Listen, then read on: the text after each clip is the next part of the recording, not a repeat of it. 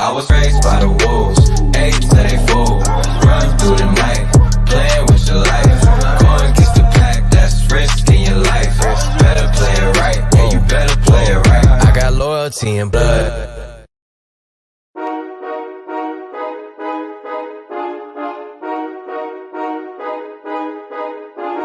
I already know what it is. I'm gonna be clear. What was it talking about? So, okay, just watch her doing shit. Fucking badass. It's a fucking. Shut up! Oh my god! Wait, shut up! You know some man rules, for God's sake. I'm talking to the lady. I don't care. Shut up! You had weapons? Badass. So fucking cool. Please shut up. Men's voices, rock hard abs and a big cock. Giant cock. Don't ruin my fantasy. I know everything. Shut up! I'd marry her on a goddamn garbage heap. Oh, God. Fuck! Wait, oh my God. Wait, hold on. She's not Jew. She's not Jew. I have porn. Oh. I've been through fucking hell.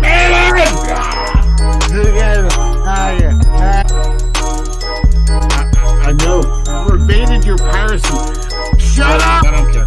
I just want to see the kind of jeans you're wearing. People, what is this thing called sex? And I gotta try it.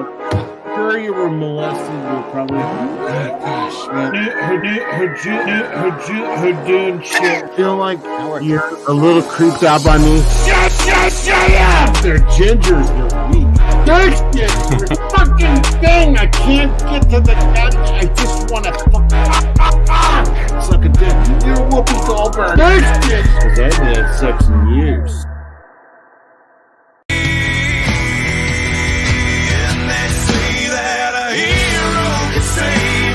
I'm not gonna stand here and wait.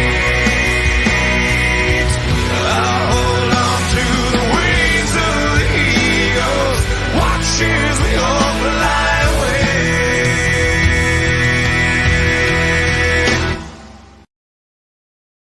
Did you order the code red? You don't have to answer that question. I'm putting up with enough shit already. I will not deal with this too. I think I'm entitled. Yeah, I've repeatedly asked you to cease contact with me. I do not want you interacting with me or in my space. I want the truth! I will drop everything I have on everyone and I will leave. I will not have given 2 years of my life. I will take my fans, I will show them the ugly truth of everything, and I will leave. I'd like to answer the question, Judge. The court will wait for an answer. For years, I have been a fucking team player and a doormat. And I've done what needed to do because I needed to take fucking arrows and knives in the back to try and preserve and protect this industry for the future and the people that are coming up here. And I will recreate the bullshit that we stepped apart from, that stole food out of Vinny's mouth, that took my future, and that sabotaged countless people, because I will not condone or endorse hypocrisy. And I will not stand next to someone that is an open hypocrite and call them my brother and continue to fight their fucking causes. I will not.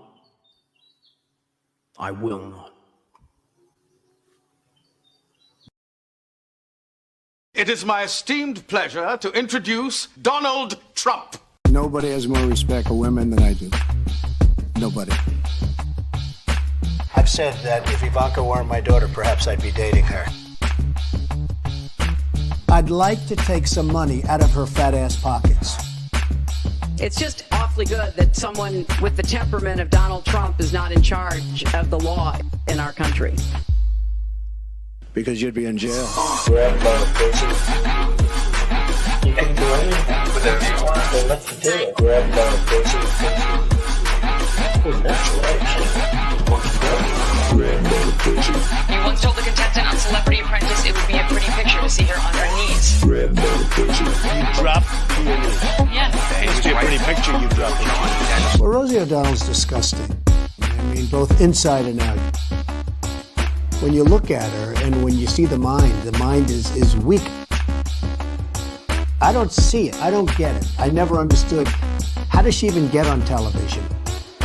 If I were running The View, I'd fire Rosie. I mean, I'd look her right in that fat, ugly face of hers. I'd say, Rosie, you're fired. Rosie, you're fired. Grab by the pussy.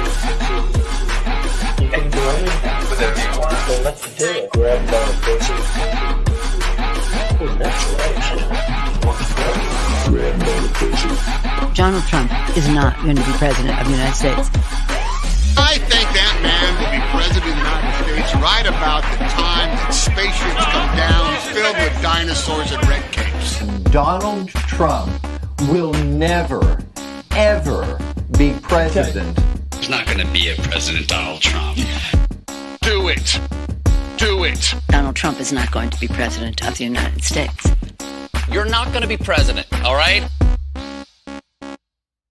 Grab by the pussy. Well, you owe the president an apology.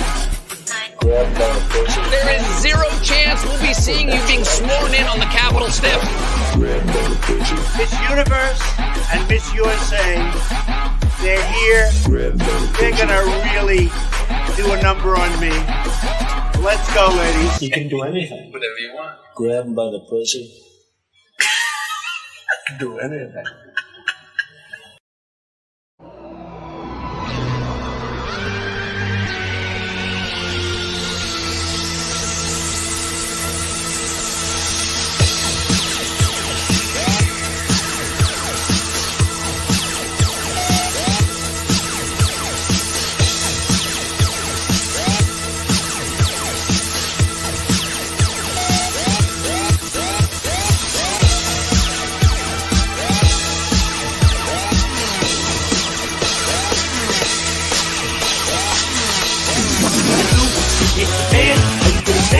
Like a man, it's hard to say you are. I'm gonna go. Run and go get your bodyguard. What you gonna do when shit gets bad? Stand and fight like a man. So it's sure it's hard to say you are. That's backwards. Them niggas just gon' keep coming back, and that's when extortion happens. The struggle to get free. I know how this shit be. You give anything to live legitimately. But you can find if you do get in this industry, it's best to do business with me than against me. Hollywood's full of pussies. It's true, ladies and gentlemen. It's full of weenies, pussies, and men are just not what they used to be. Welcome to Comic Artist Pro Secrets, the Comicsgate Kings show. We're happy to have you with us. Now let's bring out some sterling examples of what men used to be and what they still could be if we only give them a chance. These four people. Look at these four people. So sexy, it hurts. To the depths of space. And now, Object to the text! Oh, hell yeah. It's our friend Andy Smith. What's up, brother? What's up, brother, man? How's it going? It's been a long time. It seems like it. I mean, people have been complaining about how haven't been on the internet and the interwebs for like a week. And to them, that's like a century. So many things happen within the course of a week. Yeah. So let me explain something. I'm here for the longevity of the whole thing. You know, a week is nothing. You know, I'm here for the long term, like this gentleman. Friend to everyone here, Mike Barron. Hello. I thought it was really, really, really good. Mike Barron, who just vanished out of here. Why did I say something to offend Mike Barron? Don't you make a move, Sonny. It'd snap your neck in a heartbeat.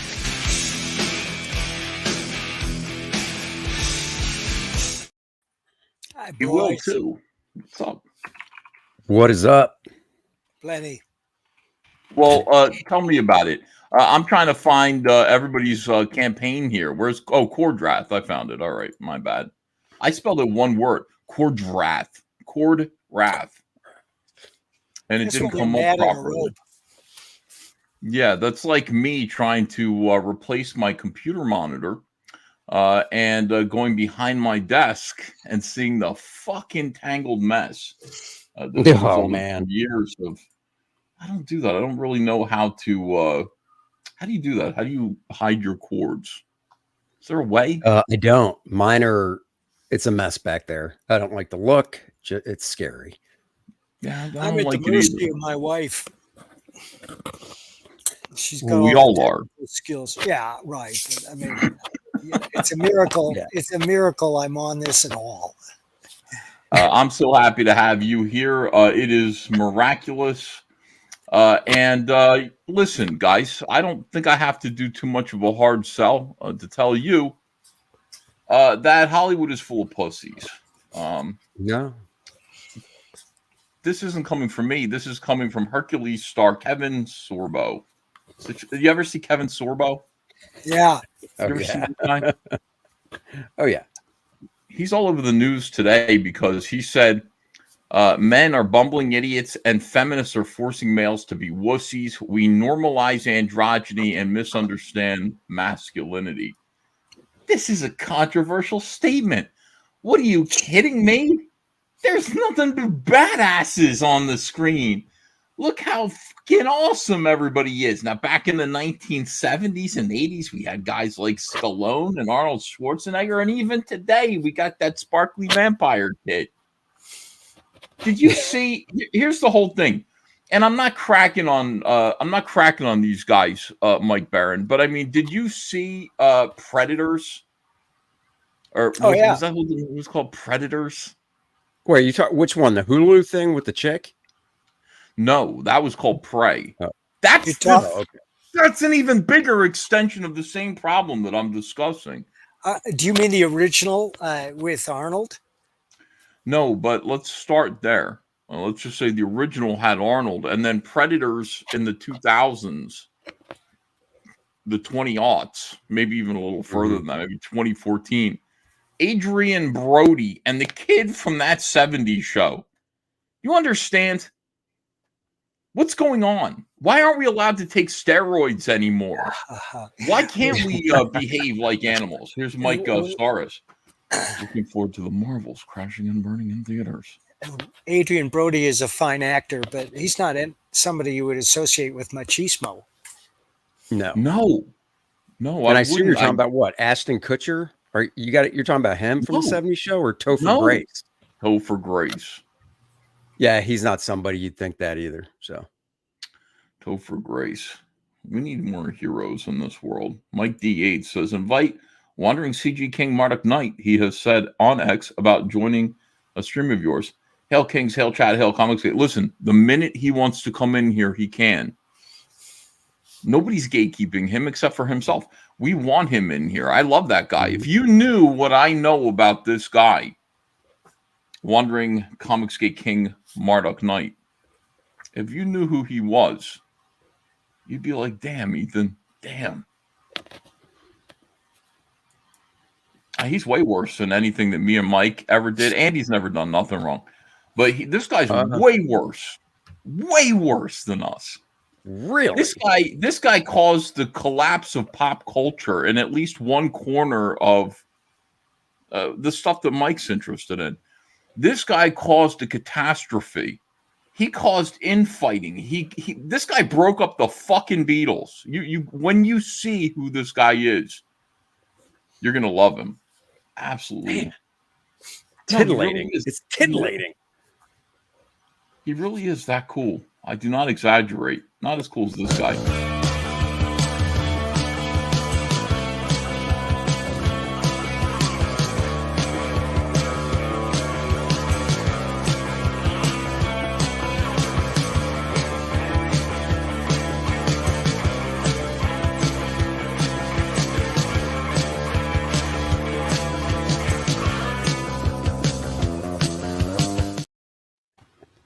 Hey, Jimmy. Thank you. The man who brings rhythm to CG. That's me right there.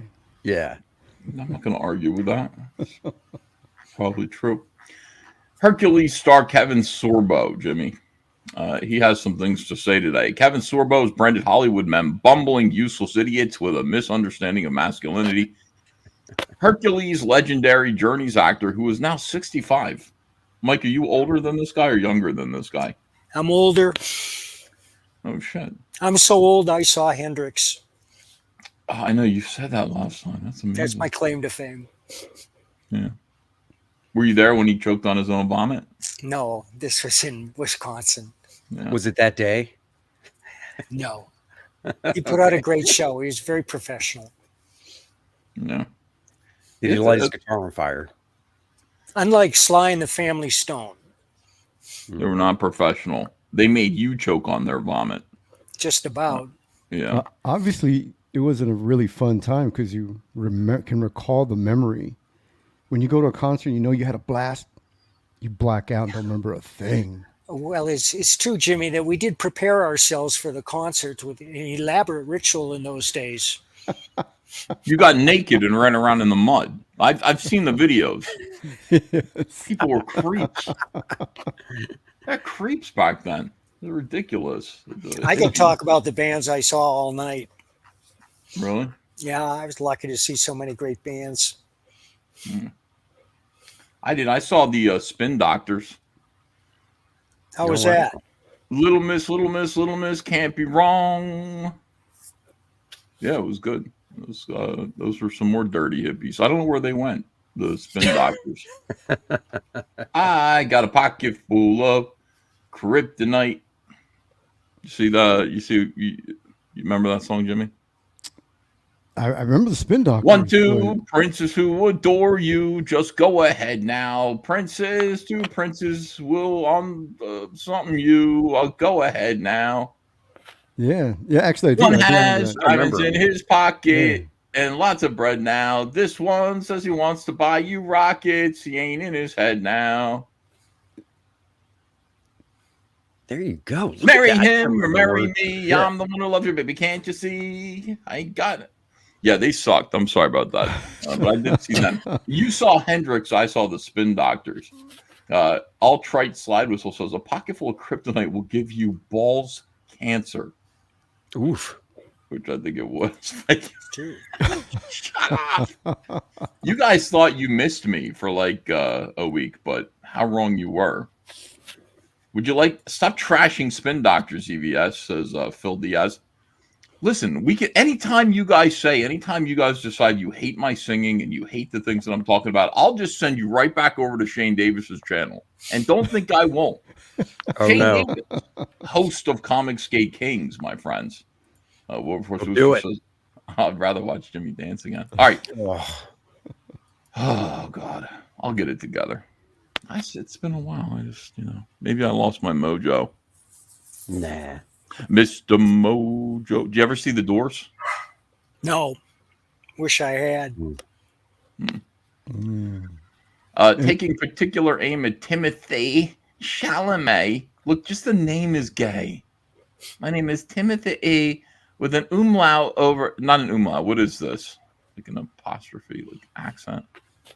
Over the first E, but not the second E. Timothy Chalamet, 27 years old. Isn't that when everybody dies? Yeah. Yeah, Jimmy, Van Morrison, Janis Joplin. Why won't this guy die? Give him time. He's 20. No, he's 27. Ooh. No, I know, but his birthday, he might have a year before 28, so lots of time. Yeah. Bob Gable says, hey, EVS, can you comment on the Canadian government giving a standing O for a real war criminal from World War II? Yeah, I did see that. Did you see them? There's some Nazi. I heard about it. What do you expect from the son of Castro?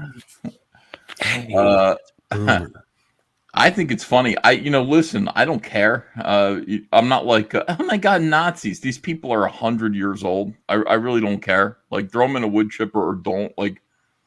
It's fine. They got away with it. Okay, if they're 99 years old and they're standing on a platform getting standing O's from who's that homosexual who runs? Trudeau. They got away with it. It's too late.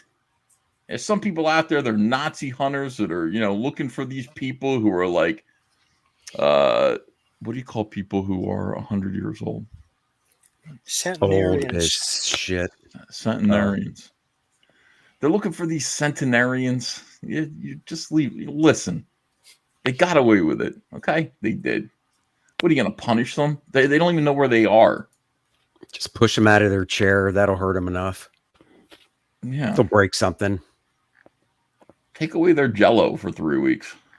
Yeah, there you go. Just take their teeth out, and then give them steak. Yeah. I like Trudeau. He blew me in a bathroom once, free of charge, says Mike Saris. That's a bargain. Yeah. Think about it, you know. Well, was he wearing blackface when he did it? That's the question. He did do that once. Remember that? Did you see him wearing blackface, Trudeau? Yeah. Making fun of black people, people of color? Yep. There's What a nothing shock. funny. Listen, there is nothing funny about people of color. Okay? Except for Dave Chappelle. Well, no. There's nothing funny. Well, Bill Cosby was kind of funny when he was getting chased down for he's raping people for 40 years. He's sitting there with his wife, and he got asked, he's like, I'm not gonna talk about the raping and the pill popping and right next to his wife. Like, you can do that in an interview. They go, hey, didn't you force feed women drugs and rape them for 40 years? And he's gonna go, we're not gonna get into that right now. I thought the rumor was that he hit the drugs in Jello, and then he served the women Jello. Yeah. He hit him in his own pudding pops. It's like, have a lick of my pudding pop. Oh, is that what you're calling it, Bill? Larval says Cosby's innocent. I've seen no proof to suggest otherwise. To me, innocent until proven guilty. Innocent. Okay, innocence. There's nothing funny about that. And people who wear blackface are deplorable. Deplorable. It isn't funny to do that. Who did it? Who are we talking about? Who did that? Oh, Trudeau. Trudeau. Funny. Also, Sarah Silverman. Not Joy funny, Behar. Not funny, guys, ladies. And please stop. Jimmy Kimmel. Oh my God. Yep. You know who has two thumbs and who's never done a minstrel show? This guy. Also, that's right. This guy down here and the guy, but you know who has that two guy. Or that guy. It's true. Well, nobody here's done a minstrel show. Jimmy hasn't piped up denying it yet, so we're still waiting. I mean, usually you come right out and go, no, I haven't, but Jimmy's just quiet. So I want to do an art show where I just use menstrual blood and paint. No, on not my menstrual show. Minstrel, not menstrual show. By the way, it was fun to say that nobody on the panel has done blackface, but unfortunately Rob's here, so we're not going to be able to say that anymore. Well, Rob Hunter. Technically it was camouflage, but it was darker. That's right. But what were you hunting? People are bringing up Howard Stern right now, Rob. Uh-oh. Oh, God. What did he do now? Well, it's not what he did now. It's what he did way back when. He laughed about Columbine. Oops. You know. He laughed about it. Terrible. It's too bad. It's not so good. Yeah, it isn't good at all. Howard Stern basically said, look, this is what he said. He said, Howard Stern's done a lot of good things in his life, but he has done some bad things too. He said, those two kids, or how many kids were in Columbine? Two shooters, yeah. Yeah. Those two kids, they're killing all these hot girls. They should have raped them first, is what he said. That's what he said. Jesus Christ. He said, I would have been in there. I would have had sex with them to death. And you think I'm kidding about that, but I am not kidding. This is true. Jokes about Columbine shooting surface after Lauren Boebert comment. Stern's remarks about Republican Representative Lauren Boebert led to a torrent of criticism. Is that it? You don't want to play them? I don't blame you for not wanting to play them. Hold on. I'll find them really quick. It's highly disturbing. Can you believe Howard I Stern? couldn't believe Easily. I just couldn't believe he had the balls to come out and talk about Lauren Boebert and be like, that is just not appropriate behavior, blah, blah, blah. And it's like, dude, look in the mirror, we love buddy. Lauren. We will vote for Lauren. Yeah, I do like her. I do like Lauren Boebert. I like that she was getting her boobies felt up while smoking, vaping up and stuff. Hell yeah. My kind of lady. My kind of politician. Yeah. Let's see. He said, I'd take him out with sex. Hold on a second. See if I can find the audio of this. Uh-oh. I don't want to see. I don't want to say it. You know, I want to like play it. I don't want to have to like say what you said. You know, it's hard to find the audio. I have heard the audio. Let me see here. He jested. He was kidding. By the way, he didn't sound like he was kidding to me. I gotta say, you're like, hey, check it out. You know how like 24 hours ago, a bunch of Columbine shooters, kids like shot up a high school. Dig this. I think they should have R-worded all those young girls that were killed. It's not funny. I don't know how you call that a joke, you know.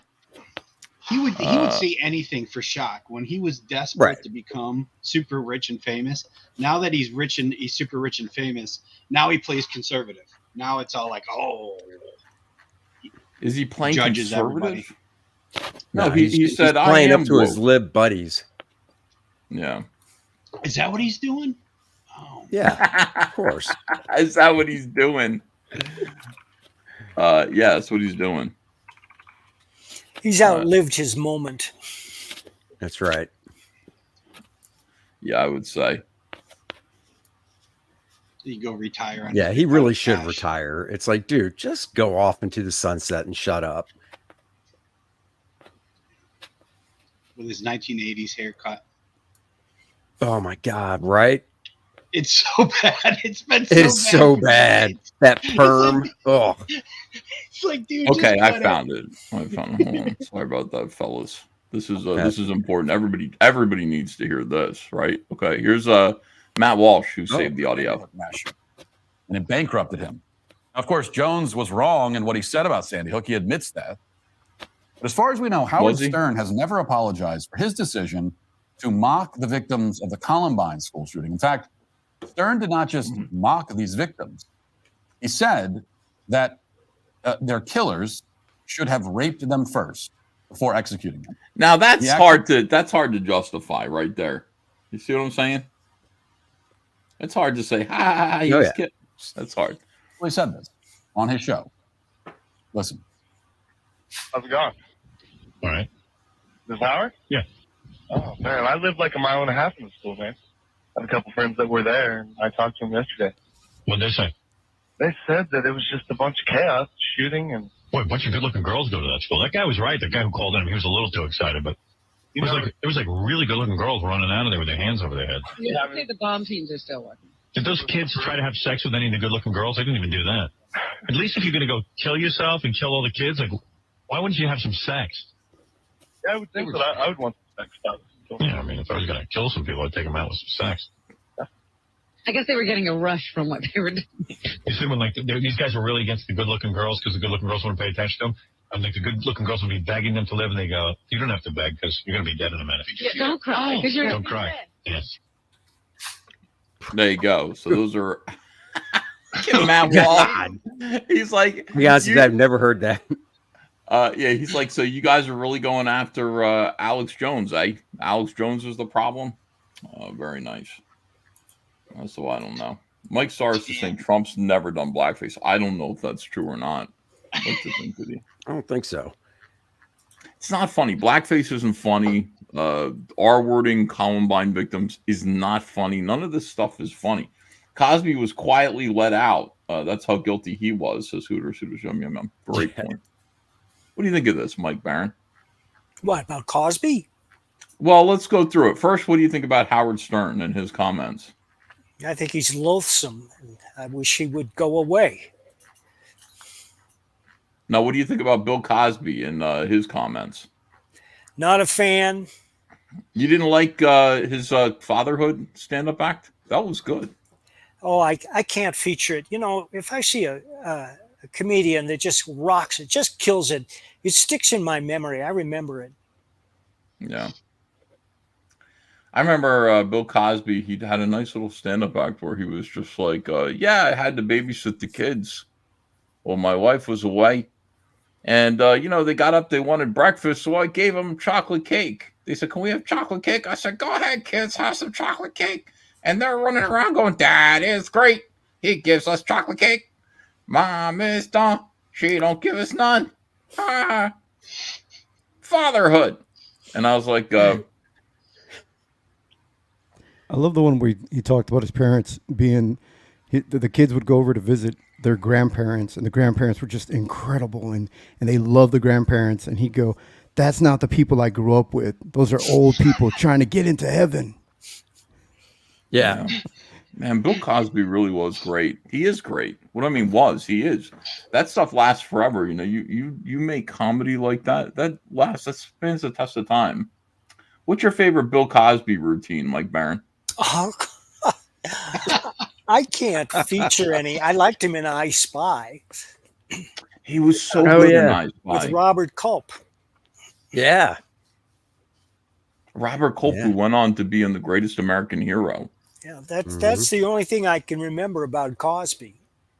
That he was the greatest American hero? Or no, he is that he was in I Spy. Oh. With all those spy shows back in the 60s and 70s, there were millions of them. The Man from U.N.C.L.E. What about Fat Albert? Or Picture Pages? Did he do all the voices for Fat Albert? That does He did most of them, I think. Did he write it also? It was like, wasn't he like everything for Fat Albert? Yeah, like he really had, like, Bill Cosby did a lot of work in making the black youth seem really fucking weird to me. With the Cosby, what I mean is, the Fat Albert gang, they were a bunch of like weird fucking kids. Yeah. Like one of them had like a pink thing pulled over his head all the way down. Wasn't it like Detroit in the 70s? It was supposed to be that kind of fashion or something. It's like, and there was one normal kid, and it was Bill. Bill was the normal kid. The rest of them were all freaks of nature, you know, who were just like, why was he surrounded by like retards? Like I don't understand. But he made a whole show about it. And I watched it as a kid, and I was really confused, but grateful because it was a good cartoon. I mean, that was Fat Albert was a really great cartoon. Thank you, Bob Gable. I agree.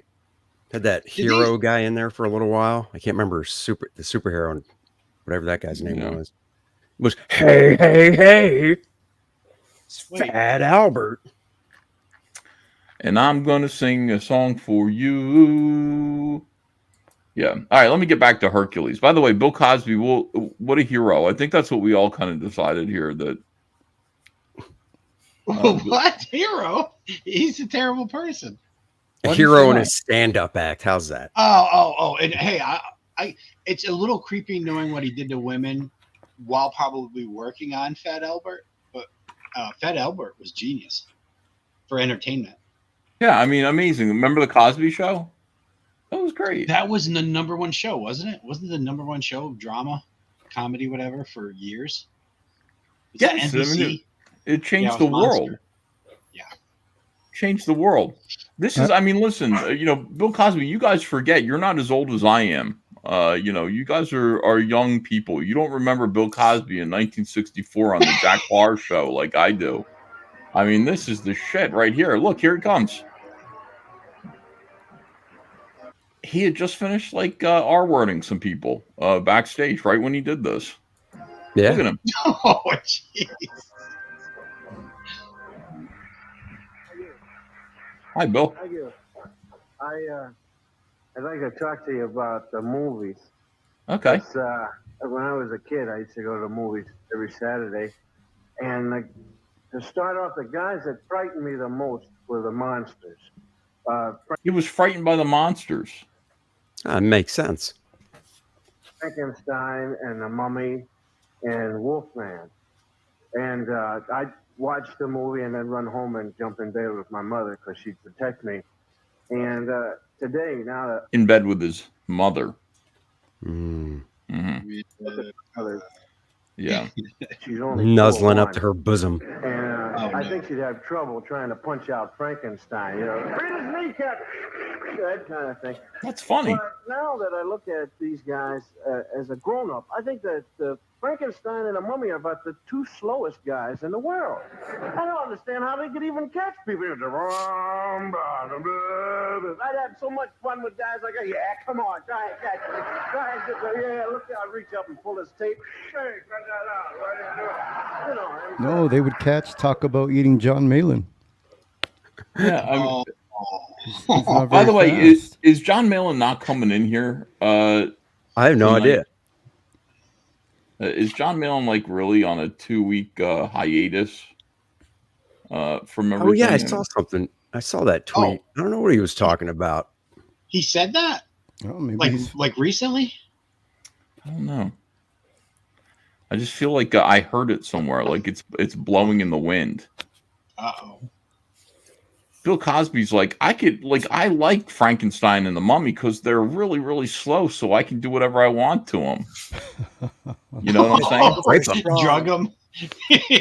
Yeah, it's like I just give them some Rohypnol and suddenly they're so slow you don't need to drug them. Do whatever I All of a want sudden, to Bill's the monster. Yeah. I've never seen. There's got to be a name for that condition. I mean, who would want to have sex with a monster? Bill Clinton. I think. I mean, I don't know. No, he did have sex with her because they have a kid together. So, what's that woman? What's that little girl's name? Who's a woman now? Chelsea. Mm-hmm. Yeah, remember when Rush Limbaugh said when Bill Clinton first became president, he said, "Guess what they're going to name the White House dog? Chelsea." Chelsea. Yeah, and everybody got mad at him, like because he called a little girl a dog. You know, thought it wasn't nice. Jeez. But she wasn't attractive. I mean, she still isn't. She looked like her father, Webb Hubble. Webb Hubble. That's right. Tiny Baby Saw says Andrea sleeps with a monster. Now listen to me. Hey now. Don't pick up on Cecil's jokes. Hey now. All right. Now listen, back to Kevin Sorbo. He's taking particular aim at Timothy Chalamet, Billy Porter, who's 54. Oh, Billy Porter is the homosexual color. Yeah. He's the fairy godmother, but he's a man. Is he dude lost his house or some shit? He was whining about that. Did he really? What do you mean he lost his house? He was whining about money and stuff, and he couldn't afford his house anymore and whatnot. And it's like, I don't know. We talked about this on some show, and it was like, well, don't overspend. You know, you're spending beyond your limit there, pal. Yeah. So remember MC Hammer? He did like the same thing. Yeah. Never even finished this house. You know, Mick Hammer could have he'd still be here today if he had transitioned into because I mean, what were his two songs? He had Ice Ice Baby, and he had Oh, are you talking about Vanilla Ice now? Oh no! Touch this. Can't touch this. You can't touch this, and then can't touch this. Too Legit to Quit. Mm-hmm. Oh yeah. Remember Too Legit to Quit? He went nuts. He went nuts on tour. Like if he was making $400,000 a night in concert, then the tour would cost him like $350 because of all the dancers and all the BS. So, and that's where all those entertainers make their money. They make their money touring because they get raped with the CD sales and stuff, the royalties. He got pulled into his own hype. I did a nice piano cover of Too Legit to Quit when I was doing. No, I really did. It was good. No, I believe you. It's just. Yeah, I know. It's funny. Yeah, it was good. I mean, Too Legit to Quit was I don't play that anymore. I haven't played piano in so long. I feel bad about it. We haven't heard that. We haven't heard the piano and the lyrics. It's been a while. Yeah. I remember keyboard downstairs, Ethan. You have a keyboard. You can crank out some tunes. Yeah, it's right behind me. I mean, I could, but Too Legit. He used to have some streams in the middle of the night where it was just Ethan playing the piano and singing, but he wasn't on camera. Like it was just you could just hear the audio. That sounds like you're stalking him, Jimmy. That doesn't sound like he was live streaming. I just happened to peek in his window, and there he was playing the piano. Oh, that's not cool, dude. Come on. He offered me Jell-O. I refused. Oh, wait. Too Legit to Quit. All right, this is my piano cover of Too Legit to Quit. Too legit. I don't know why Kathleen Kennedy's there. I know. I was about to ask you that. She's too legit to quit.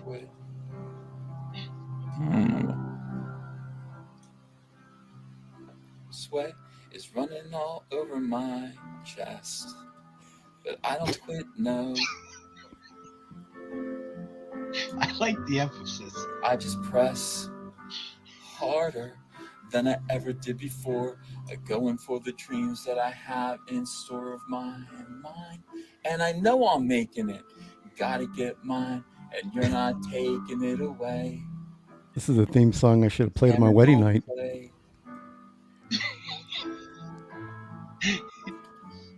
You're young, Jimmy. Who knows? Maybe you'll have a third one. There it is. A fifth. I'm going on fifth.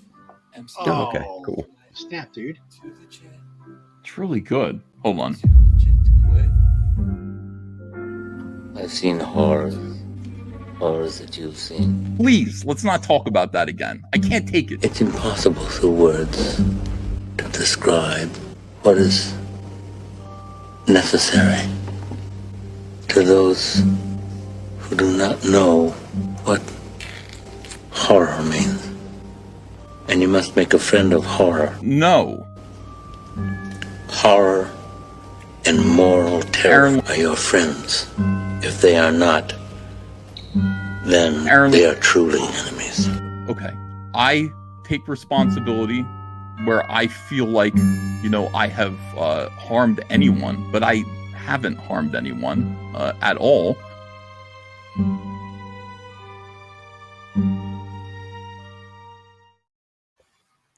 Yeah. Hello. Oh, look at that. Beautiful. Oh, nice. That's great. Frog. Electric blue. We sent you over some toys. You like them? Are they okay? They meet with your approval? Check how big this is. Oh, yeah. Oh. No, I did a opening box opening video today and posted it and just talked about how awesome this is and how like professional. Not that they wouldn't be, but I mean, it's like, dude, you'd find this in like Target or. I mean, watch out, McFarlane. Jeez, look at these things. Awesome. Target, I mean, maybe Five Below. I don't know about Target. Oh, no way. Maybe Dollar General. You should be very proud. Wow. Look at that booty on that thing. Mm-hmm. That's called a thorax. You can talk to women that way. You can say, check out the thorax on that one. Also got one of these. What's that? Count You bought some cereal? Nice. No, it's Count Chocula, the action figure, man. It goes with my Frankenstein. Oh, are those the things at Best Buy? That's the, or was it Walmart? Oh. Does it come with Count Chocula cereal? No, you have to buy that separately. Oh, Does it come with type 2 diabetes? Well, yes, it does. That comes for free with every box. Yeah, exactly. Yeah, I went to Jeff John's house, and his kitchen. He had a whole row of cupboards, and you open them up, and he's like, check this out, Ethan. I want you to see this. He opened up the cupboard doors, and he pulled out like a big tray that was filled with boxes of Monster cereal. Like he had them stacked up like they were a comic book collection. And I go, why do you, what the hell? He's like, because I like them. I was like... Yeah, that's how you do it when you're a producer on a WB movies. Because I like large. Yeah. The wisdom of that. I mean, to be like, why? And then why do you have 28 boxes of Frankenberry cereal in your kitchen? And to be like, because I like them is, to me, like, that was so profound. It was such a simple answer. Like, why do you do what you do? Because I like it. That's how I rock. He's living a great life. Gets to write about superheroes and eat like a 6-year-old. Oh my God, it's so true. You do have like a silly life. Ethan was jelly, says Texas Mofo. A little bit. Yeah, it was just like I never thought you could live like that. It didn't occur to me. Well, Aaron Lopez, I'm happy to see you. Lopez, happy to have you here tonight. We're going to be promoting our comic books. We're going to be talking about degeneracy. The worst thing in the world. Oh, by the way, okay, so hold on. Let me just try to finish this for 1 second without getting sidetracked by rapists, if I could. If I could. Oh, you mean Aaron coming in? What the hell? No, I'm not calling Aaron a rapist. Oh, okay. Well, I mean, we were talking about stuff you pulled Aaron in. So. Never let Aaron stand behind you. I didn't go. He isn't a rapist, as far as I know. No, I know. As far as you know. These days, you don't want to like commit to that because it's like, look at Russell Brand. Like I probably would have said that Russell Brand didn't rape anyone, but I don't know anymore. I have no idea. I have no idea what's going on in the world. I'm going to say no, he didn't, just to be controversial. Heidi Mealy says, tell Andrea, thank you. I got my rack daughter today. She was very kind to me, and I will not forget it. I would just say, think nothing of it, but you said, I will not forget it. Well, okay. Always remember. EVS almost faded out like Marty McFly in the photo, says Hiroshima Taru. Andy Masterson met me on Saturday. He was at the, we did a signing event. Oh, did you get protesters? No. Oh. What? That's a bummer. They never leave their basements. You know that. That's true. Yeah, we didn't get any. And, I really thought like I was going to get some. Mm-hmm. I was fairly sure. And I had my camera there. I was like ready to make a video about it. I want to be persecuted like nobody's business. It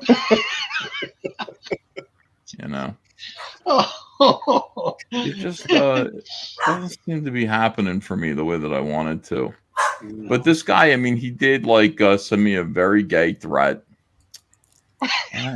He was just like a very gay threat. He was gay. Like, don't you show up at that signing? I'll bend you over that table if you do. Like I'm doing nothing. Like I literally I don't do anything wrong. I just sit here. I exist. SJWs, stop antagonizing us. Like I don't do anything. I literally do nothing wrong, and like these people come after me, and they tell me. I mean, it's like imagine. Hold on a second here. Let's see if I can find it. This poor guy had to like shut the comments off. Because SJWs were threatening the store because I said I was going to show up there. Absolutely ridiculous. Mm-hmm. Let's see. Anyway, this dude says, listen, I will get a permit, cocksucker. He called me a cocksucker. He goes, I'll get a permit. And we will protest there if you continue to antagonize us. And the first lie was he'd get a permit. That costs money, so that's not going to happen. And maybe he had dyslexia. Maybe what he meant was, I'm going to cocksuck to get a permit. Wow. I was like, I was like, USD? How are you antagonizing them? I mean, like, I did nothing. Because he's successful. Your existence do a signing. That's right. He's breathing. I did absolutely nothing wrong. I just said, I'd like to go to the store. See, the owner of the store was like, my business isn't going so well. I said, boy, we could just throw together a little party here, get some attention for your store. I think it'd be really, really nice. Maybe some people will show up and we'll talk. We'll see what we can do to get more people coming to your shop. I don't see other people doing that to help you. We'll do it. Comicsgaters will do it. We've got Mark Polton in the area, So he announces it, and like the reaction from these people were like, listen, if Ethan's going to be at your store, I'm going to tell all my friends to never go to your store. I found it. Hold on a second. Apparently they're not going anywhere. You wouldn't be having trouble. Exactly. They're not buying those Marvel and DC books. So all right, so here's hotcakes. I found it. This event is going to be amazing. Mark your calendars so you won't forget. Okay. And look, it's like some people reacting. It's just a small store in my neighborhood. Oh my goodness. Thumbs up from a few people. And then one person is crying. They're sad. You get a sad react. Oh my God. Tragic. And so, by the way, look at this. Stormwatch Comics Limited, who can comment on this post. This poor guy. This guy, top fan here. How many followers does Top Fan have? I don't know. I'll look at it in a second. I'm afraid I'm going to lose the page because it's hidden and everything. It's really hard to find it again. So after I'm done reading this, we'll do a little investigation. EVS being there means that I won't. I'll actively discourage others from coming too. Comicsgate is a right-wing hate group. And then here's a little clip from Wikipedia. And I just said, ridiculous. Comicsgate exists to push back against political discrimination in comics and invite Republicans and moderates to enjoy comics again. Thumbs up. Mm-hmm. Ethan Van Sciver, out of respect for the owner and the comic community, out of respect for the whole comic community, I know. I decided to just opt out of your little signing event. I know it's just a matter of time before you're grubbing for quarters on the streets anyway. Oh. He's saving his spot right next to him for you. Could be anyone. I love it. However, if you antagonize us, I'll show up with friends and a protest permit. Fucking try me, cocksucker. Why a protest permit? What a badass. He's going to go get a I know, he's a permit. badass, man. He's going to get a permit. I got this permit in your face. Hey, Make me leave. Why would you be grubbing for quarters? I mean, was it 1979? What year is this guy in? I don't know. Like, literally, like, you know, the comic book industry is full of people literally grubbing for quarters right now. Like, we can't meet our bills. And I'd rather just ask for help from the community, whatever you could spare. God forbid that I actually find a clever way to raise money and earn it through work. I'm not going to do that. Let me instead hold out a tin cup and just beg other broke people to contribute to my bills. It's astonishing. So the modern tin cup, GoFundMe. I just exist. I'm just here like, hello, everyone. Comics. Would you like some frog comics and merchandise? I would like to give you some frog comics. And then that's what I get. Like, you're fucking antagonizing us. I didn't even think of SJWs. I really didn't. These people are just so delusional. It's just not even funny. It's like he could have just saw this post and just kept on going. Just keep scrolling. But no, he feels he's so important. He's got to make this comment. And it's just going to be so earth-shattering and life-changing because he is so important. Out of respect to the owner and the comic book community, he could have just kept going, right? Stay quiet. Yeah. Just move on, buddy. Well, at no point did he say he was going to go. He said, Ethan being there means I'm not going to go. Fair enough. You know what I mean? Like, and I'll tell other people not to go. That's fine too. Listen, we got enough people that are going to come to see me. I don't need any of you fucking wackadoos coming to see me for any reason. But it's just like, then I'm like, no, you misunderstand. We're not, the KKK. We're just people who want to make comics and allow other people to make comics and enjoy them too. It's like antagonizing me. Now I'm not coming to your show. Out of respect for this local comic shop and the entire comic book community, now I'm not coming. I'm staying home. Right. It's like, at what point did you say you were going to come? And then you said, antagonize me and I'm going to bring a whole bunch of friends. I doubt it. Press X to doubt that you could assemble a mob. You probably do not have too many friends. And trust me, I'll bring my friends. You don't want that. Right. You don't want none of this smoke. Trust me, my homosexual friend. Here we have Mike Sars. Looking forward to the Marvels crashing and burning. Cole Mueller says Kings need Shane, Mandy, and Malin. No, hold on. This is true. How dare you, Cole? S&M and M? Sounds like a rap group. S-M-M. Now, I understand why Malin's not coming. I understand that. He's gotten way too fat. He said last week he was starting his diet. Total meat, nothing else. Salt and water. Salt, meat and salt, yeah. And cake. I bought, cake.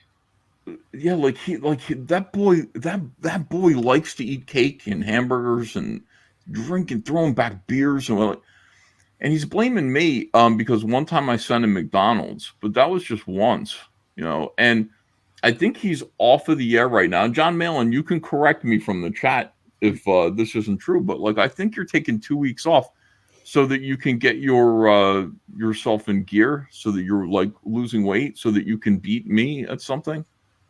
Okay. But you still have to be on the air. You still have to talk to Comicsgate. And look at Cole Mueller. He's like, where are you? I don't know. I'm here. I'll bet Shane will show up. We love Shane. Read this one. Read that one. Masculinity crisis. Is that like when grown men complain about how their comic books are late? Says Johnny B. Good. Whoa. Jeez. Shots That's fired. someone backhanding my fans. My fans. The ones who complained about me being late. He's saying, I'm not saying that at all. I'm like, no, I'm late. You're right. I should be very ashamed of myself. I should be very ashamed of this miraculous thing that I do, but just not quick enough for you. I should be terribly, terribly embarrassed of the fact that I manufactured single-handedly toys to compete with Todd McFarlane and Hasbro, that Cyberfrog 2 Wreck Planet is one of the greatest independent comic books of the decade. And I presented it in chromium, incredibly detailed, beautifully written. Mike Barron gave it like 2 thumbs up. So did Bill Willingham. I'm so sorry that I couldn't pull that out of my ass for you, the way other people in SJW Kickstarter do. I apologize. I'm sorry for giving you the respect, the courtesy of trying to produce something worthwhile. I'm a big fan of Nika toys, but I got to say, man, your toys look way, way better. Yeah, thanks. And I can't wait to get my hands on them. Yeah, they look good. They look really good. I mean, if you want some, I'll send them to you, Jimmy. I don't know if you ordered them or not, but like, here's the thing. When we're unpacking them, and I'm being serious, this might sound like a joke. When we're unpacking the toys, sometimes like the corner of the packaging will have a fold in it. And I'm like, put those aside. We can't ship those out. Or the, in a couple of cases, the bubble was coming off the card. Yeah. Put those aside. We can't ship them out. What do you do with them? I don't know. I'm going to ship them to somebody. I'll just put an address on somebody who just wants to open them and play with them. Well, yeah, that's exactly. I'm going to open them and I'm going to film them. I'm going to shoot them like a little commercial. He's going to make a movie. Stop motion. He's going to roll around on his bed with I'm him. going to make a review. I want to make a review and a nice little promo, and yeah, they give me a good excuse to play with toys again. Well, I mean, I'll send you a couple if you want. Just send me your address. I'm going into the office tomorrow. Oh my gosh! So this was a thing. I go outside and there's this beautiful carpet, beautiful rug by my garage. And I go, what the hell is this? Andrea, did you order a rug? She goes, no. So we go, this must be a mistake. So we left it outside for like 3 days. And then we had to bring it in because it was rain. It was going to rain. So we brought it into the garage and we waited 3 weeks. Nobody came and claimed the rug. So we got a rug. Beautiful, brand new rug. Put it down in the warehouse today. Is your body rolled in it? We're putting you like I thought like there would be a dead body in it or something like this. Yeah. But I had the boys come over like it was Godfather 2, and I was just like, yeah. Unroll it slowly. Yeah. Beautiful. Let the kid play on it, And we put it in our warehouse. We got a really exceptionally nice rug. What the hell? Well, who gave us this rug? So that's where that is. It was just like sitting there. There was no like. It had our address on it, but the sticker looked like it fell off of something else onto the rug. That's what it looked like. The sticker was ropily kind of attached to the rug. So somebody out there is going, we meant to get a rug and we didn't get one. What happened? I don't know. I guess they're going to complain and hopefully get a new rug. But in the meantime, find your rug fell out of the sky, and now it is in our warehouse. Similar like that happened to me and Anna. We when we just bought our house, first day moving in, we get a shipment. It turns out it was the wrong shipment. It was meant to be the neighbor's, so we thought it was ours. We opened it up. It was massage oil. So I introduced myself to my neighbors by going, I'm sorry, your massage oil was accidentally sent over to us. As he's rubbing it in. we got it on my nipples. Really good massage oil. Thanks for by the way, John Malin is here. He says, and I'm pooping. John, will you come in here? I know you're off the internet. I'm on vacation from streaming, but not from hanging in chat. Sorry. I know you are, John, but will you do me the honor of joining the show tonight? I know that this is not something that I can expect from you, but you know what? You're necessary here. You're wanted here. You're needed here. I don't say that to anybody, but I do say that to you. Certainly not Cecil. No. I wouldn't say that to Cecil. Cecil. But I would say that to you. Anthony Prone says, Ethan, you did get my rug. Sorry, it's mine now. Put it down in the warehouse. It looks good. Looks really, really good. So there's that. We're setting up that big warehouse to be like more of a business center. Because I want to close down that other one. We're paying like a large amount of money in rent for the other warehouse, the littler warehouse. It has a nice office in it, but we don't need it. And the lease is up pretty soon. We're thinking about taking some of that money and using it to open up a comic book store. Just a thought. I like it. You know, if you were to sell Comicsgate comics there, you'd draw a crowd because nobody's doing that. They're not available retail all in one place. Yeah.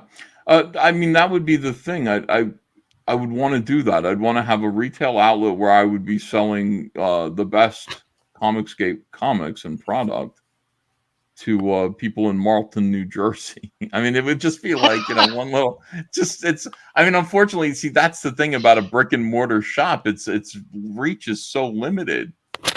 Yeah. But one thing was really cool. Like when we were doing the signing, I had a bunch of people come up to me because they all live in this area, and they were just like, I got a real kick out of seeing all the local references in Cyberfrog, the Schuylkill River, like nobody, like, all of these, Pat and Gino's cheesesteak houses, restaurants. It's fun to have a superhero that's from our area, Schuylkill. Cool. I thought it was Shykill. Until you have to pay all those businesses royalties. I will pay them nothing. They're gonna listen. If there's a movie, they'll be in the movie. It'll be good for them. Hell, Comicsgate, let's get Cordrat to 100K. Also back Red Extermination, Fiendish 2.5, and Accent 2. Forgot about Death Raider. How dare he? Why do people always forget about Death Raider? It bothers me. I'm the new guy. That's why. And it's his birthday. And it's my birthday too. Speaking of Rob, I saw your ex-girlfriend walking around the Comic-Con this weekend with her dog with a lightsaber in his mouth. Yes. Wait. Yep. She's all the way out there now? West Coast. Yeah. Ayla likes to bring her up at least. She keeps coming up once to me and saying, "Hey, remember me? I'm Rob Hunter's old girlfriend." I'm like, "Oh yeah." Old flame. She didn't Johnny talk be to me good. this time. No, She didn't not talk that to me. kind of rug. Yeah, that's going to be interesting, by the way. Who's hosting Post Kangs if it's not John Malin? If he's on vacation. Could be anybody. Good question. Could be Shannon. Yeah, it could be Shannon Davis. Eric Weather says, don't forget Battlebrick Road 2. You can go to battlebrickroad.com and check out the sequel to that book. That's a delight. I do want to say Death Raider. Death Raider by Rob Hunter. Which is just shy of 20,000 right now. And I don't understand why. We have to let more people know about it because it just really does look it really does look great. Was that in my house that somebody slammed something? I heard it, but wasn't here. Yeah. They're protesting outside. I can hear things that are going on upstairs like so well when I have my headphones on my microphone. Yeah, it is. It's Ava stomping around up there. Look how good this artwork is. How do you do this? Is this done by hand? Well, he hired someone to do it for him. It's all just ghost tricks and stuff. It's a little Filipino boy who does a great job. Is it really? No, it's all me. It's all hand. It's all marker and pen and ink. Where's the artwork? Where's the original artwork? I can grab it. Let me off screen for a second. Yeah, go. Turn off your camera and then go grab it. That art's just Or leave like the camera on. That's cool. That art's just like Rob's sex life. It's all done by hand. I love it. Wow, Jimmy's throwing the shade when Rob can't hear him. Yeah. I'd like to see that. I did like that, though. That's good, Jimmy. I like it. Yeah, it'd be interesting to see those colored, Mike. All right, so that's pretty good. Let me scroll down. I like this too.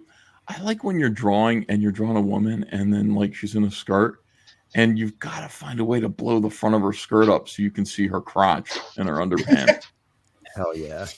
And it's just like, that's like, wouldn't she be like, hold on, and she'd use this hand to push this down, like, oh my god, people can see my crotchina here, and they would she'd just like push the cloth down again.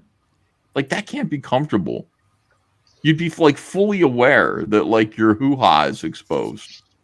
Oh, she doesn't care. The cyborg's sneaking into the headquarters. So sometimes you got to air it out, right? Cyborg sneaking in the back door. Oh, how dare you? How dare you, Andy? She's a good girl. Mm-hmm. Like I would just say, maybe like like she's got to. I mean, I know she doesn't care because like there are more pressing concerns. There's a cyborg coming in, but at the same time, her vagina is showing to everybody. No, those are panties. Those are panties. No, I know that. I'm just, but All right. So, all right. Are we ready? Do you have your work with you? Yes. Okay, let me see. Here's this cover. Is that a printout? No. Is that a print? No, this is the original. I can't see it. Your camera is your so camera's all edgy. Oh no, pull it back. Pull it back. Yeah. Really? Well, I have a blue light on in the background, so that might make it look a little. It's just your artboard looks so thin. I'm tripping hard, man. It's pencil, then marker, and then I do the inks on top of that. So I don't believe it. Like here. Oh wait, hold on. I'll put it back. Yeah, here's another one. Here's another page. I guess that looks real. You can see some of the white out there because of the way it's the light's nice hitting the white out. Thank you. Yeah, because you can see some of the white out. It's nightmarish. Oh, thank you. That's terrifying. That's like way better than most of the stuff that's in crowdfunding. It's really good. Mm-hmm. Thank you. I appreciate that. All right. I just needed to see the original art because and by the way, the first one I'm not convinced about at all. I don't see that as an original. It looks like a print. Yeah, cyborg? I don't. Yes, I'm looking at it. I'm going, how is that original? That's like, it looks like a print. The grays behind it are still very, very gray. It's like, I don't know. How did you do that? Well, it's because it's the steps that I do. It's doing the pencil, then the marker, and then doing the black ink, and then doing the white out. Doing it like that in layers. I literally treat the markers like it's an underpainting. All right. So good on you. Oh, we got a nice. It just means it takes longer. Pastor Flash says Ethan can't believe someone is better than him. Yeah, that's the real problem. I would never say that. That is the real problem. Ethan is a superstar. All right, so we've got more artwork here, more panel to panel stuff. This looks good. Aaron Lepresti, what are your thoughts? I'm stunned. I've known Rob for years, and I didn't know he could do this. That's why I think he's like hiring Filipinos or something to draw this. Yes, thank you for saying that. Well, for every successful panel I have, all I can see is the panels that didn't work out the way I wanted them to. So, yeah, I mean, this is interesting here. Like, this really took a lot of thought. Like, Aaron, I want you to really, like, first of all, think about Rob, who, it's Rob over there. So think about this: the intensity of this panel here, where you've got 4 guys walking into the darkness here. Think about the balls it took to make this completely pitch black here. Yeah. And then what goes on here with this figure? Mm-hmm. Can you explain how you did this, Rob? Like, what is the thought process in this panel, like artistically? I really just wanted him, even though he's walking into the darkness, that's where all the light is. So I was just thinking in terms of light, and honestly, just starting to run out of steam on that page from all the details. So I rendered the shit out of the guy that's closest to you, and I just like I would. But that's not why you did it. You did it because you pushed him forward, like way forward into the foreground. And a little bit of running out. To be honest, I would, because whenever I'm since I did the marker, I do the markers first. I just look. I have to keep like stepping back and looking at it, going, where does it need it? You know, where does it need some more rendering? Where do I think some rendering would help and work better? So it's kind of a process, and it's why I work on multiple pages at a time. It turns into I can't explain exactly why I would do certain things. It's like Todd McFarlane saying he works on a page until he thinks it's cool. And I kind of do the same thing where, obviously if I see a mistake later on, I go back and just fix it. That has nothing to do with that's cool. It's like, oh, I forgot to fill in black spot or something. This is more really, really intense artwork here. Very incredible. Aaron Lepresti has turned his camera off. He has disavowed you. He's like, damn it. I got to get some originals to show. Oh, dude. Oh, I would love it if he did. That'd be great. Oh, I love that. The page he has for the guys in the woods. Alo, that's one of my favorite pages of Alo's. This is a 2-page spread here, right? Yes. Okay. Very cool.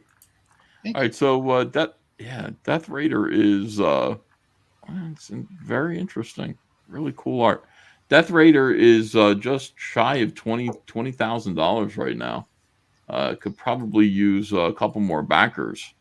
I'd love to see that happen. Sometimes we just need the right advocate in here to advocate for Rob Hunter. Let's try this guy. It's time again for Comic Excitement with your Let us leave the confusion and all disillusion behind. Just like birds of a feather, a rainbow together we'll fly.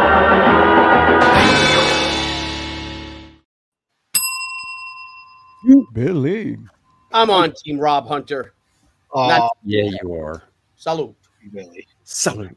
I was hoping that you guys would come here today, and I really was. I was hoping that John Malin would be here as well, because I went out and I got a bottle of cookie dough whiskey, which is like whiskey for fat kids. Cookie dough whiskey. Is it sugary? I don't know. I haven't opened it yet. I was going to drink some here, if somebody hit a funding goal or something like that. If Irene came in here, if we got 20,000 on Death Raider. These are all things that would cause me to open my bottle of cookie dough whiskey. Looks like Rob picked up another. Yeah, he picked up another few backers just now. Nice. We are like, I don't know, I think we're like less than 300 away from 110,000 on Shisakura. Ooh, nice. Nice. But the reason I'm drinking this is that we lost the great David McCallum today. The man from Uncle and the Invisible Man television series. Here's to you. What's going on with the world? We're losing great talented people, and yet my ex-wives still live on. Billy, did you ever Hear My Song? No, I did not. It's a fucking brilliant movie. David McCallum is in it too. It's a comedy. It's in Britain. It's about this guy who makes a living with this nightclub by staging fake personalities. Like he says, Frank Sinatra, one night only. People show up. It's FrankCinitra. Mm-hmm. And his girlfriend threatens to leave him unless he can get this famous Irish tenor to come sing. It's based on a true story. Oh, that's well. I've got an Irish fiver. You let your tiger out. So the territory. Many guess it. You let your tiger out. That's $5. $5 foot long, Shane Davis. $5 Davis. What's going on, Ethan? Ethan Van Skyver. Yeah, it's really nice to see you, Shane. I haven't seen you in quite a bit. You doing all right? I'm trucking along, keeping my chin up. He took the little pterodactyl out the other day to the aquarium. What was it? Are you ignoring? Who are you ignoring there? Are you ignoring Jimmy? Wait, Jimmy's talking? You are. You're mad at Jimmy Reyes. He is upset with me. I can't hear him all the way down there. What'd you say, Jimmy? Oh, wow. He said you took your daughter to the aquarium. It was really sweet, and you're a good father. And to which our grandfather. You look. Wait. Did you actually go to that aquarium at Concord? No, I didn't. I Okay. can hear Don't Amy waste your just money. fine. Jesus. We went to she likes Lionel trains. We went to go look at Lionel trains. Oh, Oh, that's no, what it was. that's the wrong camp. Yeah, it's the Sanriku. But Ethan, I got another box from you. You if I did? can go big, if I can go big with everyone, I could get in boxes from Ethan Van. Go big. I wish Jimmy could go big with everyone. Oh, Jimmy's gone big. Hot dog. Can I Good unveil Lord. the contents of this massive box? Yeah, I guess so. I got a lot of this stupid shit. That's bubble wrap. Protect your toys for your protection. No, I got very well packed. Look at He wants you to send your stuff raw next time. What's that? Oh, it's Cyberfront. Wave 1. Cool. That's like, can I have this? I'm like, yes, you can open it. He wants to play with it. Wait a minute, he comes with a stand? Yeah, of course. Comes with a base? Yeah, oh dude. my Yeah. god. And then Wow. I got, let's see what else I got. Ooh. Oh, it's the 90s one with the Dan Fraga artwork. Yes, I love the 90s. That's cool. Great Wow, packaging, that's awesome. brother. I heard when I was getting ready, you guys were talking about, toys and stuff, but holy shit, dude. This is top shelf. Dan's artwork changed so much from the 90s to now. Like, looking at that. Yeah. Was he was really hold that back up, Billy. I want to see the back, the full piece. Was he really big into McFarlane back then, or is that Yeah, not he Frege? was. Oh, yeah. Is that Frege Yeah. in the back? No, that's me. That's you, okay. Yeah. That You flip it Fraga, around right? the front. That's Fraga. Kind of looks like Dan Fraga, doesn't it, a little bit? A little bit. Yeah, everything was just blah with Yeah, Dan, like in your super face. crazy. But this is Big- great. I love the 90s one, of course, Look at the comparison. Ethan, have you ever counted the Oh, teeth this- in Cyberfrog's head? Like, how many teeth does he have? Same as a human. Dude, No. but you know what's cool about this? Remember the old Mego toys where they all had them lined up similarly? Mhm. Or like, like Superman, Aquaman, Spider-Man, Batman, etc. Yeah. That. Let's see. It reminds me of when I got. Oh my! More of this. More bubble wrap. Boy, that's expensive stuff, man. The Yeah, bubble oh, wrap. it is. What is this? Chicken bucket. Chicken bucket. Chicken fry, cold beer on a Friday night, right? Andy Smith. Yeah. Kick the bucket. You know it, brother. That I got that little fits chicken just bucket. Right. Isn't there a Cyberfrog fist or something? Billy, in there? Billy, is Yes. that ink on your fingernail, or did you bash your I hand? you guys ever do? Fuck you too, Billy. Fuck you. Wow, he's asking a question. He cares. Yeah. Well, I'm going goth, and I chickened out. Oh my god. Mm. Right. No, You this is started actually- painting and That's a Yes. golf injury? Is I that what you're started saying? painting it, and no, this is from 45-pound weight that I Right. smashed. Oh, Yeah, my smash God. the weights on your Yeah. finger. Oh, it's the worst. Ouch. God, you're supposed to lift those weights, not throw them around. This is impressive. Holy moly! Oh well, thank you. Oh. Yeah, there's that Vespas. love it? We could have packaged that differently somehow. It's so big. It's so big. It's a so big thorax. You mean in I love the it. box, or you mean in? Yeah, I would have taken the wings off. Like Yeah. next time, I would take the wings off and they'd be attachable, rather than. Oh This- yeah. It takes up too much room. The first time, it's really. I know you took a huge loss on it. But Yeah. It's a pretty gosh darn great cut. Yeah. Yeah. Wet, slide, dry. Army builder. Remember, Ethan? I gave you that idea. It's like, just And then put what do some I got different here? I got details on some. the forehead. Whoa! Let's put this down. Do I got something else in here? I do. Or that. You should have a Heather in there, I would Yes, think. I do. Of course, I got my Heather Swain. Oh, good. Ooh, look how beautiful she is. Even angry. Well, she's happy, Heather. I want to get like a bunch of Vespas, and I'm going to open them up, tape them to my body, and wait for the next time that you DoorDash McDonald's. I'm just going to run out screaming bees with these things all attached to me. Well done, brother. Seriously, well done. Oh, thank you, Billy. Great job. Salute. We're very extremely happy, and I love getting all these boxes. I'm getting all these giant boxes from you. Thank you. Yeah, we just sent out Big Bad Toy Stores order today, which was something Oh, else cool. because I think they ordered 288 Vespas. Didn't they sell out of a figure though? They're sold out of a lot of stuff, and they're sending in more orders. Like they'll be like, we need this much, and I don't know how much more I'm going to give them. I'm not sure, but we had to send them 72 crates of Vespas. I told Because they're only them, 4 per crate. You need to negotiate with them to send out a mailer for Cyberfrog if you're going to sell them anymore, because they have a big mailing list and they'll just send out an email like Cyberfrog in now. I mean, try to negotiate that. They have ads out. People are sending me pictures. I sent you one, yeah. Yeah, Yeah, I see the Heather ad all the time.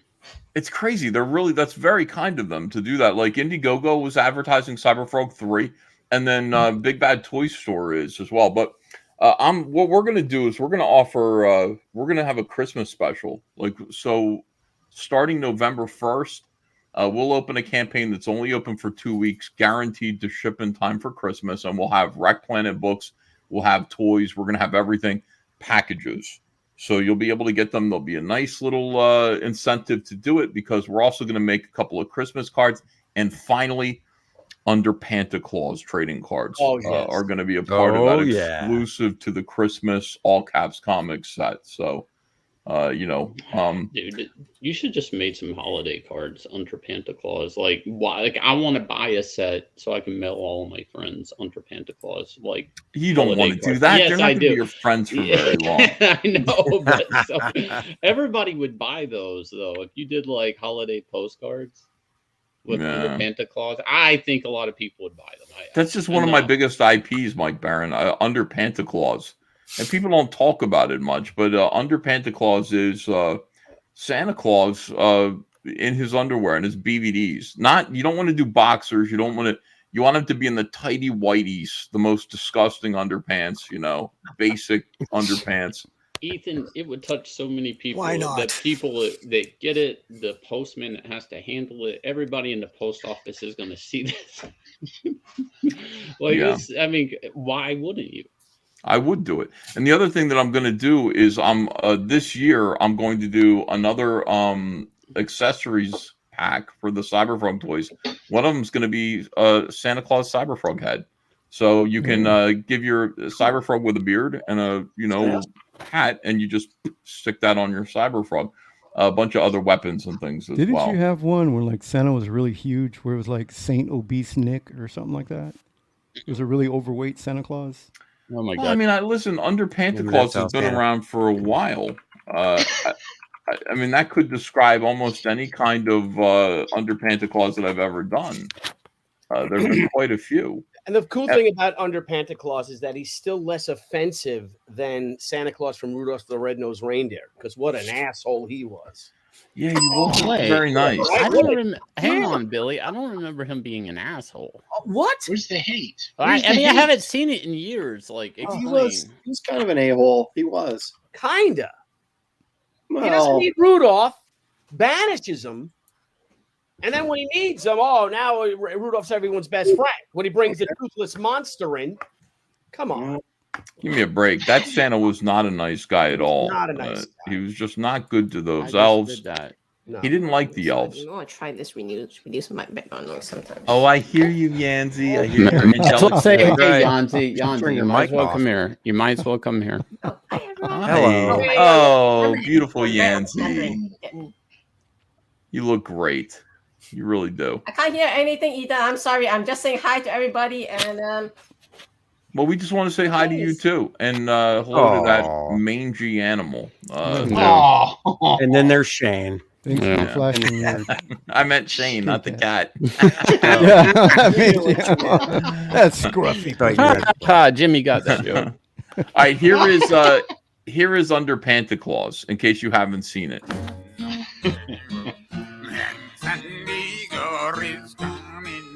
This is me drawing. I could be on the Graybeards. Yes. Yeah. I don't really do too many of these.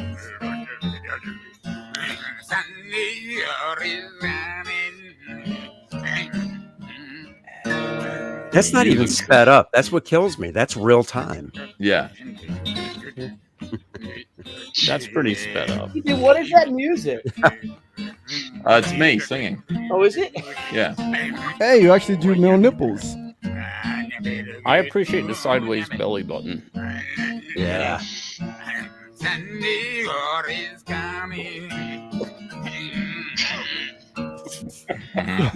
He's so fat that belly button's like a vagina. You could just pound it. Oh, What?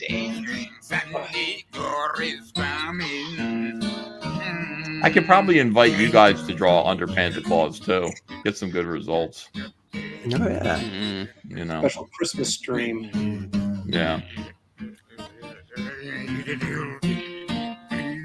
He's so happy about being nearly naked. Who? Shane Davis? Was he your mom? Yeah. Most men are. Yeah. It makes sense that he would be naked though, trying to slide down the chimney, so like the coat's not getting snagged. You know, it actually makes sense, like continuity wise. Yeah, he had to oil himself up a little bit though. Right, he'd grease himself up. Yeah. Buttermilk. Bacon oil. Yeah. He's got a lot of skin tags, and you want to get under there to like skin area when you're drawing them. That hot chimney will take care of the index.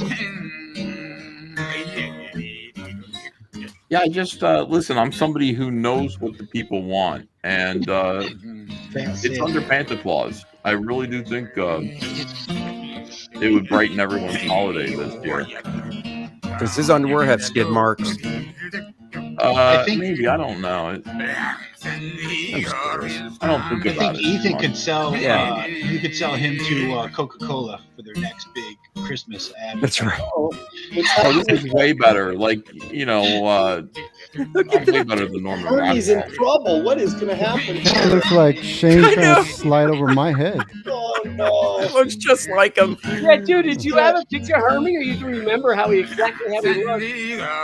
I must have had a picture of Hermie in front of me. Because that is right. I mean, dude. As soon as you did the curl, we're like, that's early. Signed and done. Thank you so much for joining me here at Comic Artist. Thank you, everyone, for joining me on Comic Artist Pro Secrets. Poor Hermie. That's so weird. Poor Hermie. He just wanted to be a dentist. I know. Yeah, why do you want to be a dentist? Nobody wants to be a dentist. Like, yeah, I mean, some because he people knows do where the wanna money be. is.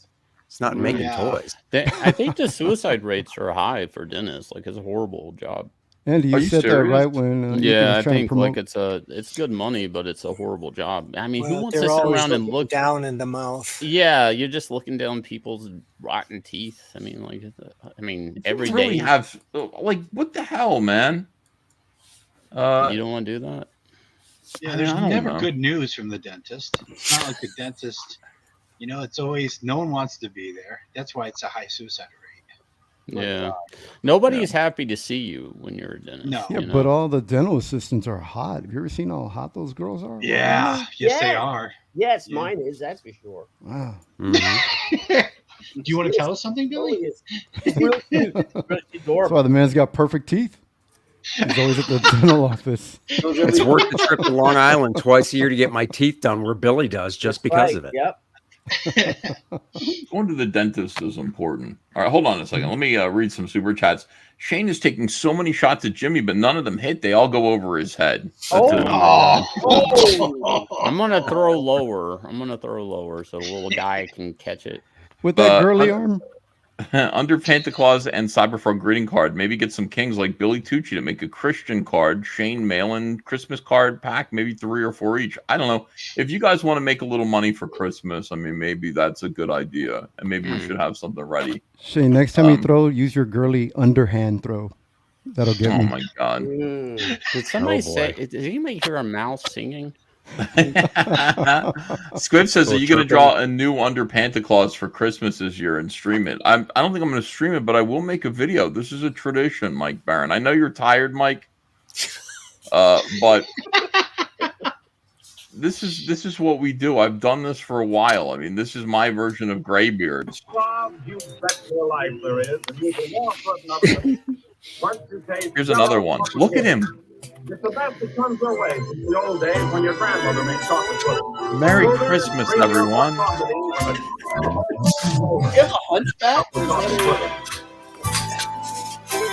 It's just Merry math. Christmas. It's just mass. That's all it is, Aaron. I do. Maybe that's just Here's your present, kids. I got your coal. stuffing that chimney. I'm stuck in this hole. Believe in us, ain't it? And again, Yeah. maybe that's the trick. We need. Merry Christmas, my friend. We need to retrieve. Wow. From a world of make-believe. The nipple. Let's make Love this it. Christmas last forever. Shine along the way. Merry Sake Christmas. of all the children. Yeah, I don't know. It's for the children. The children. That was so tasteful. Mhm. The children. I love Ethan. YouTube so much. You can just do anything. Just put any shit up there. It's great. People watch it. Oh my God, Billy. I know. I spent yesterday like at the Mets game, the Phillies versus the Mets, and I just heckled the Mets, and I just put the Mets, me heckling the Mets up on YouTube. People appreciated that. People just appreciate what it is that we do. Billy, you're not a Mets fan. You're Yankees, right? I'm a Yankee fan. Okay, good. And a Miami fan. What about that game? Oh, fucking kidding me. First time ever in NFL history, 70 points and 7 touchdowns. Ridiculous. Or 700 yards or something. I think it was 700 yards offensively. I think that's what it was. 759. Wow. I wasn't crazy about that game. Oh, you? Are you? Oh, that's right. Are you a Broncos fan? Yeah. Not. But I'm also a Packers fan. No, doubled. Oh, well, whoever's better. Wait, let me promote Billy really quick here. She Senryaku Omnibus Edition, Billy Tucci's 240-page full-color premium. This is a big, gigantic book of Billy Tucci's work. Yep, and we just got it's all approved.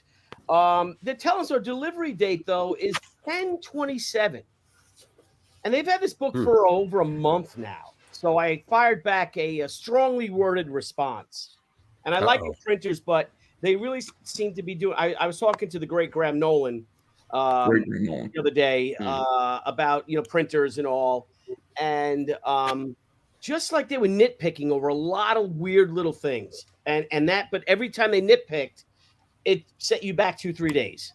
Yep. And we all know that's the frustrating part about of publishing. But we're going to close this in a few weeks because we got to get ready for our next one, She Gatecrasher. Which we launched, which is going to be a 48-page original She graphic novel. But right now, like I said, when we hit 110, we're going to close it. I think that's me saying it, not Debbie, because Debbie's like, "What are you, crazy?" But let's get to 110. Let's get go. to 110 so I can drink. Yeah, let's drink cookie dough whiskey, and let's bring in the most beautiful girl in puppet land, our dear friend.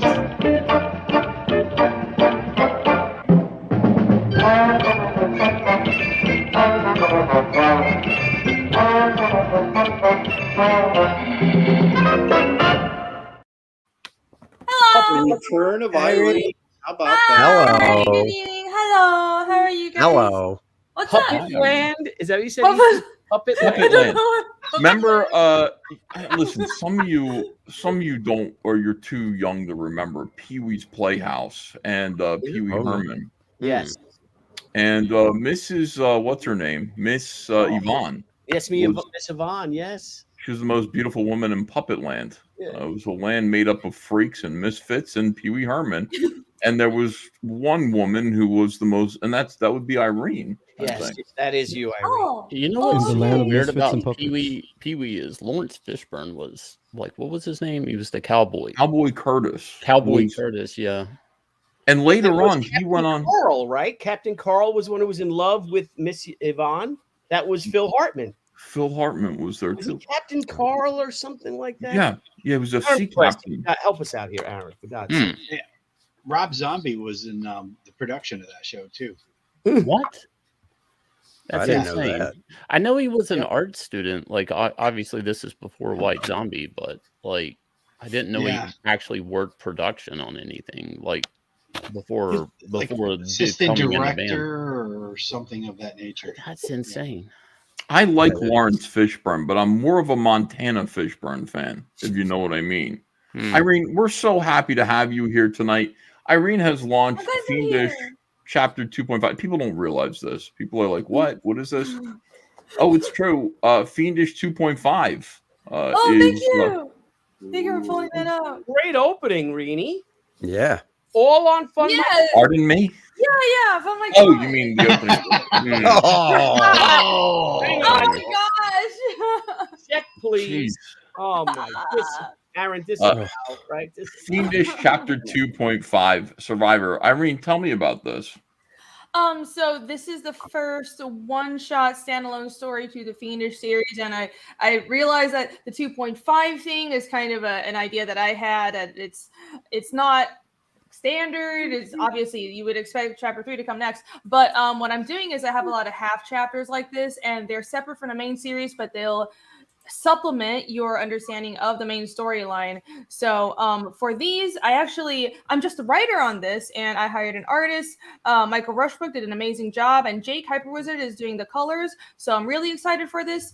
This is meant to be a shorter campaign that will show you guys some of Casimir's backstory and how he grew up and how he came out, how he survived after the destruction of his hometown and everything. If you read Fiendish 1 and 2, you know exactly what that character is and where. No, wait a second. So this is so this takes place after Fiendish number 2 or before? It's like a prequel.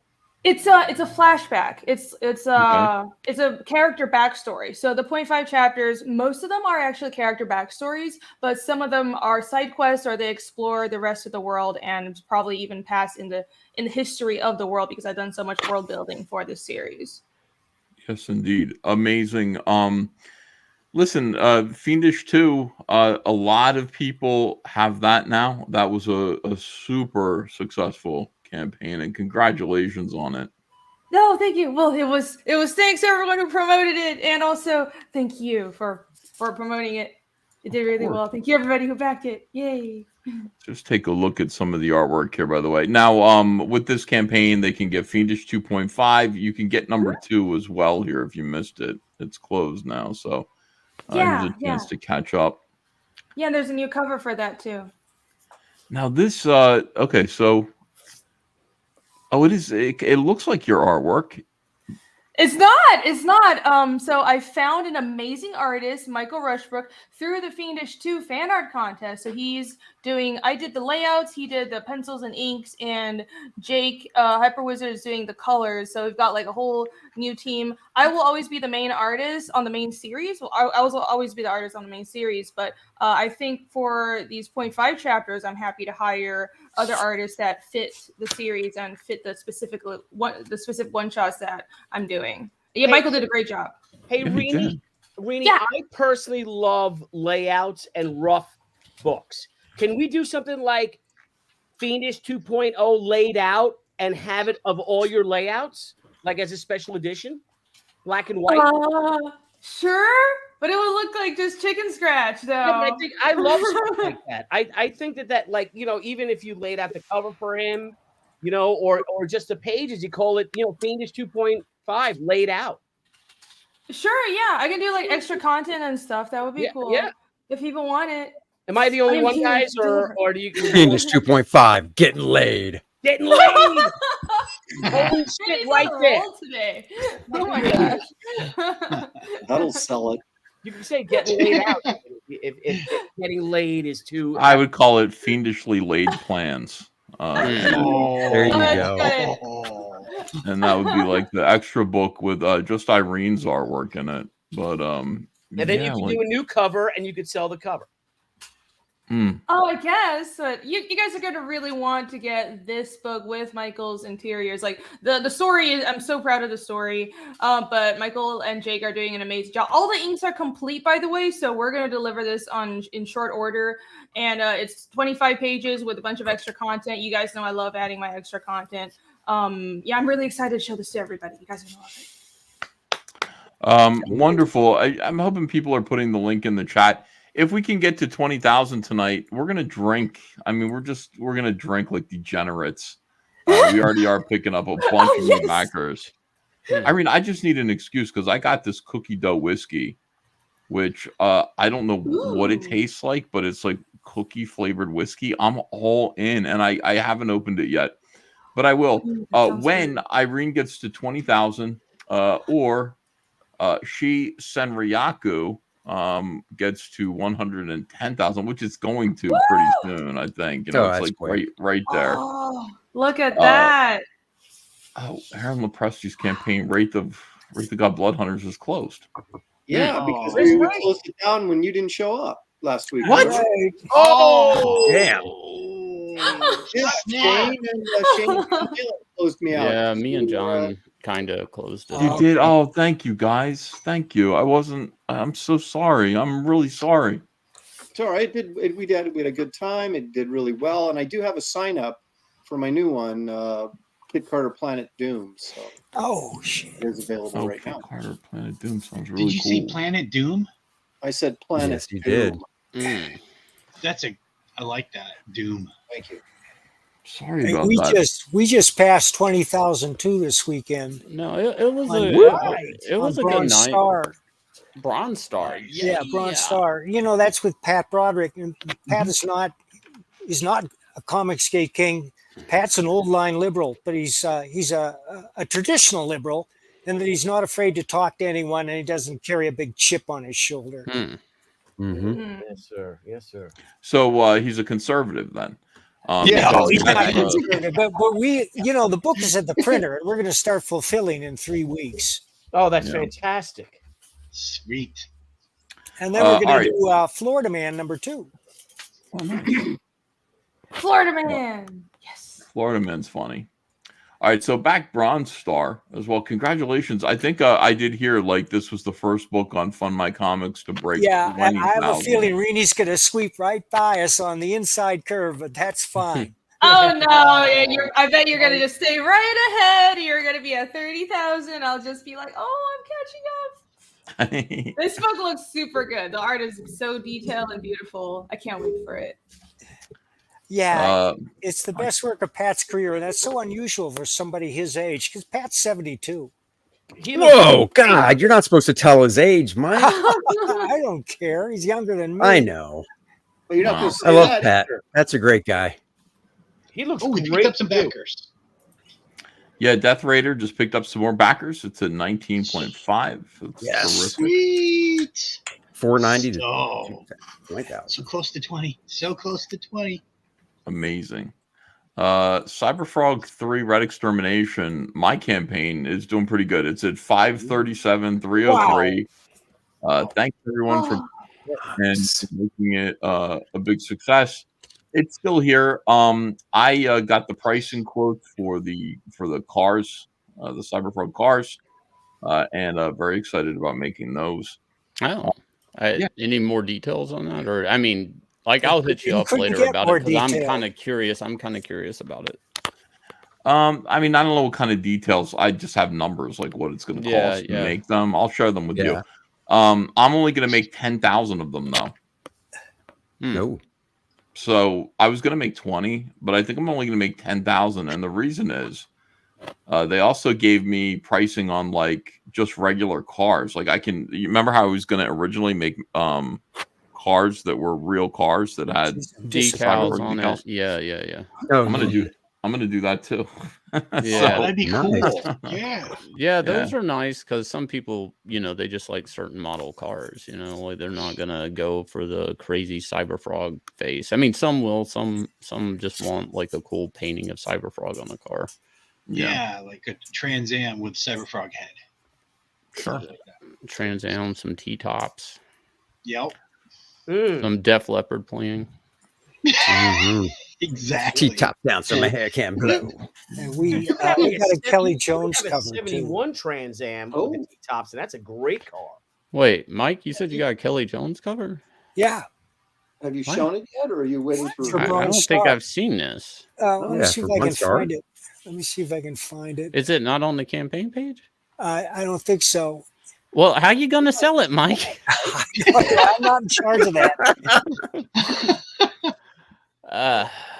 Mike, you And shared I'm it though, right? disappearing here in the gloom, but Mike, you shared I'm it though, right? disappearing here in the gloom, but let's see if I can find that Kelly. I know. I'm Jones. trying to. Oh, I I don't know how remember to seeing find that. it. I know how to find it. It's on Twitter, right? Look Hang at Pat Broderick. He looks great. He looks like an old West hero. Oh yeah, Civil War veteran. You know, Civil War veteran. Yeah, he does look like a Civil War veteran. Oh, dear. he does. He does. Spectacular artwork by Patrick. All right, Mike, you have that Kelly Jones cover? You want to show it or no? Hang on a second, I'll get it. Chris, give me the Kelly Jones cover. Oh, it's a pinup. It's a pinup, not a cover, but it could be a cover. Kelly Jones stat. I'm sure. Oh, it should be a cover. Kelly You should make Jones, it a Chris, cover. stat. Yeah. He's gonna send it by Steam. No, Chris, get off your ass and get me this cover now. Can't see my keyboard anymore. Start to crank. Why can't I see my keyboard? Because all the lights. bless. Oh, thank you, Ethan. Extend level up. Thank you for bringing up this campaign. We are so close to $85,000. We have added a glow in the dark Mark Texera cover. Which was really awesome. If you scroll down like that, we were able to get a piece from Mark Texera. One of my favorite comic artists in the 90s. I know everybody loves Todd McFarlane. Everybody loves Jim Lee and stuff. But he really spoke to me with his Ghost Rider stuff and, his Sabretooth run. Anything basically he did, like I was a big fan of. So this was just like kind of like a 13-year-old dream for me to be able to work on this. It took him 13 years to draw this? No, a 13-year-old dream for me because I was able to ink this. So it was really great for me to ink his pencils. That's cool. Yeah. And we also have a John Malin cover. If you scroll down just a little bit more. You inking Mark Texera reminds me of when R.T. Barrett inked Robert Kennedy RFK. I saw that piece. Robert Kennedy Jr.? No, the Robert Kennedy RFK, the one who was assassinated by Sirhan Sirhan. Yeah, I saw Why that. did he do that? All right, I posted You had Kelly the pencils, Jones. right? You had the sketch, and then I Art got got it. his Yeah, scan. I'm going to use it as a variant cover. Yeah. That should annoy people. So for people who don't know, Extend is about three teens that go into a new virtual reality game world, and when they log out, they actually pull the game into the real world. And in the game, they can go on forever. They play any and every game. They have multiple lives, infinite lives. In the real world, they only have one life, and they can still grow and gain. Their power base grows. It's a lot like Spider-Man meets Tron. This is my superhero book. We have 2 books in this campaign: Extend Respawn and Extend Level Up. So go pick up both if you will. There is a 2-pack that has a special trading card, the Choose trading card, Dog Choose. If that is the John Malin and the Mark Texera 2-pack, that will get you both books in the campaign. If you do want a sketchbook by me, there is a sketchbook that's added to this campaign, but it'll probably actually be added to other campaigns. Great concept. Yes. It's fun. I don't want to give away too much about it, but it's more than that. Like there's a lot more going on than that in the book. But I would definitely check out the sketchbook because it's got like a lot of artwork of mine that never published, whether it's statue designs or action figure designs or storyboards for video games, stuff like that. It's available in the campaign as well. And we also have some CGC copies that you can pick up. We've been getting 9.9s. We got ours in, and fulfillment's actually going out this week on that for the Tampa stuff. Yeah, it does take a little bit longer to get because we have to send it off to them to get graded, and then they have to mail it back to us, and whatever queue is going on, we unfortunately have to wait on that. But the good news is the lowest grade we got was a 9.8, 9.9s, and we actually got a 10.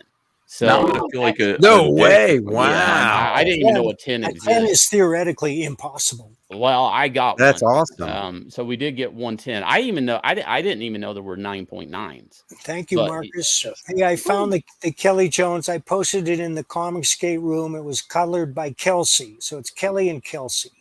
Right. That's great looking. So If you want to order any, you can order them here. We did have a few extra that are, we have different books for grading here, but we do have a few extra that eventually, once all the backers get the top grades, whatever we have left is going online, which will probably be 9.8s. So 9livescomics.com is a ready-made store on top of the crowdfunder. So if you just go to our shop, you can see $25 copies of Starlight Cast, $25 copies of Inglorious Rex, and first printings at a markup, because our backers get, you know, we try to keep the value on the resale on the first editions. We want you guys to be able to flip these if you want. You know, I endorse flipping for profit. So, you know, we do have some sitting copy, reader copies, $25. But Extend, action adventure, cool superhero type stuff, some video game stuff in it. You know, go check it out. And thank you guys. $85,000. We got 16 days left. Not really sure if we're doing in demand though. Right. Shane. Perfect. Shane, do you remember when R.T. Bear? Remember when we found that drawing that Robert Kennedy did?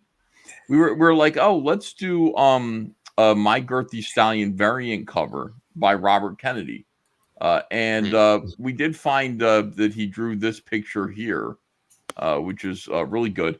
This is a sketch of a horse. It's a man on a horse by Robert Kennedy, but it's just a classic, by the way, an instant classic. Yeah, like it looks good. I think that's supposed to be Jackie O on that horse, I think. Yeah, it could be. You know, it could be Jackie O.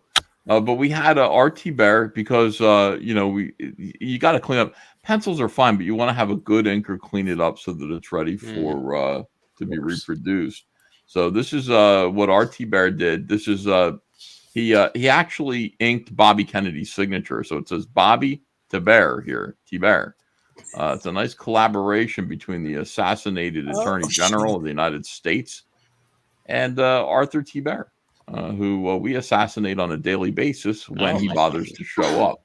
Has anybody seen him? Like, where is Art? Yeah.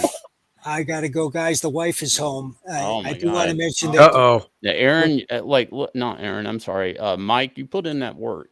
You know. Yes, sir. I'm disappearing anyway because the lights don't work in here. But anyhow, both our campaigns are ending in the next couple of days. And thank you for the mention, guys. We're doing great. We appreciate it. I hope you can carry on without me. I'll try. We'll try. Everyone loves Tiny Mike Barron. See you guys. Love Mike. Bye, Mike. Have a good night. Bye. He's out. Yeah. That horse's leg is something else. Bring that back Mike up, Barron. Ethan. Bring that back up. That looks like a horse got out of the fence, had sex with a llama, and that's the offspring. I swear that doesn't even look like a horse. Oh my lord! Well, you know, No, look at it. The front looks like a llama, kinda, and then the back is like some type of crippled racehorse. Like the back looks like somebody in the back of a horse suit. It looks like I propped a corpse up on a horse, like by sticking a broom handle up its back. And this looks like a George Lucas creature, you know. It does. Doesn't it look like one of the weird monsters that he added outside of the cantina when he yeah. The famous, but it's good, and you know it is. I like RT Bear. He titled his stream quite appropriately, "Working with the Great Bobby Kennedy on our Girthy Stallion Jam." So, not a lot of people get to do that, but he did collaborate with Robert Kennedy, who was one of the pivotal figures of the 1960s. 100%. Yeah, it's just one more thing that we can hang our hat on here at Comicsgate. I'm very proud of ourselves for this. Hi, Irene. Hello. I'm happy Irene's here. I just am. All right. I mean, she's awesome. Now, Irene, here's the thing. I'm a father, and I care about what my kids watch on TV. And some people have said to me, you know, Ethan, oh, hold on a second. Lopez. Kid Carter, Planet Doom graphic novel. Holy shit. Whoa. Wait a minute. Oh, I'm excited for this. Yeah. Sign up early. It's going to be so pretty. Exclusive David Williams trading card. You can only get it if you sign up early and order. So. When are you launching I this? signed up a few times because I want more than one. Probably mid-October if Ethan will remember. There's no guarantee. Aaron, I will be there. Aaron, I will Thank be you, there. Shane. I know you'll be there for me. Now, Aaron, hold on. Now I'm closing core draft mid-October. I'll be there too, Andy. I'll be there. I appreciate it, big guy. It'd be like you close the door. No. So we'll Can you coordinate. close and open at the same time? No, Rob. Rob, just leave. It was a question. It was a question. All right. Don't kick him. Okay. See you later, Rob.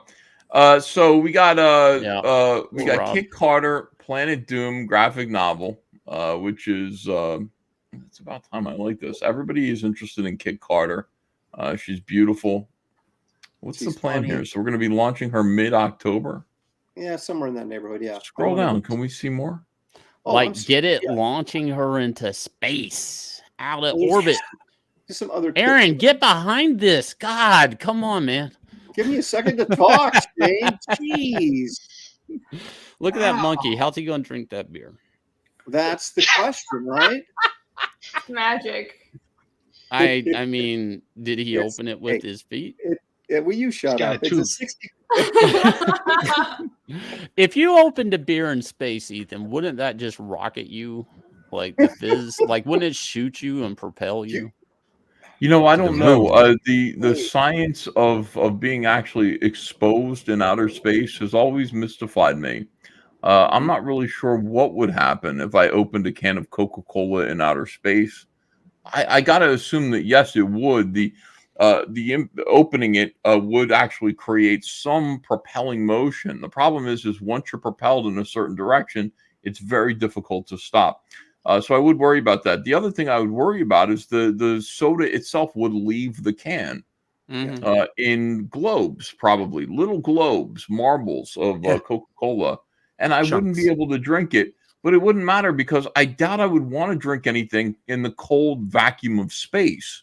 Well, not with a fishbowl on your head, you're not. I mean, that's. There's a lot of mystery involved in this. And I think the second he cracked the can would explode. Shrapnel would shoot out, break his suit. He would die a cold misery. He would explode. I think he would explode. I think that monkey would explode.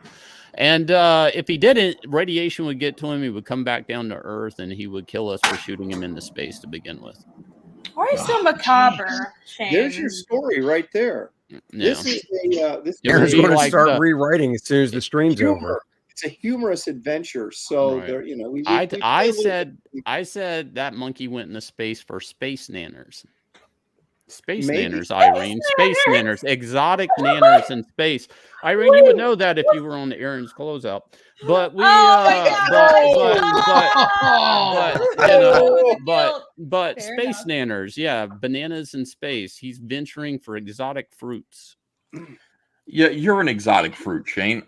She's Senryaku on the boss.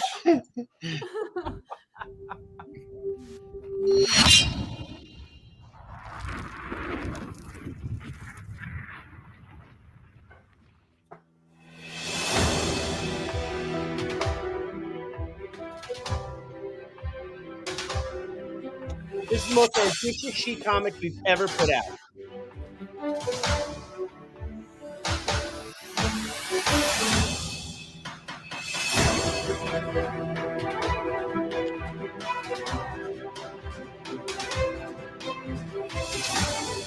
Incredible.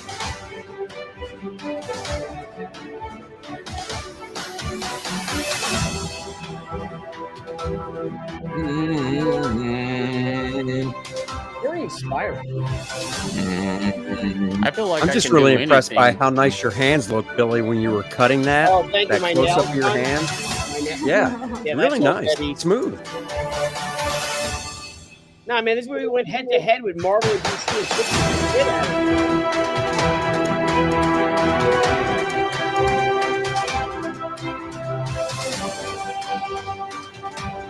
shit like Reagan against the Soviets. Whatever money they threw at their artists, I threw more. Oh, Silvestri. Yes.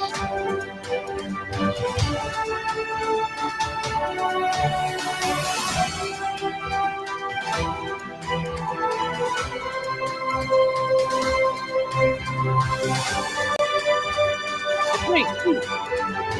This trailer makes me feel like I can take on the world, Billy.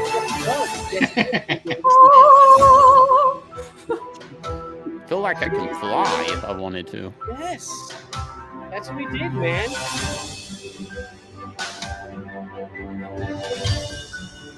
Is that a 90s image or what? Like drawing? Very 90s. In the best way possible. You can't get any more 90s than that. It was so cutting edge at the time. So it's a Incredible. gorgeous book. It's a oversized hardcover. I think it weighs 3 pounds, 240 pages, prestige format, super expensive. And it's only at $60 now, and it will be $80 afterwards. Forget it. Get your Frank Frazetta dust jacket too, and your bookmark, your sewn-in bookmark, which is only exclusive to this gosh darn campaign. So booyah! You know what? This might be a controversial opinion, but like Frank Frazetta was really pretty good. What do you mean? How is that controversial? Well, I had to do. I was like Irene. I had to do the layouts for him. Well, oh shit! You know what? I always liked his black and white artwork a lot more than his paintings. Not many people ever talk about his black and white arts work. Like he did some Hobbit illustrations that I really like a lot. He did. I never saw them. Yeah, you have to go look him up. Like the way he would render fur and stuff on wolves and other stuff. That they've collected a few books of his black and white stuff. It's really hard to come by. I think Bernie Wrightson was pretty inspired by him. Oh yeah. Yeah, I mean the way his paintings just took off. Yeah. Aaron, would you say he was a total master of the dry brush? Like Frazetta? Yeah. Worse.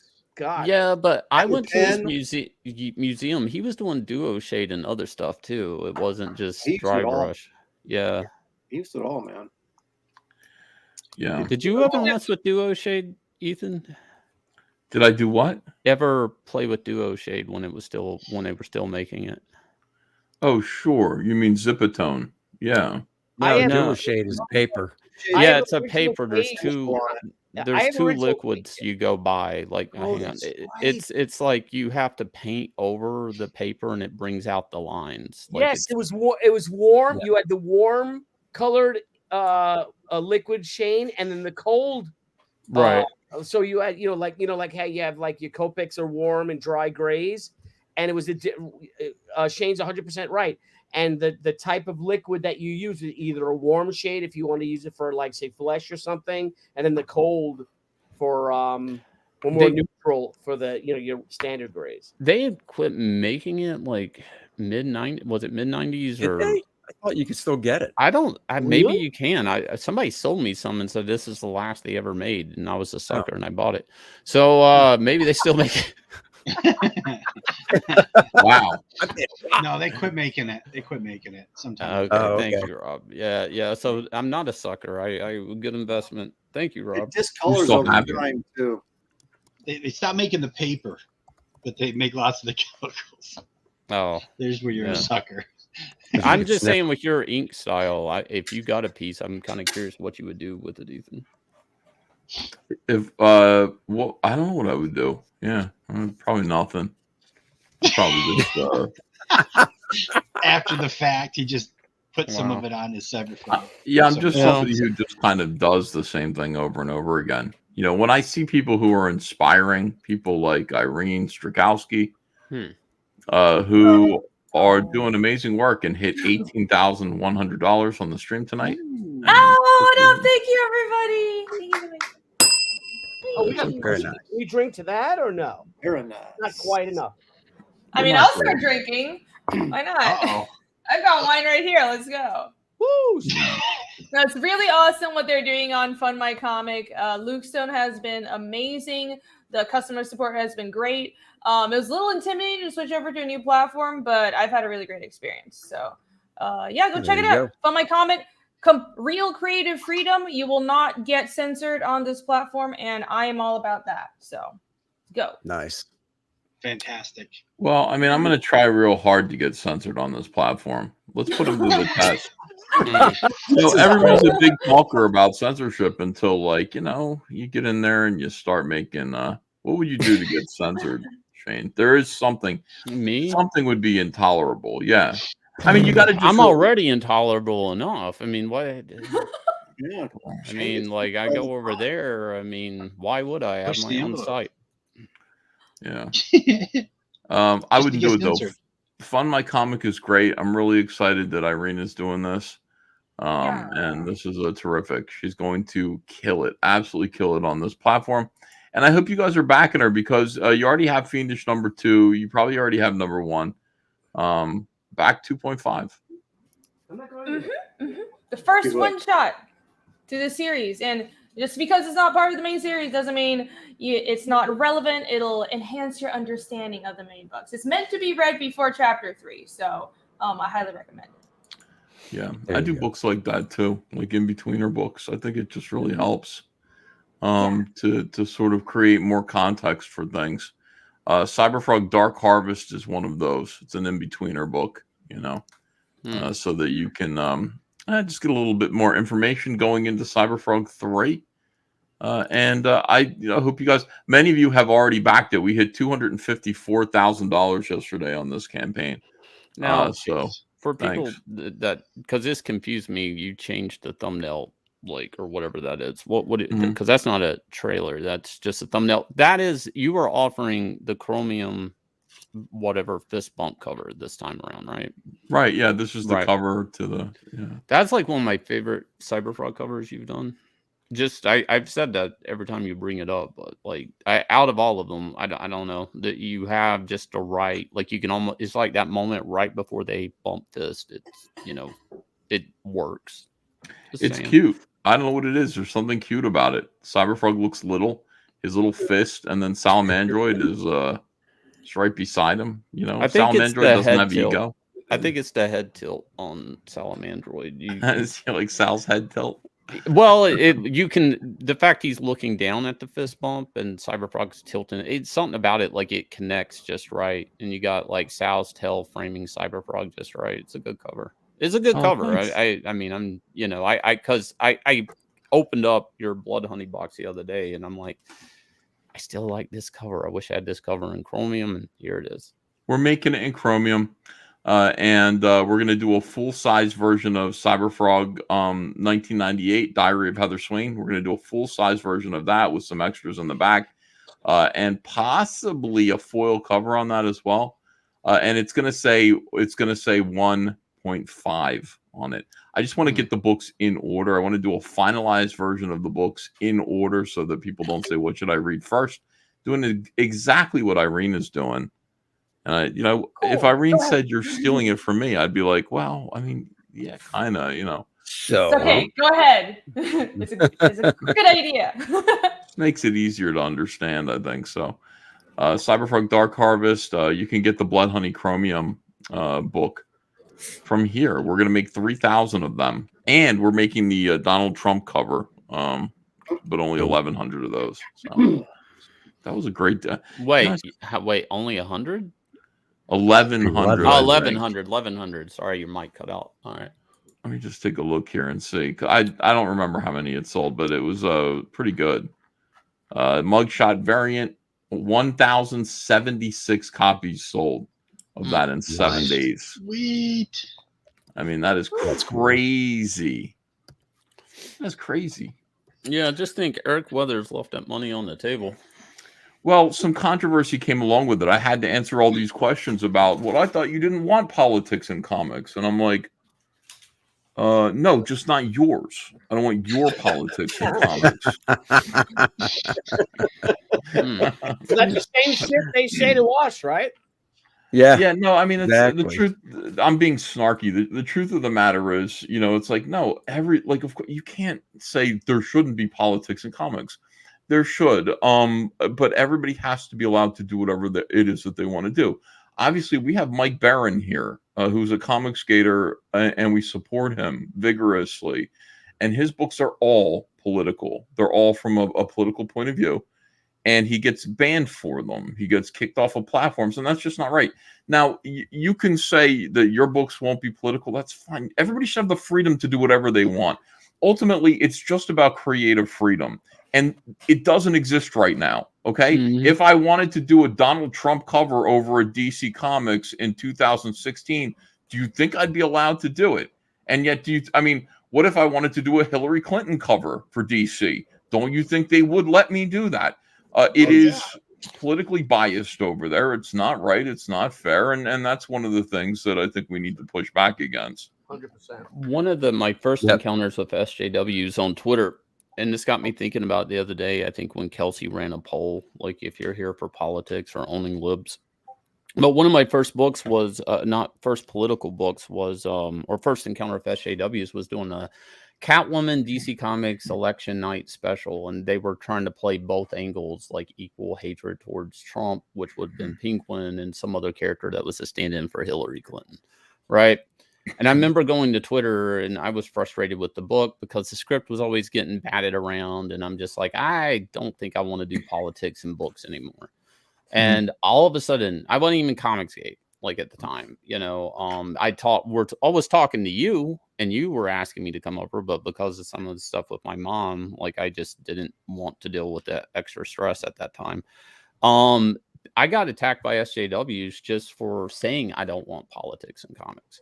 Like they came out swinging. I was like, okay. It was some of this. It's very important to them that their entire point of existence in the comic book sphere is to use comic books to promote their ideology. So when you say to them, I don't think anybody, not my politics, not your politics, no politics should be in comics. Right.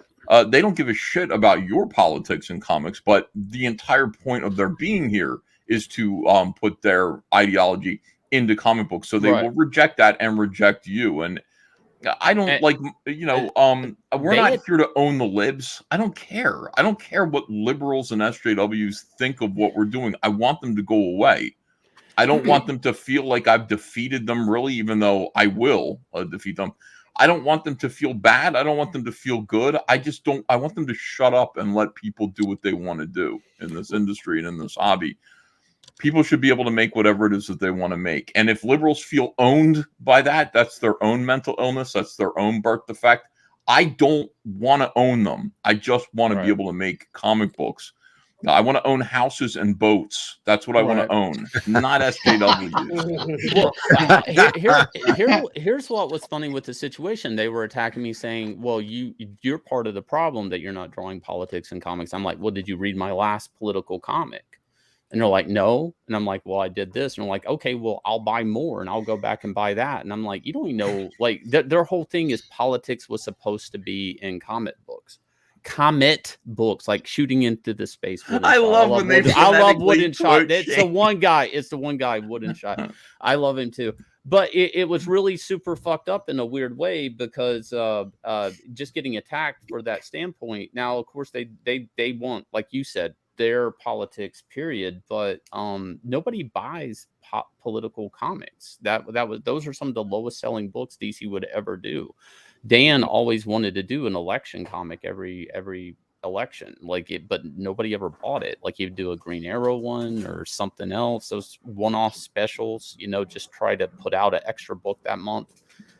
It's weird. I'm not against people. I mean, it's like freedom of speech, right? Especially in independence. Like if you want to do it, do it. But I don't think just not being political is political. Like people, you're a demon if you're not doing politics. You can't be like non-political in books. You're part of the problem to SJW. Well, Aaron Lopresti is not political in his comics. Billy Tucci is not political in his comics. Andy Smith is not. Irene is not. They're just making comic books. Cyberfrog is political. Okay, just is. Of course it is. There's a theme, there are messages behind it. You could take it any way that you want to take it, but I know the way that I mean it, and I know what I'm saying with the comic book, and that's, I think I should be allowed to do that.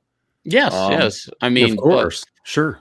But those same people aren't applauding you for doing it. They're hating you for doing it the opposite way. No, but they all hate you. You know this. What? They all hate you. Did you not get the memo? Like these people. There's Have you not looked billboards on Twitter. I mean, how thick is your skin? Oh, Dang. I love you, Ethan. That's all that matters. What I understand is that Mark Brooks came up to Billy Tucci and gave him a big hug and said, I don't really hate Ethan Van Sciver. True or false? Did that happen or did that not happen? We hugged, and I'm trying. We said we didn't hate each other, but I think he's like, I don't know. I think it's. Somebody told me that's what happened. I was like, what the hell? Yeah, there were people around. Why would he say that? No, I don't know if I don't think he doesn't hate you. Doesn't hate you. I would say when we saw, That's nice. it was weird. It was kind of shocking. The elevator opened and a bunch of people around. I'm like, was he drunk? Did he smell like booze? I don't know. I was pretty high and dry at the moment, if you know what I mean. Right, scotch, Oh yeah. Everything's different. Once you got, like I said, Shane, you did the one show. You do shows. That was a craft show. I wouldn't say it was a show. Oh, all right. Well, when you do a comic convention, it's out, man. I wish I was down there with you guys. Looked like a good time.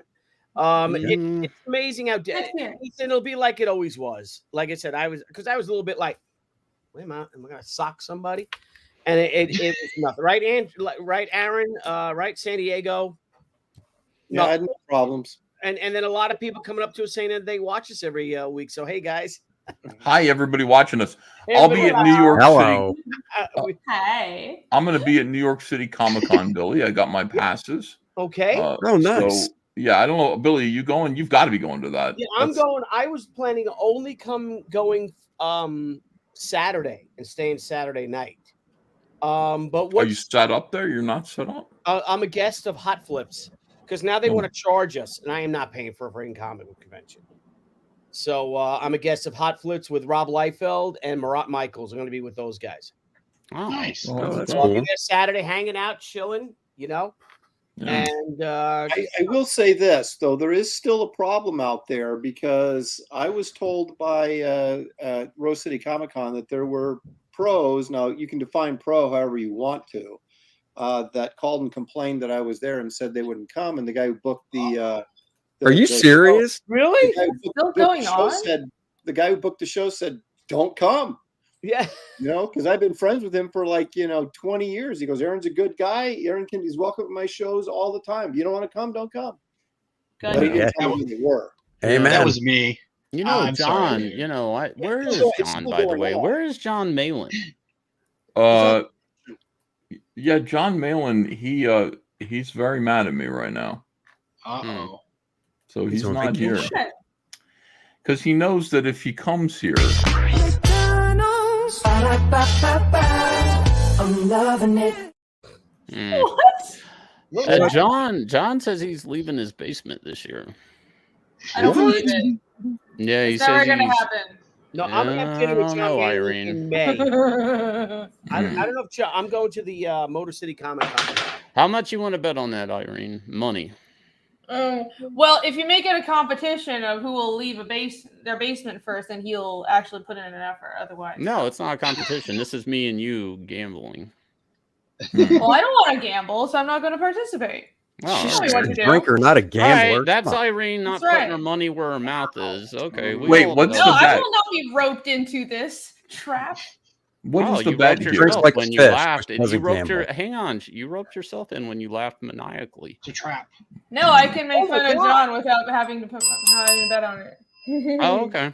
Billy, we're 160 away from Thank you, 110. factors. Oh my God, let's do it. Yeah.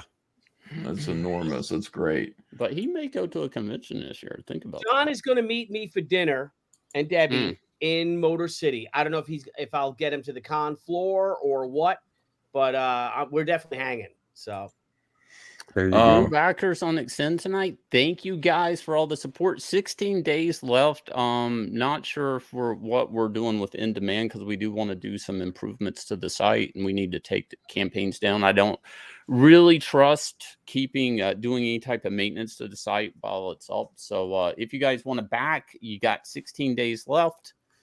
I think it closes on a Wednesday, so go check it out either on the Indiegogo or 9 Lives Comics. There you go. kapow. 9 lives. Go get yourself some board draft. Hey, if you like the toys that Billy Tucci showed tonight, and Aaron Lopresti as well, don't worry, you can still get them. They're on the Electric Blue Cyberfrog variant action figure campaign, which we are currently fulfilling. We're fulfilling both campaigns at once. So listen, if you back the action figures, you will probably receive them. No, you definitely will receive them before Halloween. So yeah, these have all got to be done by Halloween. That's what I'm telling the guys over there, and they're working so hard. I mean, they're just cranking boxes out and getting packages to everyone. Andrea is doing all of the international labels, which is a pain in the ass for her, but she's doing it, and I really appreciate her. She's got to do all the customs forms and everything, and label every single object that's in every single box. So she's working hard. We're getting these things out. We're getting them to you. Thanks for supporting us, and thanks for making this possible. We're going to hit you up for some action figures pretty soon. We're going to do a Rainbow the Brute. We're going to do Rumblebee. We're going to do Lily, and we're going to do Salamandroid. Rumblebee, like I would totally be down for a Rumblebee. Don't you have some variants of him too? Like not variants, but there are other bees that kind of look like Rumblebee or something. Rumblebee is one guy, and then they cloned him, so he has he has 7 little versions of himself. They're all dead now, but they were pollinate. Poor Rumblebee. You can pose him that way. He likes pollinate, but yeah. Anyway, you could feel free to buy 8 Rumblebees when they come out, and then you can have pollinate for yourself. Anyway, did the clones have different colors, or like I don't remember? Slightly, I remember yeah. seeing them. Well, there you go. There's an action figure variant.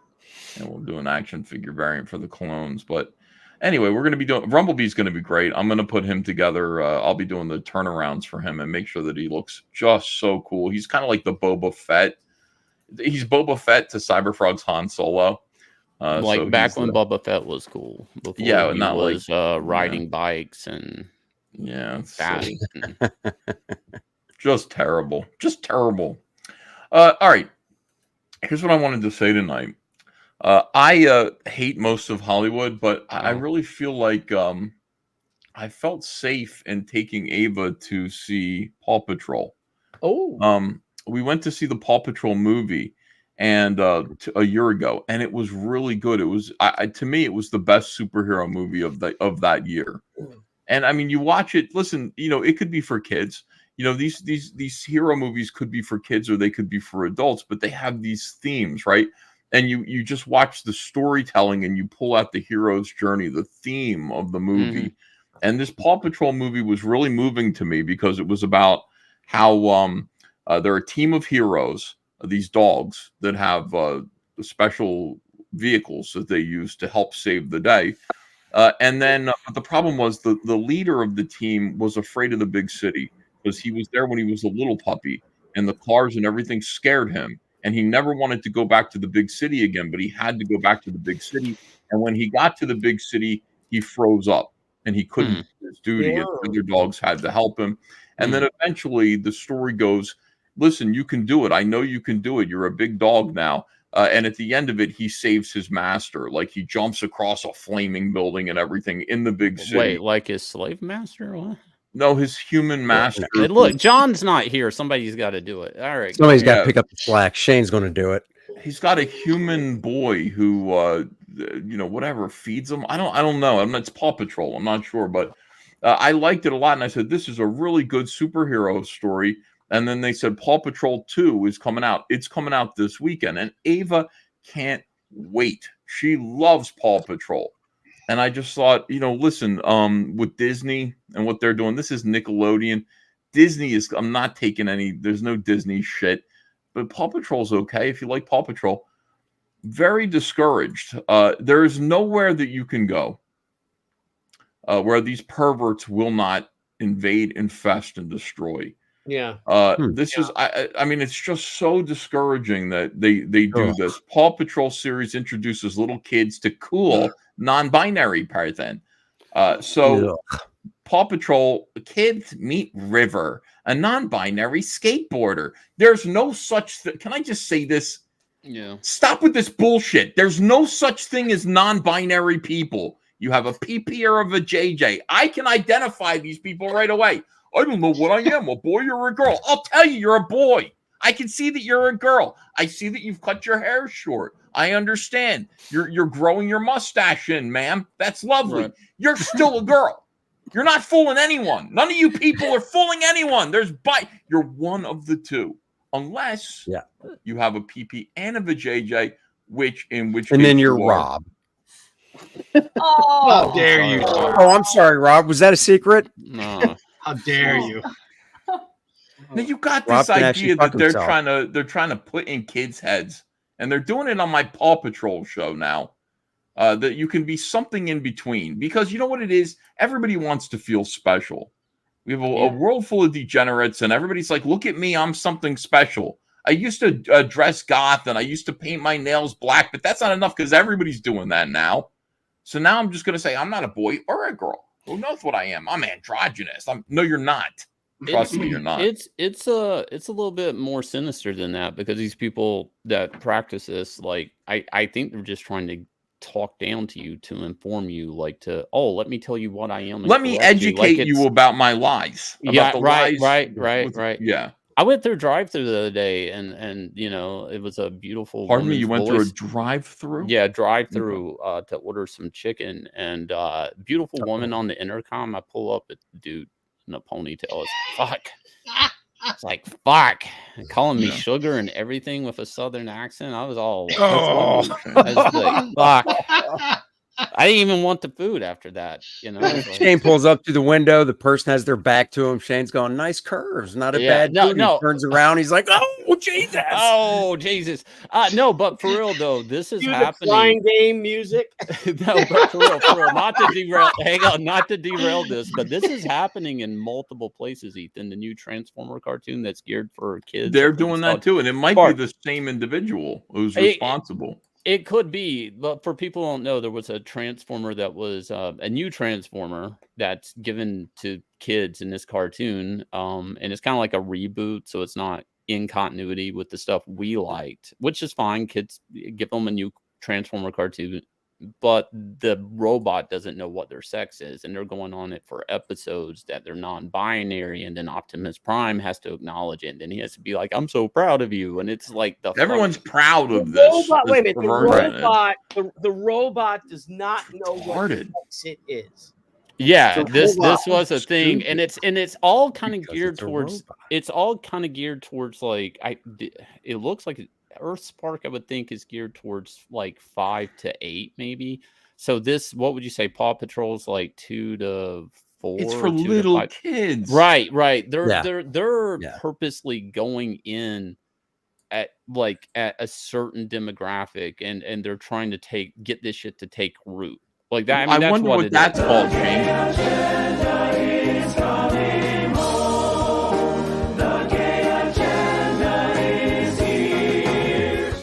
You know, in all honesty, me and Yanzi talk about this a lot, because she has a couple of degrees, and one psychology. She's married to me, and then she has a degree in Montessori teaching, which is again that age group we're talking about.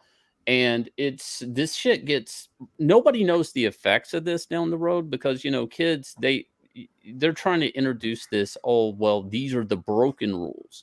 Well, first you have to teach the kids the rules before you can teach them the broken rules, which I don't agree with the broken rules, but they're like, well, there's these pronouns, there's these multiple genders, you can, you know, and you're trying, kid doesn't even understand. You're trying to teach them which bathroom to go to, but they're already trying to confuse the kids, you know. Well, that's the whole thing. They talk about, you know, it's like, we're coming for your kids. They're literally, this is their target. I'm not saying that they're pedophiles. That's not what I'm saying. That's a whole different argument, although many of them are.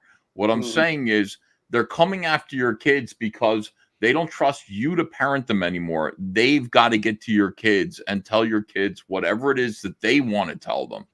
They want to reprogram, and they want to socially engineer your children behind your back without your knowledge, through the cartoons that you used to let them just watch. You can't let them watch this stuff anymore, because there are perverts who are sitting there fucking with everything and trying to.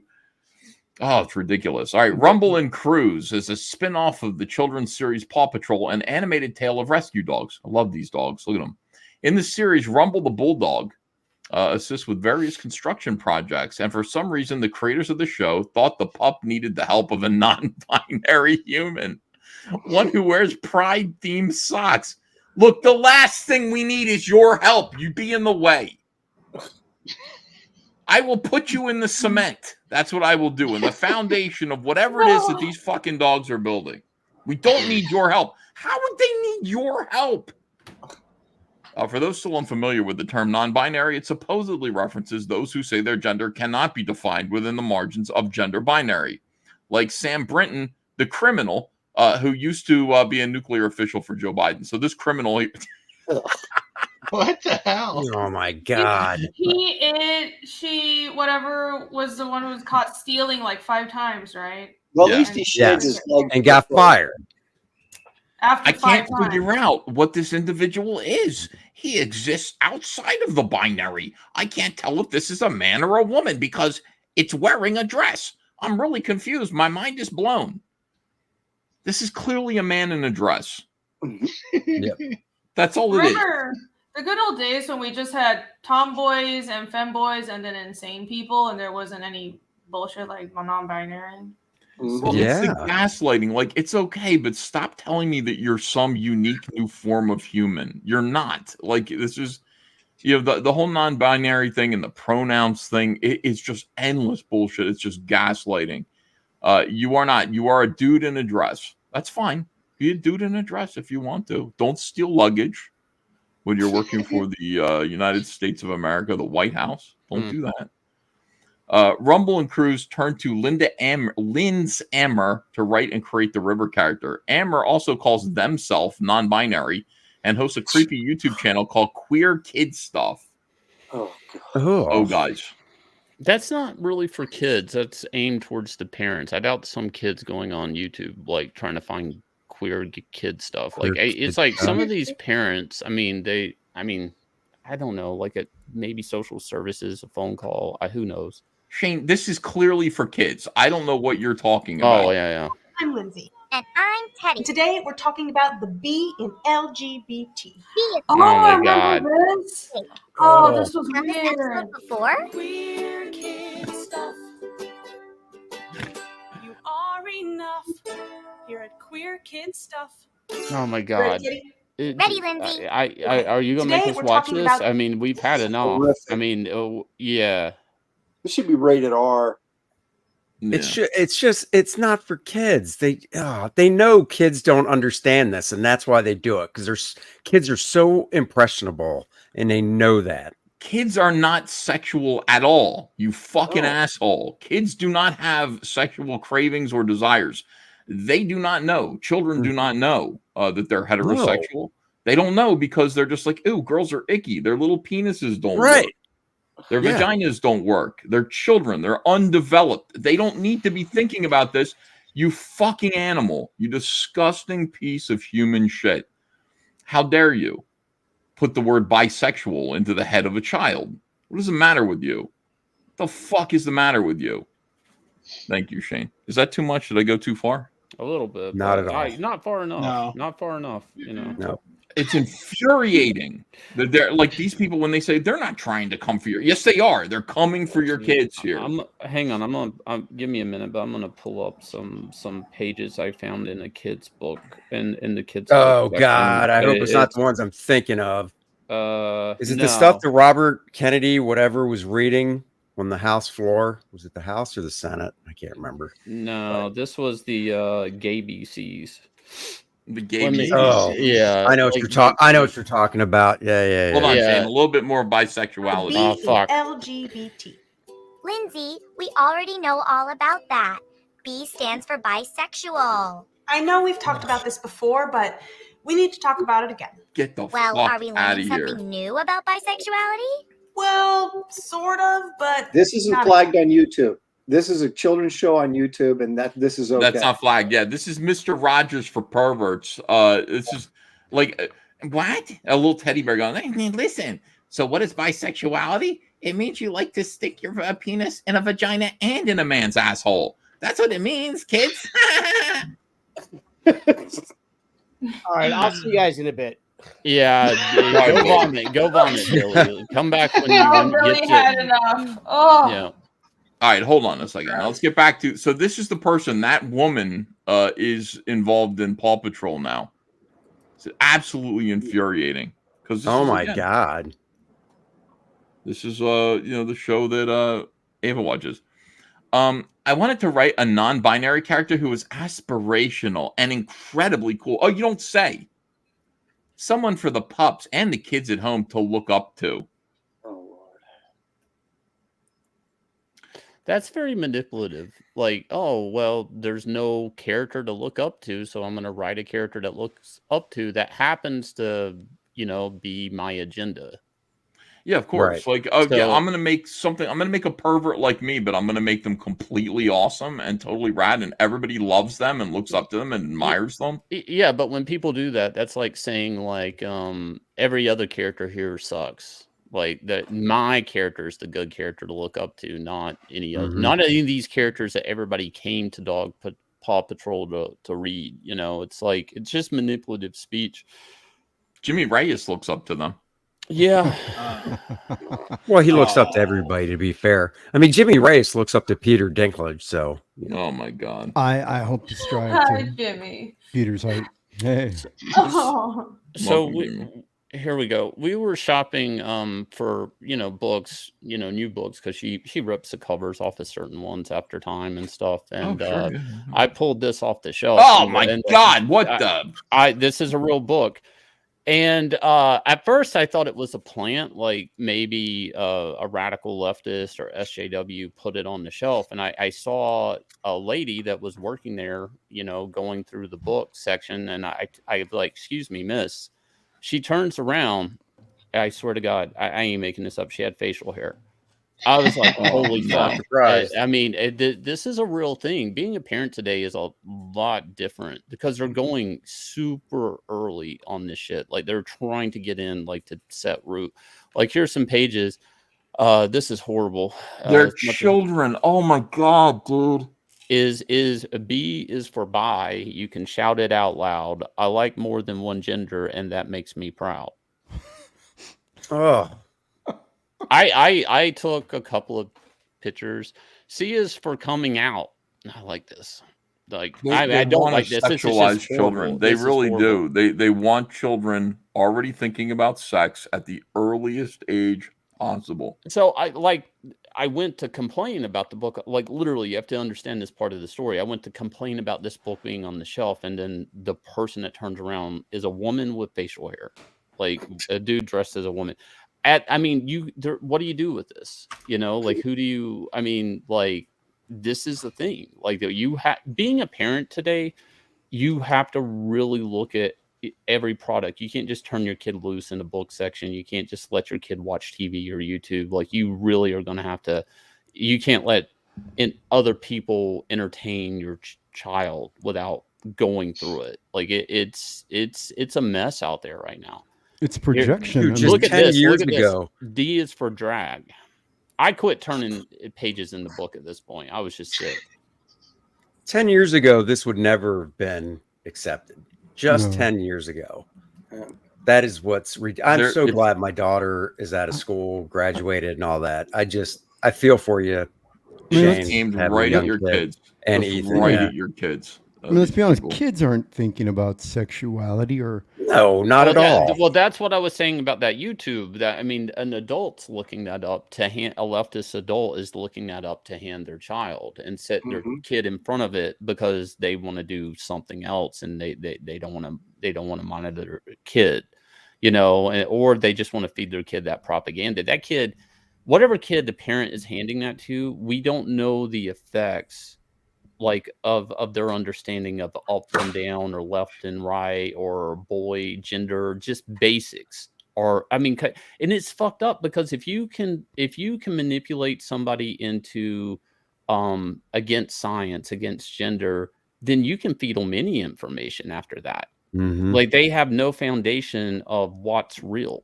Yeah, it reminds me of that movie Danny the Dog where he says get them young and anything's possible. Where he trains the guy to be like a dog. Good Lord. True. Oh. All right, let me see. They found an awesome non-binary actor to voice River, and I'm so happy how it turned out. According to Common Sense Media, kids typically become interested in Paw Patrol at 3 years old. This is true.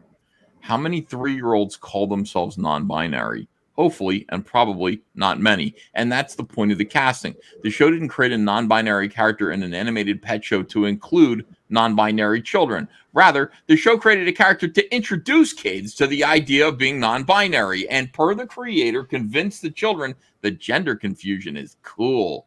Of course it's not cool. It's dishonest. It's harmful. It's a ruse. No honest person who operates from a stable mental capacity, and that includes Jimmy, can truthfully claim that they are sure which gender they are. As per my latest column, trans and non-binary people are being exploited for a fundraising campaign. Read that below. Look at this. The trans community is being exploited for a fundraising campaign. In my column. Okay, very good. Trans community. Look at this, Shane. Dolan, what? Yeah, Mulvaney, is that Whoa, Mulvaney? that old lady transitioned Yeah. into an old man very convincingly.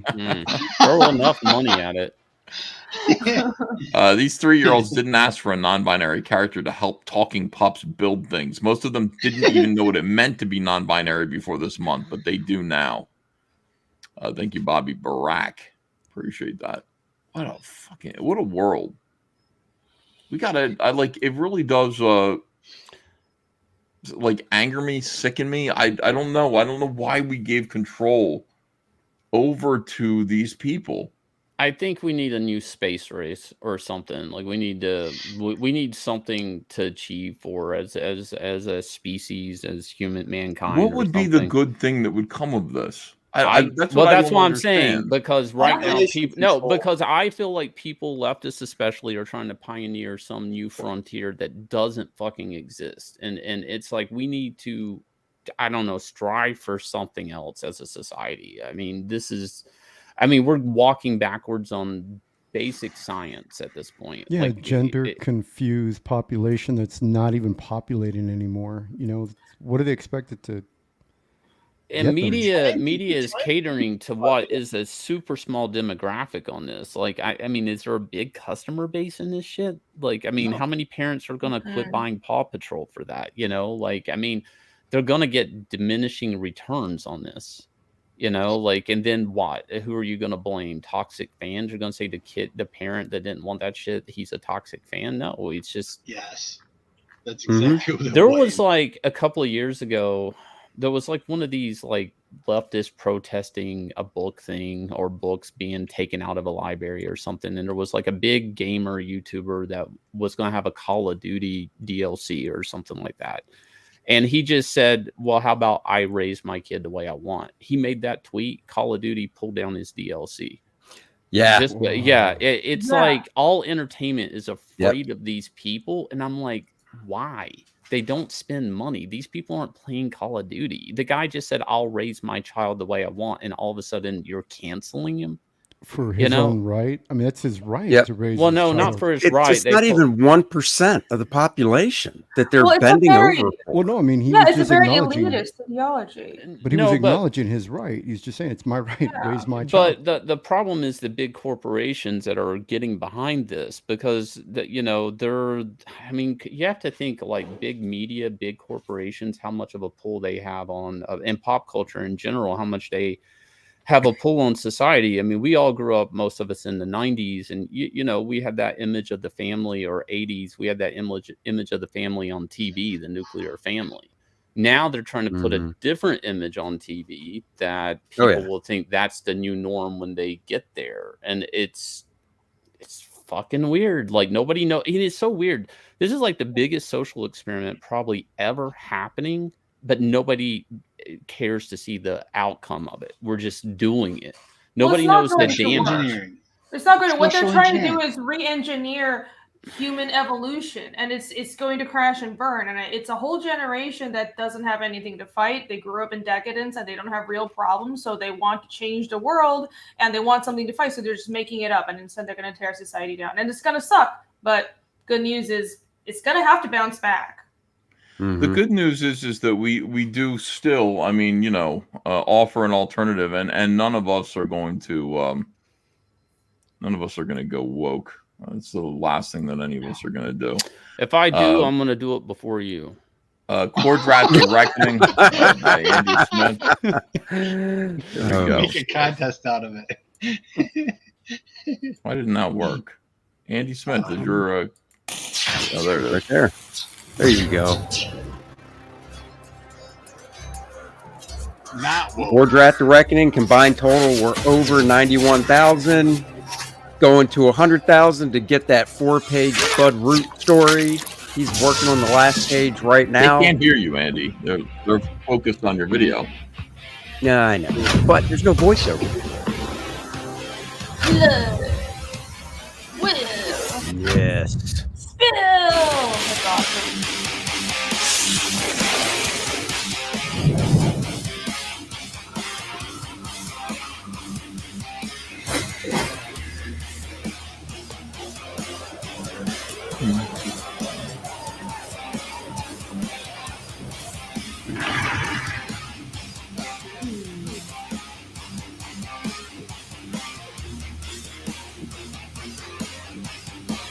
That is cool. Yeah, more fantasy! Fantasy! Yes! Amazing. Life is just a fantasy. That's right. So we are over 91,000, going for 100 to unlock the Bud Root 4-page Lilith story. He is working on page 4. We'll have it done this week. Dan Lawless doing the fantastic colors on it. And he is almost caught up. The 2-3 spread is almost done. He's working on page 1. And the coloring for the main story by me is all finished.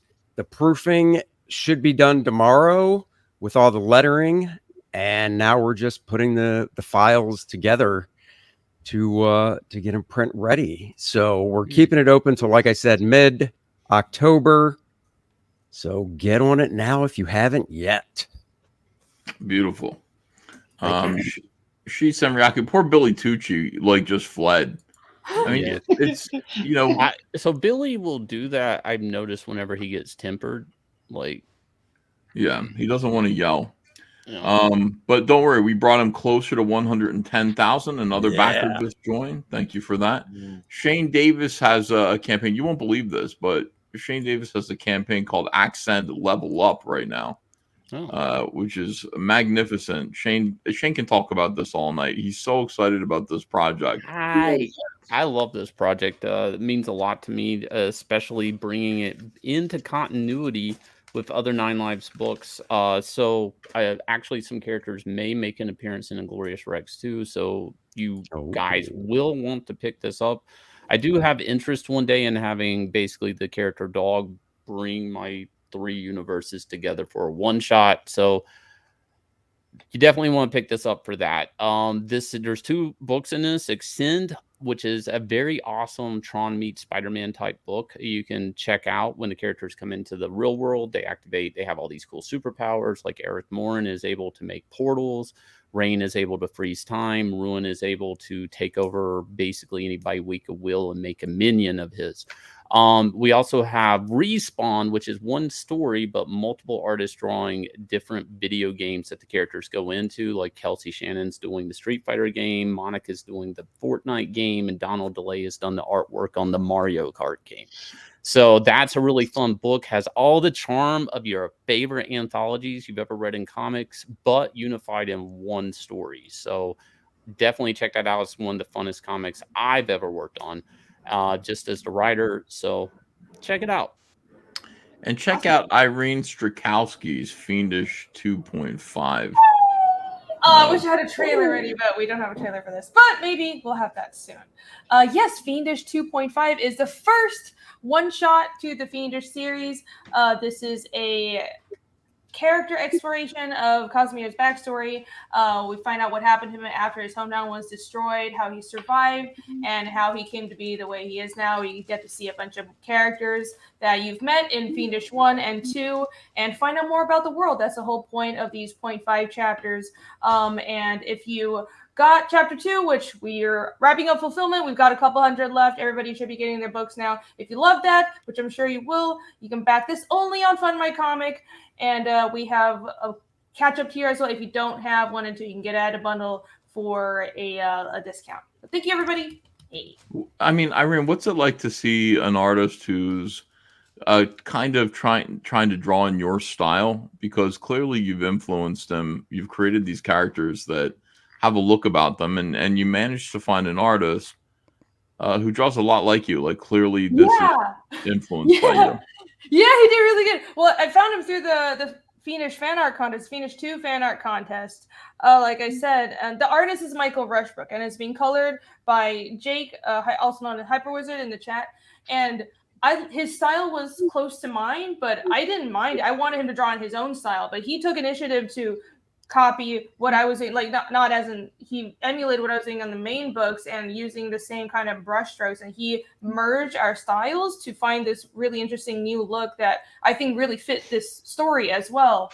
So it's kind of his style, but also mixed with mine. It looks really great, and it's weird. It's like usually comics take so much time to do, because for me, I've always been a writer artist, and one comic is I have to draw it and that takes forever. But now I just write a script and do some layouts and it magically appears. This is so great. I want to just be an artist forever. This is so much easier.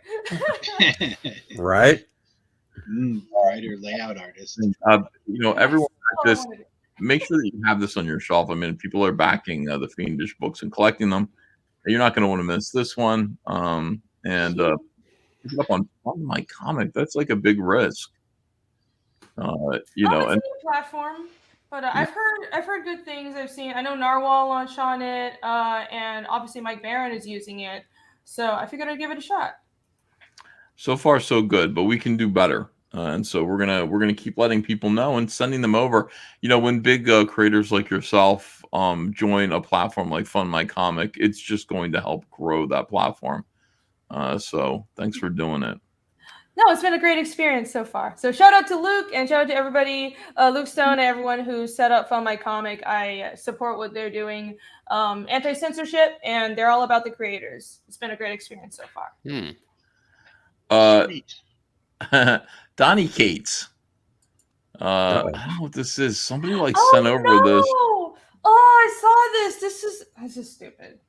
I don't like people like, this is the best Spider-Man scene I've ever seen. And I was like, I don't think it is. Look at Gabe El Taib. He shows up. Holy shit, this is terrible. What cowardly navel-gazing tripe. This is the anthem of weaklings. Stop crying about life and do something. Left-wingers can't write heroes because heroism is the opposite of their worldview. Gabe El Taib is just out there like crushing people's skulls with the back end of an axe. Like, he doesn't mince words, Gabe. He's never been known to mince any words. Let me see here. So here's Spider-Man with his mask ripped, and he's saying to a kid named Dylan. Who is Dylan in this context? Does anybody know? Does anybody read this? Mulvaney? This was like Venom. All right, so his dad just died. Dylan Brock? Is he Eddie Brock? Oh, he's Venom's kid, I guess. Oh, Venom's son. Okay. So here's Spider-Man. Wait, that's a cool character, Kid Venom. That would rock. Kid Venom Kid. He goes, Dylan. I hear this and I can't. The problem with it is Donnie's writing is that I hear his voice. Here's Billy Tucci. He's back. He's had a few drinks. He's ready to talk comics. Sorry about that, Billy. Are you muted? No, I tried to lay in the street. I just did for about 25 minutes, and unfortunately, no one ran me over. So I'm back. I'm sorry about that, Billy. I saw that. It made me so angry, and I really wanted to talk about it's good to how know. there's nowhere to hide. There's just nowhere to hide. It's good to know. Yeah. They're just out there. They're all proud of themselves that they're trying to get your kids to believe their bullshit. It's so annoying. Yeah, we had it today. We went to see a college, one of the Penn State campuses today, and I almost had to walk out with just the indoctrination they had at orientation, or even it's just an appointment to view the campus. But I digress. Let's talk comics. Oh yeah. So this is Donnie Cates who wrote this, and a lot of liberals and SJWs are really praising this scene. It rubbed me the wrong way. I found it to be Spider-Man excusing cowardice and not really I'll read it to you. And the problem with the Donny Cates' dialogue is that no matter who he's writing for, I hear Donny Cates. And that's why. And by the way, I don't hate Donny Cates at all. I feel bad for him in a way. I think I was mad at him. Doesn't he have like brain damage now or something? Or am I making that up? Oh, he got in a car accident. Yeah, that's why I feel bad for him. He was in a car accident. First of all, like his marriage broke up, and that's fucking awful, dude. I really, we laughed at like. It depends on who you're married to. Let's be honest. I mean, like. Well, it doesn't matter, dude. Any marriage, when it breaks up, is bad. Even though if the outcome is right because the two people didn't belong together, it's still really painful. Yeah. And so I don't wish that on anyone. I don't wish it on Donnie. I feel bad for him. So that happened to him. Then he got in a car wreck and fucked up his whole face. And then he did this. So I don't know. I feel like karma's nearly even at this point. Vaughn Coleman says, "Hey, Irene, thanks for coming on my show yesterday. Fiendish 2 was phenomenal. I love the characters. Can't wait to learn more about them in 2.5. Oh, thank you, Vaughn. Thanks for having me on. Everyone, check out his channel. Here's Alfred Ortiz says, Donnie did nothing wrong. I'm not saying he did anything. Well, listen, no, he did, Alfred. He was telling people that they shouldn't work with me because I'm a white supremacist. And he was going around and doing that. And that's not good. Even if we have a joking kind of thing between us, Alfred, that's not cool. I forgive him for it, though. I forgive him because he did come on. He wanted to talk to me. I feel like his life is in turmoil and upside down. And so I forgive Donny Cates. But that doesn't explain this at all. So here we go. Dylan, I know we don't know each other very well, but I made your dad a promise. And I need you to listen to me, okay? Remember, see, this is the thing about Donnie is we saw him talking to his wife, and he was just like, I need to spiral at you for a little while. Is that okay? And so I hear Donnie in this. I've been where you are right now. I lost my parents too. I've lost a lot of people in my life, people that I loved, and I thought I would always be there to protect me, to guide me. I know it feels like the world is crumbling beneath your feet, like the earth shouldn't still be spinning now that they're gone. But then it always does. It just keeps spinning. It's the ellipses and the pauses, you know what I mean? Mm-hmm. And here we go. The world just keeps going, and it never stops asking things of you. It never stops hitting you. This sounds like he's describing his wife, actually. Or the tree you ran into. I don't know. Oh, my God. Never stops hitting you. Geez. Never stops knocking you down. Actually, he could be describing Yanzi, too. Oh, my God. I mean, she's got the karate chop of a champ. Yeah, she does. Did you say a chimp or a champ? Yeah, I'm the chimp getting the chop. Okay. And for so many, staying down and letting the hits wash over you is the only way to deal with it, to brace for impact and hope for the best. But for people like me, people like you, we have the power to stop it. We can get back up. We can grab the world and slow it down. We can make sure that things that happen to us never happen to anyone ever again. I wasn't much older than you when I decided to put the costume on, when I decided to get back up. Now, hold on a second. Is that Spider-Man's origin? No. Did he put on the costume because he was knocked down and decided to get back up? No, he put on the costume because he wanted to wrestle in the ring for money. Make some money. Yeah. He wanted to make some cash with those new powers. Little selfish man. Kind of weird that a guy's writing Spider-Man giving a speech that doesn't know his origin story. Almost like somebody in comics that just doesn't know comics. Yeah. Oh, you mean like Jimmy? You know what I wonder too is if you look at like the previous page and you see how jacked Spider-Man is, Peter Parker. I wonder how many of his fellow SJWs who work at the Daily Bugle must derail him behind his back as being toxic masculine, toxic masculinity because he works out and look how ripped he is and all this shit, right? Because they like their soy, skinny, weak, Yeah, I remember them telling me that, Billy. There was a time when I was at DC Comics where I was drawing my Justice League heroes jacked, and they were like, "No, Flash has like a runner's body. Have you ever seen a runner, Ethan? They're like slender and sinewy. I was like, ew. The What are bullshit. you talking about? No bullshit. Flash is not like a marathon runner. Flash he's got the is like a speed sprinter. force. Have you ever seen what a sprinter looks like? They're jacked. Yeah. They're jacked. Yeah, They they're look very like muscular. wide Yeah. receivers, man. There's no way. Don't give me this bullshit. Well, it's not just that he runs. The Flash has to like hit people. He has to get physical with villains. He doesn't just run from them. He has to actually do things with his arms and his hands. So he's built. The dude should be built. He hangs out with Batman. He hangs out with Green Lantern. He hangs out with Aquaman. Yeah, but these guys lift weights. Yeah, but he doesn't run fast because he runs fast. It wasn't like Barry Allen was racing or something like that or whatever, running whatever. The Speed Force, he got hit by chemicals, Right. Yeah, it has nothing to do. Like his build, his leg muscles have nothing to do with the reason why he can run fast. Yeah, but it's not like he's having on a- said that, he still uses his leg muscles, and his leg muscles are still going to grow because he is running all the time. The guy is going to be a physical marvel. He's gonna. All of these guys are. Now, with that said, I do think Spider-Man should be kind of slender for some reason. I again, Steve Ditko's Spider-Man wasn't super buff. Did you see that John Buscema clip where he's like, I fucking hated drawing Spider-Man. I hate everything about Spider-Man. No. Somebody sent that to me and I was just like based. Like I can't believe somebody like John Buscema would actually say that, but I liked his Spider-Man, that one, at least the one I remember, the Silver Surfer issue where they took a page from that and put in how to draw the Marvel. Oh, that was early on. The later Spider-Man he did, there was an annual or something he drew in 80s or 90s, and he was, typical John Buscema type figure, kind of thick. John hated drawing superheroes, so he did. He wanted to He draw was good Conan. at it. He was good. yeah. At it. Yeah. Oh, he was good at it, but he hated it.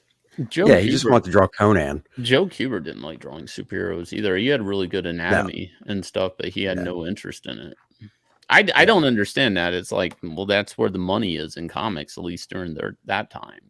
Like if you're good at drawing superheroes, draw superheroes. Well, when royalties were coming in the 80s, John discovered that, and that's why he's like, okay, I can do breakdowns on this stuff. I'll draw Have somebody else do the finishes. Have somebody else do the finishes over me. I still get a royalty check. That's fine. Or Avengers, all of his Avengers stuff. Right. Yeah. I just think John Buscema was awesome. I do. So I do know I. it's a controversial opinion, but There's some really good artist editions to that me. are fairly cheap, soft covers of his stuff. You can pick up on Amazon. Like I like his Look at black and this. white Look how stuff a lot. That's beautiful from clean his. this is. Fucking great. All right, watch No, this. is that Tim One Mooney? time they gave me Spider-Man to do. Oh, that I is. think I did Oh, 6 or 7 John issues. did the layouts for I that think- drawing. John has to say he's only going to talk for 11 seconds. Everybody hush. One time they gave me Spider-Man to do. I think I did 6 or 7 issues. I hated every bit of. I hated the character. I hated all the other sub-characters, and I refused to do it anymore. One time they gave me. What a great guy. I hated it. I hated Spider-Man. I hated all the characters. That real He's New all- York accent, Yeah. I can. Oh yeah. I can never remember his name. The guy that was co-creator of Blade. What was the artist's name? Of Blade? Yeah, Gene Colan? Gene Colan. Gene Colan. There's a interview out there with him somewhere. He hated drawing Daredevil just because of all the action. Like he's like, Really? yeah. He went on record saying he was like it was annoying drawing Daredevil. I own a Colan Daredevil page, and I gave it to one of our editors for his birthday present. Is Why that didn't you give it to me? I got birthdays. I know, seriously. Wow, Billy. It was like an old one, an early one too. Rub it in. Now you're just rubbing salt in the wound. Right, Billy. Anyway, let's get back to Spider-Man telling this kid that it's okay to be a pussy. We can get back up. We can grab the world and slow it down. We can make sure that the things that happen to us never happen to anyone ever again. I wasn't much older than you when I put this costume on, when I decided to get back up. That isn't true. But I want to give you something that nobody ever gave me. Oh God, don't tell him to unzip his pants. Spider-Man. Oh. I don't think he's going to do that. He goes, a choice. I want you to know that it's okay if you can't get up right now. That it's okay if you can't face what's coming. I know, Mr. Fantastic and the others keep saying that you are our only way out of this, that your powers can turn the tide. I don't know if that's true. I stopped trying to make sense of the world the first time I saw it bounce back from the worst things imaginable. I've seen us win time and time again against monsters and devils and Trump more times than I can count. Trump. So I hate this shit with a passion. Like, I really fucking hate this dialogue. Dude, you know, go to YouTube and look up any motivational Rocky speech out of any one of those films from Stallone. Like, life knocks you down, but it's about getting back up. You know, like, just that's what it is. That's motivate the hero, motivate a character to become a protagonist. Don't tell him it's okay to be a loser. No, but like, what's the point of that? Spidey wouldn't say this, and also this isn't what superhero comics are about. They're supposed to be aspirational. Spider-Man is a character that, at least for me, and you can see here with the beaten costume, is a character that normally gets the shit beat out of him. He's always in debt. He's trying to, you know, like, pay the bills, go to school at the same time, girl problems. Like, he's got like a million things going against him, like abusive boss. You know, it's okay if you don't want to do what you need to do to save all of us. I understand. Look at this. Listen, look at the people reacting to this. Wow, I just got goosebumps. Yeah, I got basically Spider-Man telling you that weak men are tolerable and it's okay. It's all right to be a weak man when everyone's dependent on you. That's exactly what it is. And you tell me that this isn't some grand plan to emasculate, you know, the men of the world. And keep in mind, this is being written by a guy that didn't understand why he put the costume on to begin with, or the guilt that goes behind it, you know, for not doing the right thing, that this character lives in guilt. His uncle's dead because he didn't do the right thing. Was Donnie paid per word? I mean, it's dialogue heavy. I know. He just, like, seriously, you could sum this up in one panel. That's the other thing I hate about it. Just shut up. Stop stuttering. You know what I mean? Stop emoting and just say what you want to say.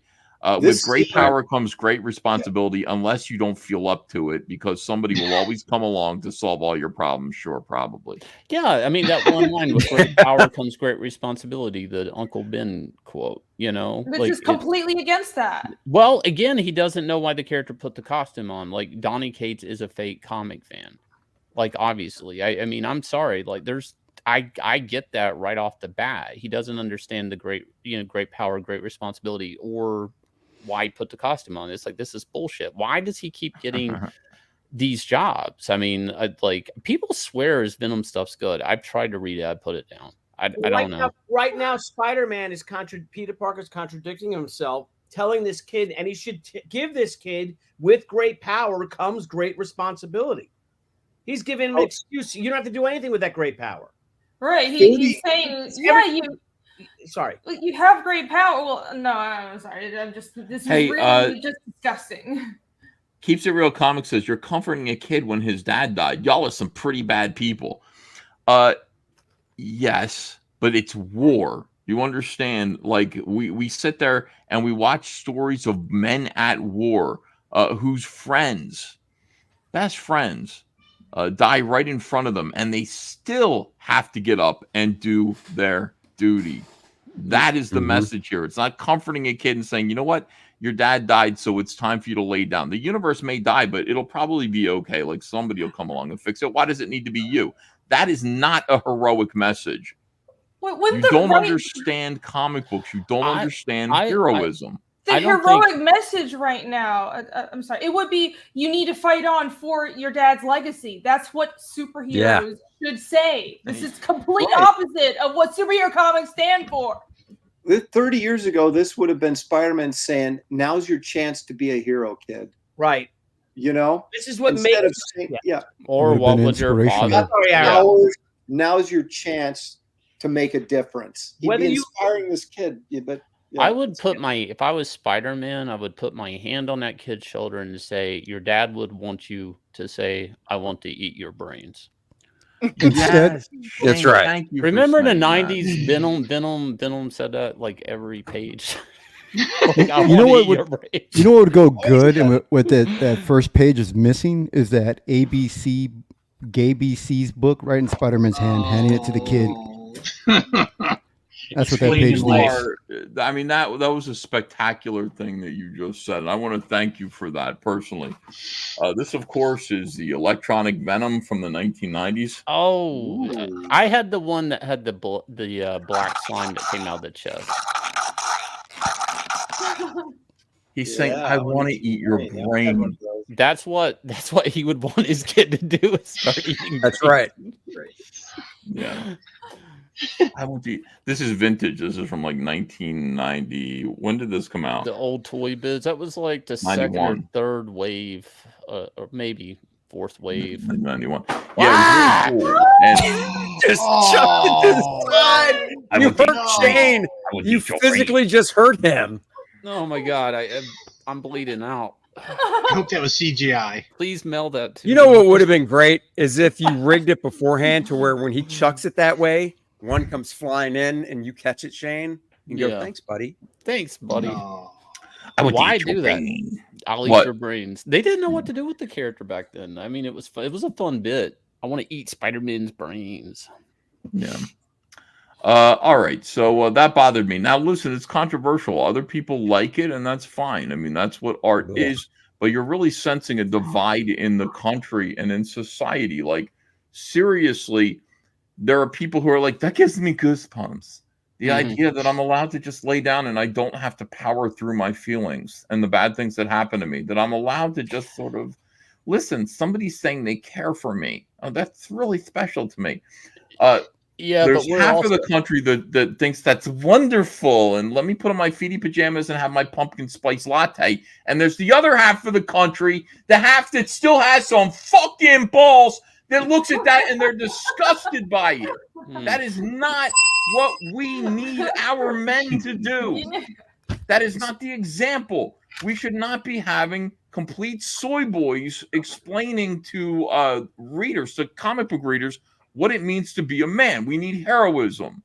There will be a time to cry. It isn't now. Now you have to save your friends, and you do it on behalf of your father, who was Venom, one of the greatest super criminals. Yeah, that's what makes us different. That's what makes him special. That's what he should have said to him. He's like, kid, your dad used to beat the shit out of me, and it's your time to get up and beat the shit out of me too. That's right. Go ahead. Just punch me right now. It's your time. This is your time, kid. I'll give you the first punch. No, like take that anger out. Ethan, you have to realize that we're living in a participation trophy age. Like we had a kickboxing tournament near us, and we had some of the guys participate in it. And the guy wins. He gets a trophy. The loser gets a medal. The medal... Billy, we were talking about this. The medal looked nicer than the trophy. I was like, well, who won? Like, it's like the guy with the trophy, but the medal looks like almost like the medal's better. It looks look more heroic. That's more practical. It looks shinier than the trophy. But it's like that's a society we live in now. Like nobody, the participation trophy. Yep. You know? Yeah, everyone's a winner. I mean, what's the point of being the winner if the guy next to you also wins? Yeah, kids soccer. You know what would have been a better speech for like Peter Parker to give to that kid at that moment? And this is what I would have written. Something along the lines of this. I don't know what to do. I don't know what to do. You can act like a man! What's the matter with you? Is this how you turn down a Hollywood Pinocchio that cries like a woman? What can I do? What can I do? What is it? Yes! That would have been way better. You can act like a man. And he smacks the kid in one panel. What kind of person finds that inside? I don't understand. Like reading that, who are these people that are like, oh, this makes me feel so good? Who feels so good about being told you don't have? I don't think this. Mediocre to be People commenting that I don't even think are buying this stuff. Let me ask this. I want to go at it at a writer's perspective. How does that speech move the story forward? Like the kid just like, okay, I'm going home. Like what the fuck? Where does that go from there? The kid would have to say, I'm going to do it anyway, which makes Spider-Man look like he was excusing failure. Okay. Did not, I mean, the only way to get out of that story thing is to have the kid go, no, I'm going to do it anyway. Right. Would it be and I fucking hate everybody, and then I look at the whole story. I'm like, stop coddling this kid. You're trying to turn him into a spider pussy. Seriously. I'm going to make that character Spider Pussy. After that long speech, the kid's the one that slaps him and says, "Be a man, Spider-Man." Yeah. Right. That's what we did. He turns script. to the third page. Yeah. Changes into And Venom. the kid's like, who are you? Is this the clone Spider-Man talking? Because the real Spider-Man would never talk like this. Wait, but he would. He can't pay his rent. He always had J. Jameson always treat him like shit. Spider-Man never had a backbone. Well, Parker never had a backbone. Spider-Man had a backbone. So Chuck Dixon. Many of you know Chuck Dixon. You've heard of him at least. I mean, everybody on this panel has at least heard the name Chuck Dixon. He's a writer. Did you know that? You guys understand? Great Tom writer. Tuttle says, for the record, you can be a tough guy and still dig pumpkin spice lattes. I understand that. I apologize. They come one time a year. Pumpkin spice latte candles, scented candles. No, that means you're just gay. That's the line, Andy. That's the line. That's where the line's drawn. That's the line. Fiendish Chapter 2.5. We need more backers. I don't know if I made this clear to people. We got 2 new ones, but we need more. Like I really did. I say this already? We need more backers. We only have 382 right now watching this stream. We've got probably 50 people watching. No, we have 1,000. We have over 1,000 people watching right now. That's way more than I thought. We'll bring to that. Oh yeah. Yeah, and I gotta say, boy, it'd be really cool if some of those people, and that, when we see that there are 1,000 people watching, 382 backers, we know that just by simple mathematics, probably something around 400. Check my math. People didn't back yet, something like 400 maybe. Yeah, something like that. Around that number, haven't backed yet. So we're hoping that we can convince some of you to just take a little bit of money, just a little bit. $200, $300. It's nothing. Chicken feed, a mere bag of shells. That's what Ralph Cramden used to say, right? It will not cost that much. The book is it's 25 pages. It's only $15, everybody. You want it. You want it. Yes. Weren't they trading seashells as currency in the Flintstones? Am I making it? Did I just have a glitch in the Matrix? They were how many clams? Yeah. Yep. Sounds right.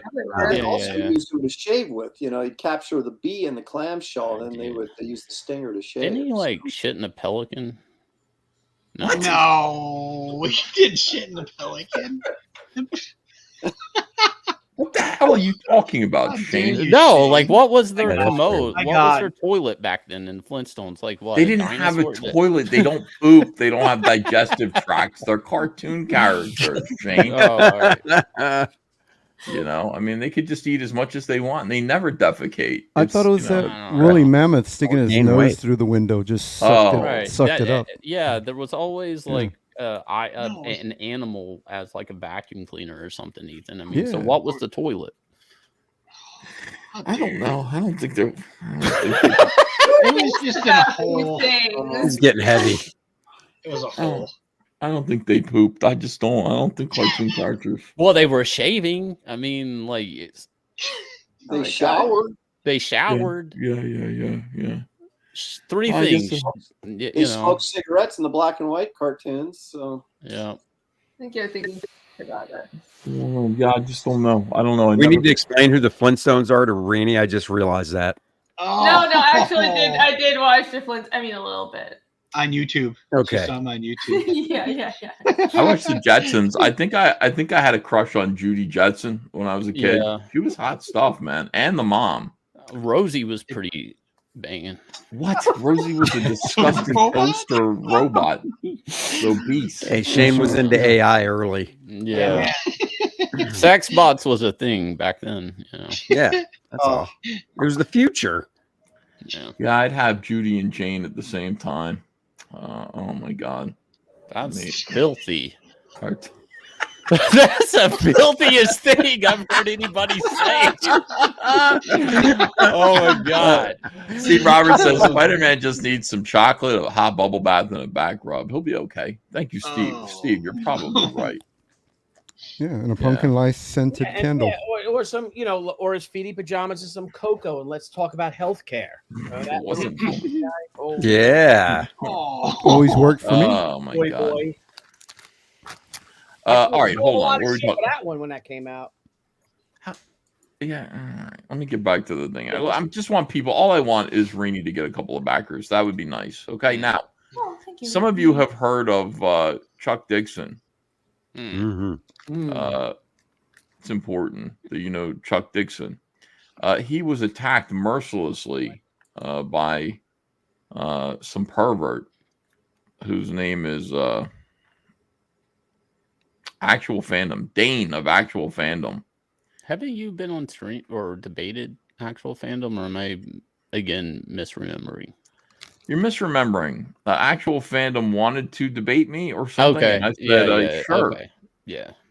These guys act like a debate is going to cause them to like get hurt or bleed or something. I'm like, no, it's fine. You want to talk about comics and what I do? See, I'm not hiding what I do. I'm very happy to talk about Cyberfrog and Comicsgate, all that stuff. Very, very happy to promote it. By the way, of course, I'm wearing the new Comicsgate shirt, Comicsgate T-shirt here. Oh, yeah. Trademark Comicsgate 2018, soy free. A vintage baseball shirt. And I do officially own the trademark for clothing and apparel now, too. So that's good. You know, it's like comics and also apparel. All right, what the hell are we talking about? Oh, yeah. Oh, my God. So this guy, Actual Fandom, I don't know if you've ever seen him. He's like this beady-eyed kind of rodent guy. Like Weasley, beady-eyed. I don't know if it's like weasel. Like I was saying today, like Matt Jarbo was like a weasel. I didn't realize that he was like a fat kind of little weasel, kind of a buck tooth kind of. Yeah, he's just like a weasel character.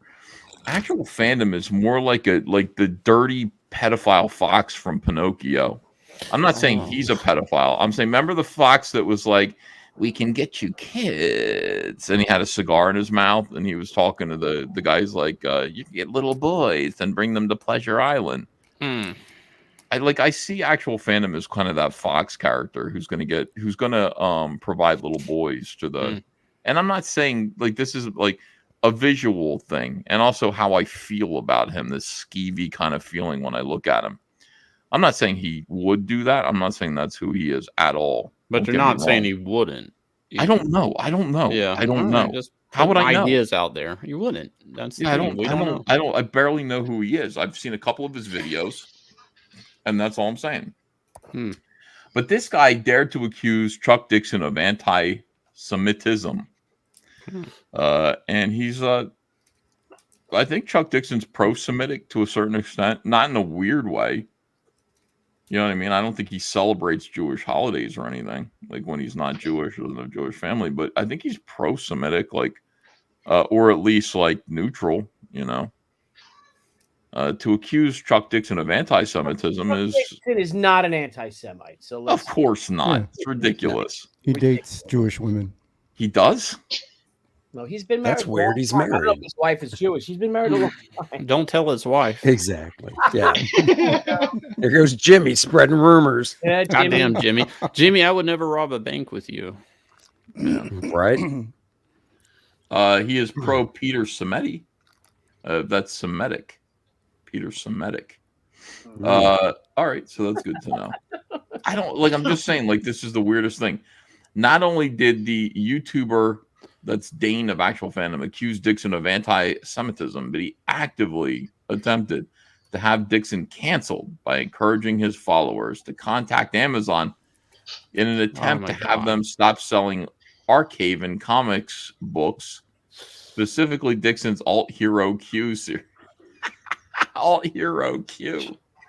Are they selling that? Can you look that up for me, Shane? Yeah. Look up Alt Hero Q. I know I'm asking you. No, I'm looking it up. Okay.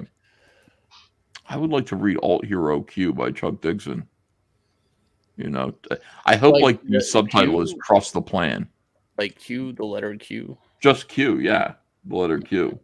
I don't think this is going to dox my information. It'll just It say may. Shane. Yeah, no. Well, let's. Oh, look at Everybody Irene. send me sleepy. McDonald's. Yeah, let me. Irene, do you need to go to sleep? Are you tired? Are you tired, Irene? Oh my God, she's like falling asleep on the show. It's so sad. Are you? I got up really early. Irene, Come it's on, okay. that We'll bottle spell of your book. wine's Go to getting to sleep. her. Yeah, no, she's like passing out. It's the saddest thing. Go to No, sleep, Irene. I was looking at something else.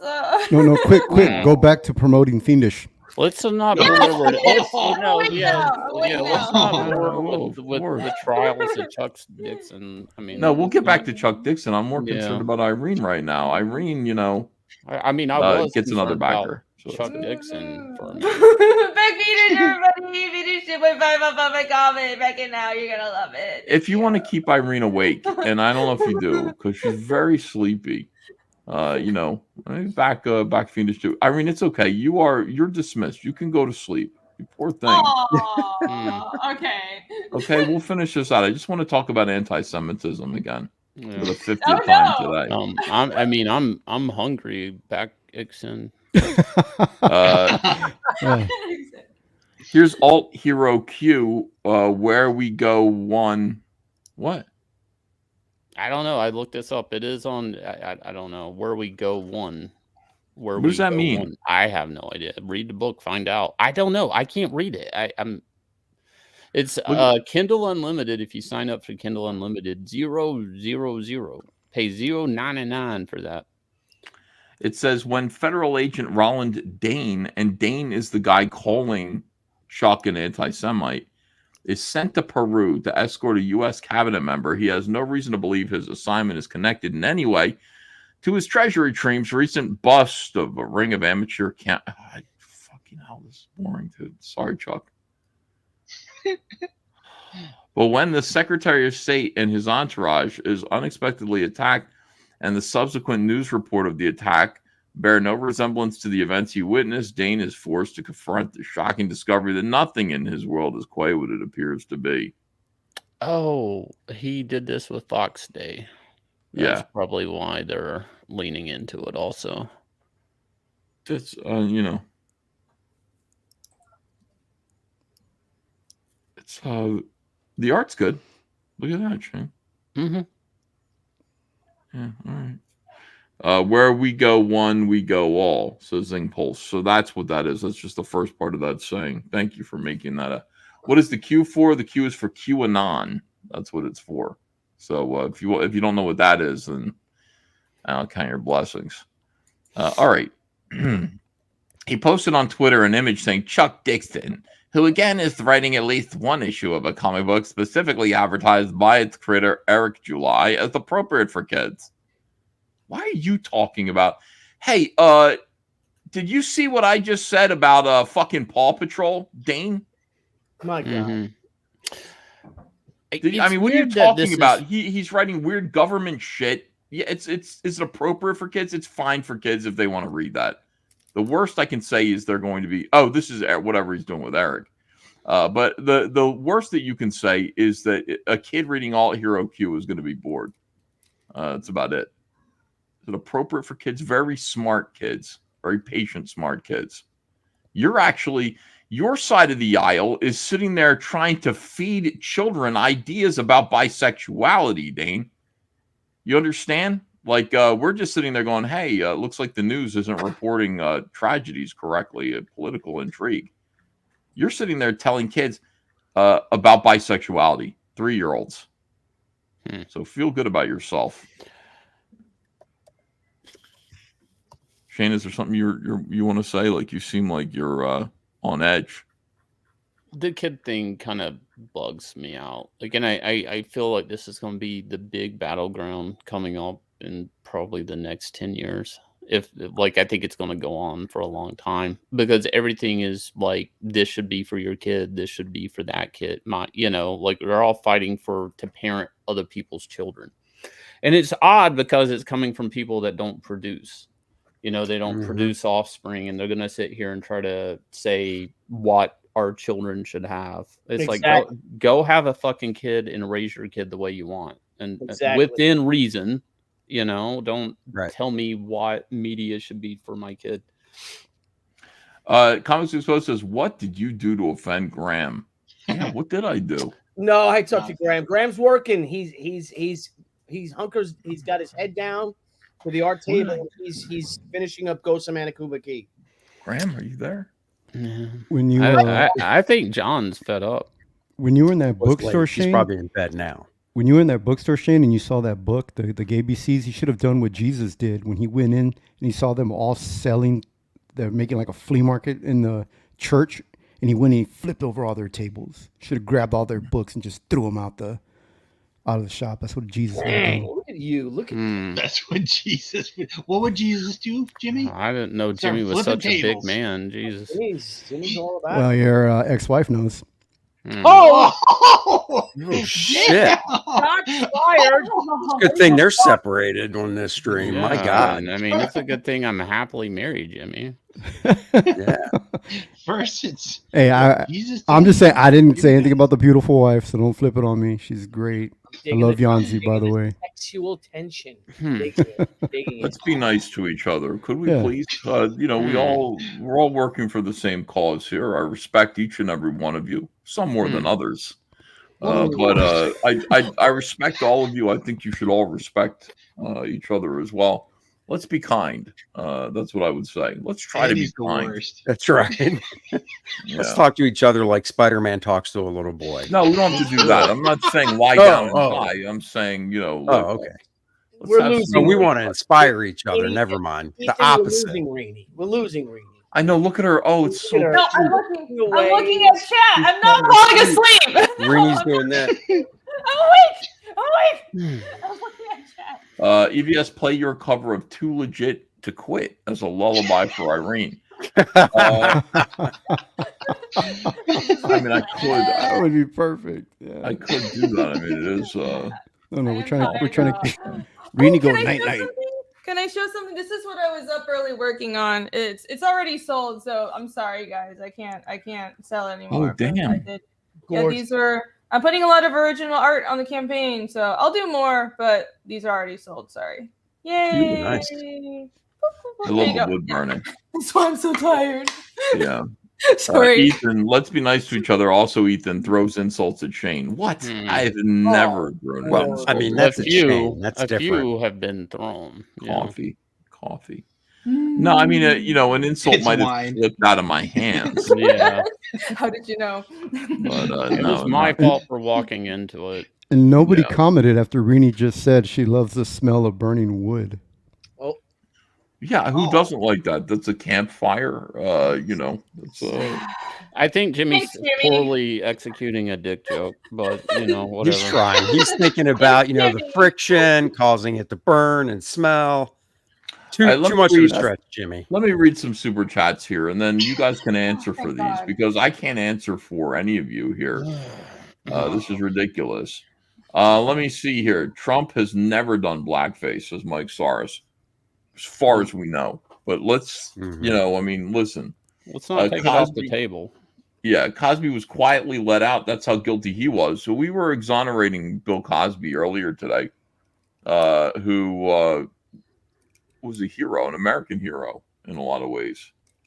Sure, there was the Rohypnol and the rape, but he mostly made people laugh. Me fairly recently. Bob Gable says, Archie from All in the Family taught us blackface is bad in the 70s, even though he did it on TV. That was the end. Wow, Archie was a great man. Neon Knight Rider says, I made a review. By the way, Archie Bunker, Richard Nixon's hero. Did you know that? Richard Nixon was like, I'm watching this show, and Archie Bunker's a work-a-day blue-collar fella, good guy, but he's got this homo son that's like You've played it before. There's an audio clip, funny. right? Yeah, There's an audio yeah. clip. I remember you playing it. Richard Nixon also like wrote an endorsement of RoboCop or something like that too. Like He for did? some reason. Yeah, like it was on the old VHS, like back in the day. Let me see. Neon Knight Rider comes in with a clothesline right across my neck. I made a review of Cyberfrog, Blood Honey, and Wreck Planet. I struggled to articulate in my video, but my point in a nutshell is the Blood Honey is a waste of time and unorganized. Oh my! Wait, now that's Blood Honey, not Wreck Planet. Yeah, yeah. Canuck says, Ethan, I would appreciate prayers for my youngest son. His mom passed away from cancer yesterday. It would mean a lot to me for all prayers. Thank you, EBS, for all you do. Youngest son. Yeah. Mom passed away. His mom passed away. Oh, it's awful. I'm sorry to hear that, Canuck. I've dealt with family with cancer before. It's not easy. So, okay, yeah. Listen, Canuck, we feel for you, brother. That's awful. We love you. Hang tough, and prayers for your youngest son and you and your whole family. Narwhal says the pilot of Hercules has awesome acting. All of it's incredible. It really is. What a great guy Hercules is. Coron Zenith says, "Hail Lopez, hail CG Kings, hail Comicsgate." But he loves Lopez. Jenko Morningstar says, "I was raised by the wolves." We're not getting that.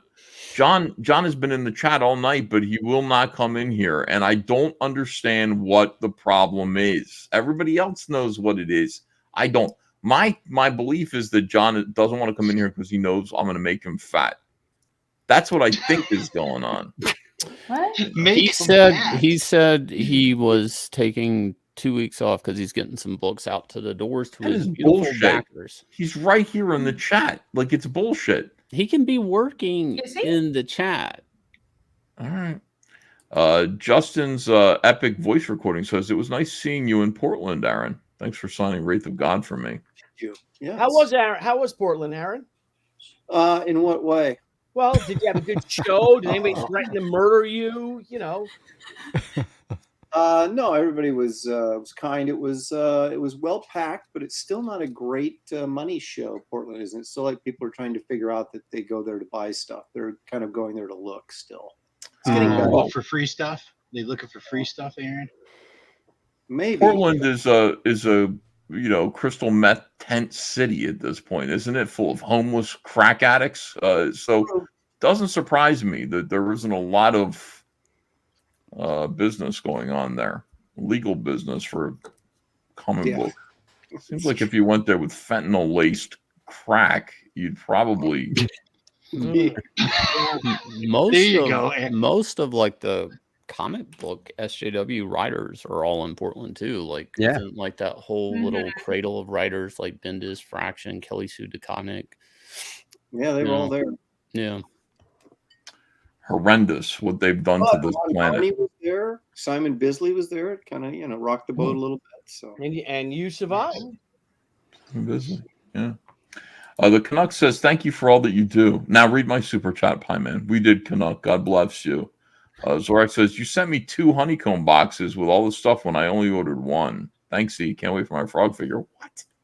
Oh boy. Nice. What are they doing over there? What are they doing, these guys? Quality enjoy. You're supposed to do return to sender. No, I'm just kidding. Yeah, I know. People always say that, "Oh, you gave me something extra. You want me to send it back?" I'm like, why would you pay to send something back to me that we sent you accidentally that you didn't ask for? Very honorable of you, but it's our mistake. Keep it, and that's the way it goes. Moromai says, "Hail Comicsgate, let's get Cordwrath to 100K. Also, Backrat Extermination, Fiendish 2.5, and Accent 2. Thank you. Thank you. Johnny B. Good says, Moromi.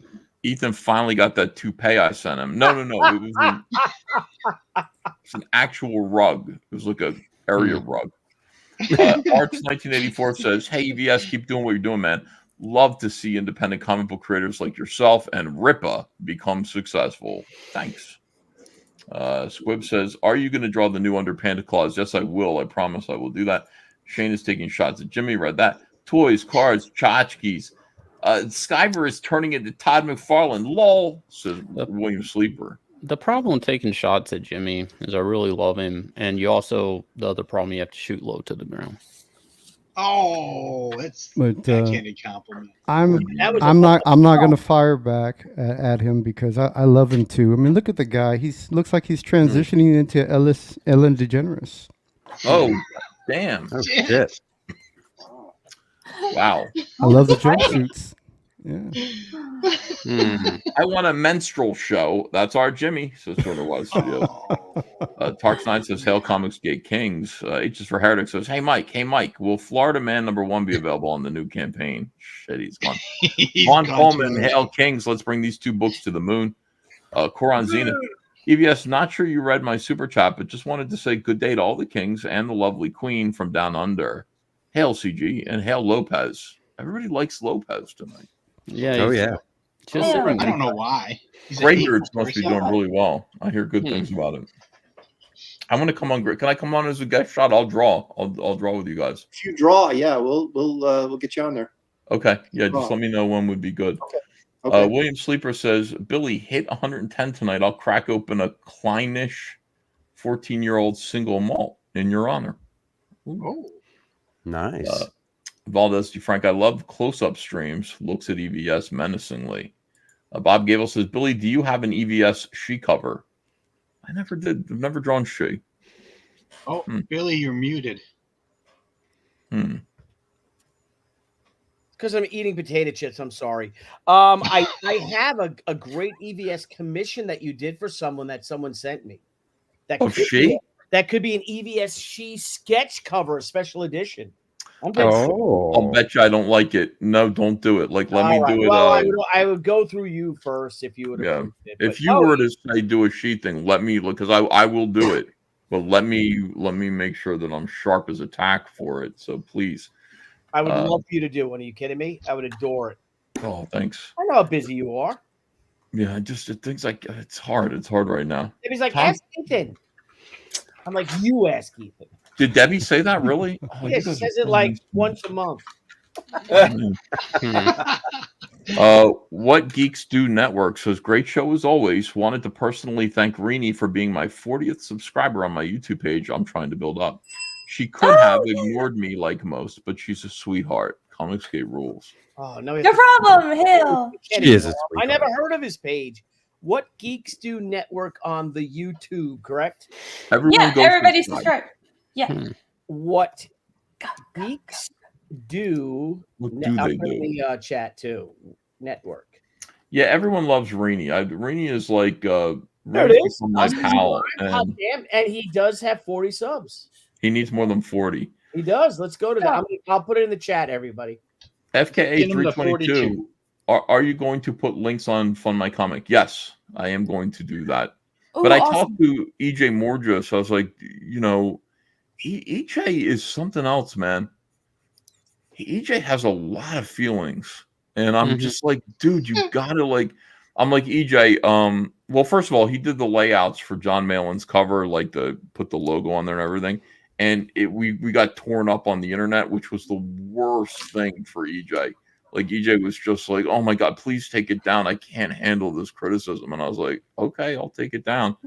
And I was just like, "You got to stop caring what people think. I like it. I like what you're doing." And he's like, "This is just who I am. I've always been this way, and I can't." Oh my God, you're so good, EJ. You're so goddamn. You're like so good. I want to choke you. This is your neck. You're so good, and to be as good as you are, it's one thing to be humble. Like Aaron Lepresti's humble, but we know he knows who the fuck he is. Like he's a humble guy, and always be humble, but let him know at the same time. You want to be humble, stay humble, but let these bitches know. Yeah. And I think Aaron does that. But you don't want to be like you do the let these bitches know part is important. Stay humble, but still know in your heart that you're better than everyone. and every artist feels that way. I would like every to hear Aaron say, "Let these bitches know." Can you say that? He doesn't say things like that. That would be against his character. Oh, Say it in your own I can't vernacular, remember the Aaron. last time I heard Aaron said, "Let these bitches know." It seems like it's been a while, Aaron. You want to flex? If I had a nickel for every time Lopez. I wait for the right moment, Shane. Right, don't need all to right. do I that, hope Aaron. I'm there, Aaron. When you Timing say is that, everything. Shelly will say it. I don't think Aaron will, but Shelly definitely will say it. B-Spin says, discuss the too normal Japanese McDonald's ad that has all these perverts fake outrage. Yeah, B-Spin, I did see that, and I saw those perverts saying, we're not outraged by this. This is mass delusion. What is anybody talking about? So I didn't really dig into it too much. I don't know beyond that. Let me know what I'm missing. Christopher Nicholson says, tell Cecil thanks for getting me unbanned from this chat. I'll ban you again. Just give me a minute. Ketchosaurus Rex says, just got my Blood Honey box. Underwhelmed by the weight and cost. Art is amazing. Love all the covers. We'll back the red box at basic level. Not worth the Blood Honey level. Why is everybody busting my chops today? Wait, hang on. What? I don't understand what he means. Just got the Blood Honey box. Underwhelmed by the weight and cost. Art is amazing. Love the cover. Will back red at the basic level. Not worth. Is he talking about Wreck Planet, the honeycomb box? Because there's a Blood Honey box too, and the weight for that is 0. You can get that right now. Yeah. Seems like he's talking about the honeycomb box. The honeycomb box to me was like, I felt like I owed you money after I got it. Like, we went out of our way to make that special. Like, most people who get that are just like, I hated you 5 seconds ago, and then I opened the box. So it's interesting. It's okay. You're allowed to do that. I just don't understand. Wow, chicken fry bucket. Bob Gable says, the stay-at-home mom was important. I can't see leaving any kid in daycare at this time. Dude, for real. You're just handing your kids over to society, these perverts. Like, seriously, perverts. Because, it's not like society has gotten worse. It's not like people have gotten worse. It's just that terrible people have taken an interest in your kids. The same terrible people who have always been there for decades have now been elevated by society and then taken an interest in your children. And they've been allowed to infiltrate places where they have access to your kids. Right. And I don't know. They usually would be screened out. Somebody would go, you're a man who's in a dress. No, we're not going to let you teach the 2nd grade. They're trying to take down the American flag in classrooms and hang the pride flag up. I mean, there's a thing. If you go to TikTok, you'll see tons of videos of SJW teachers making TikTok videos. It's awful. It's horrible. Yep. It started with prayer. They removed prayer. Yeah, we were college shopping, and I told one of the professors in their room or whatever it was, one of the gathering rooms, I said, "Thank you for having the American flag in your office, because you're the first American flag I've seen." Seriously, it's like a rare thing now. Oh yeah. American flag ain't the main flag in that one campus, and my son is not going to that one. I'll tell you that, and that's not on me. That's him. Yeah. Insane. All right, hold on a second. Alfred Ortiz. This is a known. These weirdos are hiding the word sex in books meant for kids. Yes, that's you guys doing that. If you think Grant Morrison's X-Men is a book meant for kids, you also shouldn't have access to kids. Okay. For that reason alone, nothing Grant Morrison does should be for children. Please. All right. And we already knew that about Alfred. Should not have access to kids. God bless you, Alfred, but please. Let me see. God bless you, Alfred, but stay away from kids. Johnny the Mix says, hail chat, hail CG. What the shit did I just tune into? Good question. They're promoting this to curtail the population, says Bob Gable. That's one theory. Well, no, but multiple countries right now are reporting that population's going down. Like it is a world epidemic type or world thing happening. This is like global, but it seems like we're the only country broadcasting this message. Like it's really weird. Like, but you have to understand too, our media dominates the globe. Like most of our movies are, we dominate the movie market to some extent, pop culture wise. So, but a lot of our social media, our media is controlled by foreign countries. It's financed by, Chinese. Thank you. That's right. Jimmy Reyes gets it. Fucking Jimmy gets it. Jimmy does get it, and he's going to vote this time. Jimmy, get ready to. I want you to practice pulling the lever for Donald J. Trump. Just practice in your mind. Go there into the voting booth in your brain and go pulling the lever for Donald J. Trump. And then just voting all red, like all Republican. And in the cases in which they're, what happened? The doggy? There's a dog. Oh, sorry. Damn, look at those eyebrows. He's got the white eyebrows. You got the white goatee. Oh, it's a cute dog. So cute. It's a little Scottish Terrier. Aaron, is your dog's name Commander Aaron, is your dog named Commander McBride?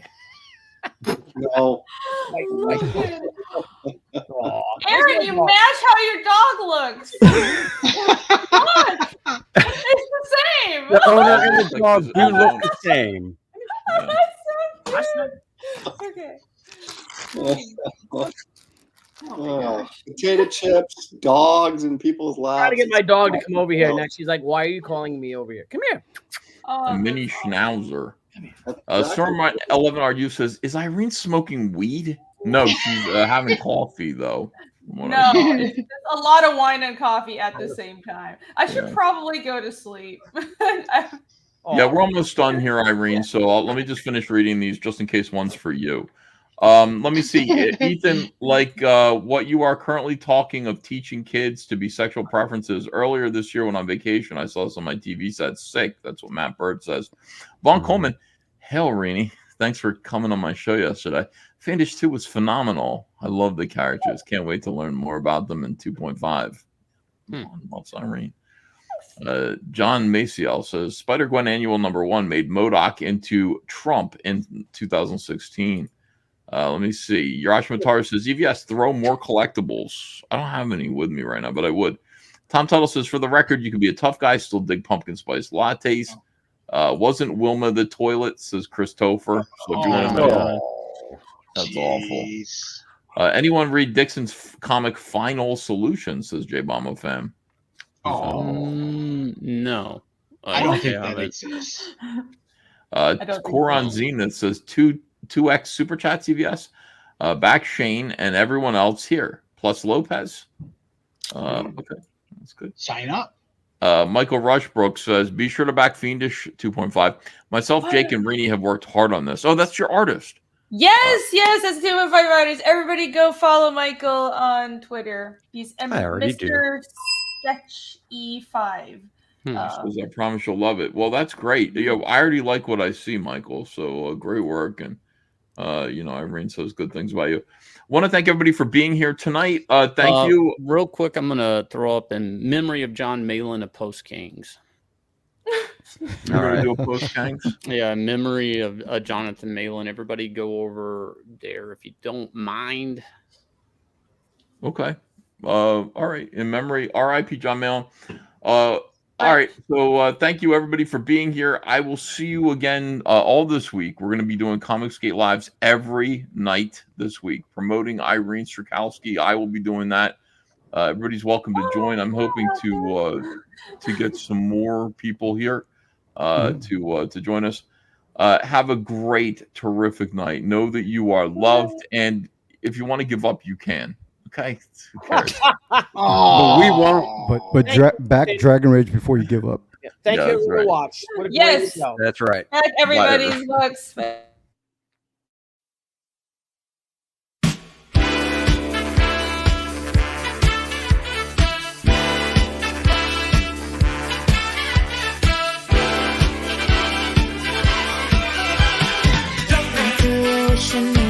Don't ask me, I'll never tell. I look to you as a spell, and now you're in my way. Should my soul for a wish, pennies and dimes for a kiss. I wasn't looking for this, but now you're in my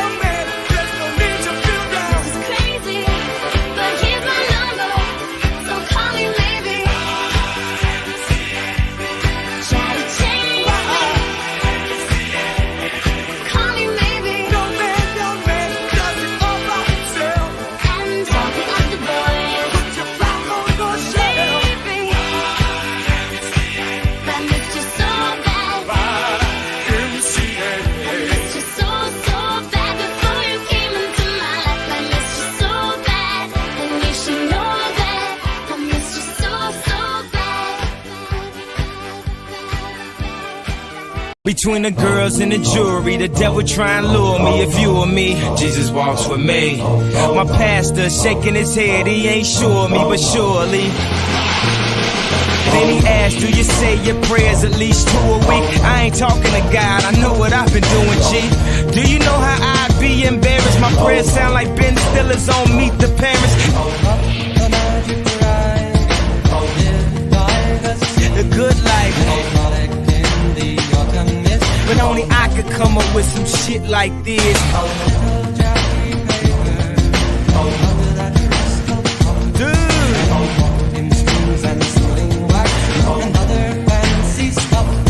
They say going crazy, and we've seen this before. But I'm doing pretty good as far as geniuses go. And I'm doing pretty hood in my pink polo. Nigga, please, how you gonna say I ain't no low head? It's because of what happened to your mom and dad that you're telling these lies. You told the worst kind of a lie there is, maybe. The lie of self-deception. Sorry. Together they would travel on a boat with billowed sail. Jackie kept a lookout perched on Puff's gigantic tail. Hey! Noble kings and princes would bow whenever they came. I'ma touch the sky. Pirate ships would lower their flags when Puff roared. I'm going on an aeroplane. The magic dragon, live by the sea. The good life. And frolicked in the autumn mist in a land called and now they're making Ghostbusters with only women. What's going on? The company store, the paradigm of absolute control. And that's why we're just out here doing simple things, pointing out that we're meant to be in nature and be natural. And this is where we find the source that God made to transcend the New World Order. And that's why they want to try to keep us out of it. I'm angry. I've had enough of these people. They're a bunch of Christian murderers, scum. They're on giant death factories, keeping babies alive and selling their body parts. What more do you need to know about these people? I go out and face these scum. They literally crawl out from under rocks. They have green looking skin and they run around screaming, we love Satan, we wanna eat babies. I have them on video. Hillary's in the creepy, weird, sick stuff, man. She sleeps in the same room with that creepy, weird woman whose mother wears a hood over her head. What the hell? That woman number one is ugly. Imagine how bad she smells, man. I'm told her and Obama just stink. Obama and Hillary both smell like sulfur.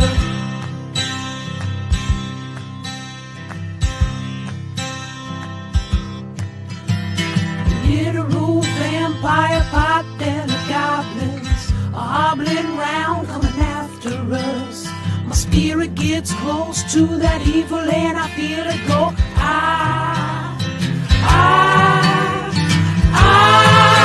We're such self-centered crap. We don't even notice hell itself rising up against us. Millions of pointed people of the very worst type, and I'm so pissed. We're gonna stab your daughter at the mall. We're gonna stab your wife, your son.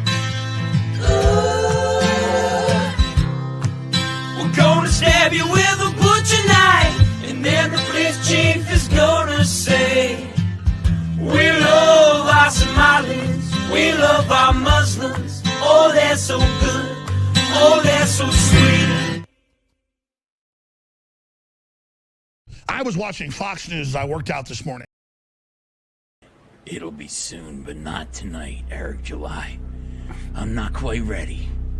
Though my nights are sleepless, I still dream, Eric July. I dream of that ass. I won and lost many things in my career. Championships, blood. I lost many things in my career. Championships, blood. I never, ever, ever main evented at San Diego Comic-Con. This is my chance. My last chance, Eric July. In my way, there's a man. And that man has my gold. My ticket to the Eisner Awards. He may be the game. You may be the champion. You may be the best in the independent comics industry today, Eric July. I should know. But you are no Alan Moore. You are no Jack Kirby, and you never will be. 50 years I've been chasing this dream, Eric July. Dozens of fractures, hundreds of stitches. Countless nights I bled, Eric July. You may say, this is no dream. This is a nightmare. Maybe, Eric July. But it's your nightmare. And I'm gonna decide when you wake up. I'm gonna come.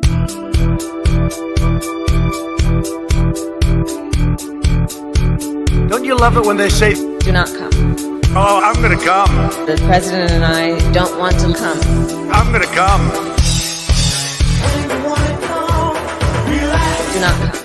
Oh, I'm gonna come. Do not come. Do not come. Oh, I'm gonna come. Do not come. Oh, I'm gonna come. I'm gonna come.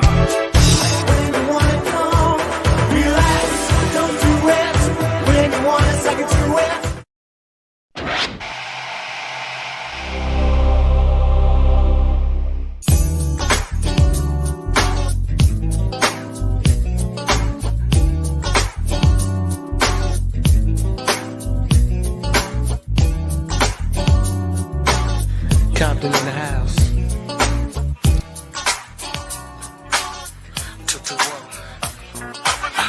What the fuck is this? Jumping in the stretch, Hummer running. Fly ladies from wall to wall.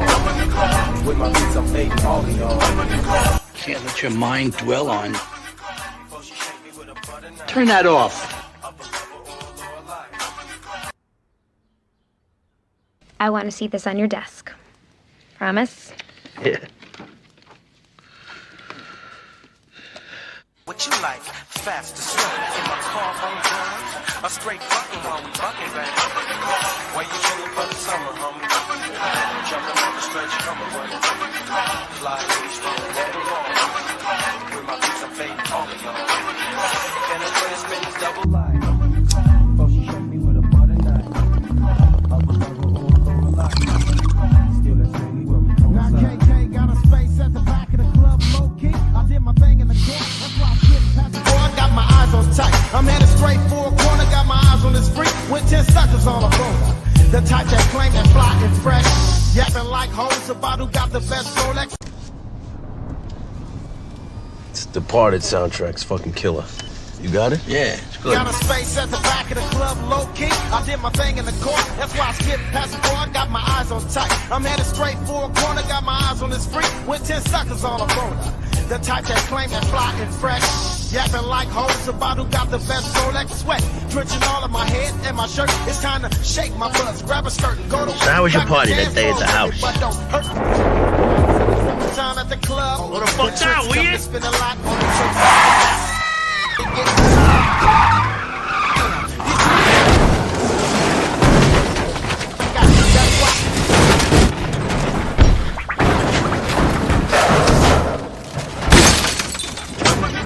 Where you chillin' for the summer, homie?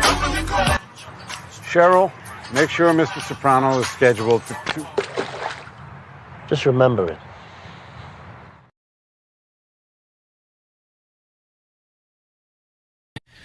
I feel like shit. Monday, happy days. Tuesday, Wednesday, happy days. It's just one of those happy days. The weekend comes, let's not go home. It's just one of those days where you don't want to wake up. Everything is everybody sucks. You don't really know why, but you want to justify ripping someone's head off. No human contact, and if you interact, your life is on contract. Your best bet, just knock it off, you scum bucket. it's just one of those days.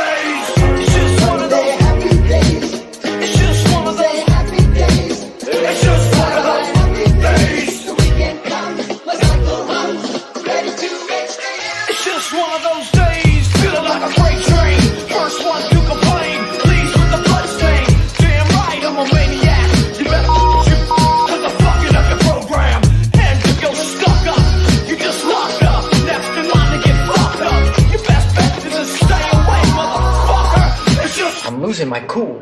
It's all about happy days. It's just one of those happy days. It's just one of those happy days. The weekend comes, let's go home. Ready to make you. Feel like shit. My suggestion is keep your distance. 'Cause right now I'm dangerous. Right now I'm dangerous. Something's happening to the bonds. If my day keeps going this way, this way, I'm gonna pop you one so you'll stop playing games. Give me something great. Give me something great. I hope you know I'm like a chainsaw. A chainsaw. A motherfucking chainsaw. What? So come and get it. What we got here is a case of mistaken identity, you know? See, now this here is not Robert.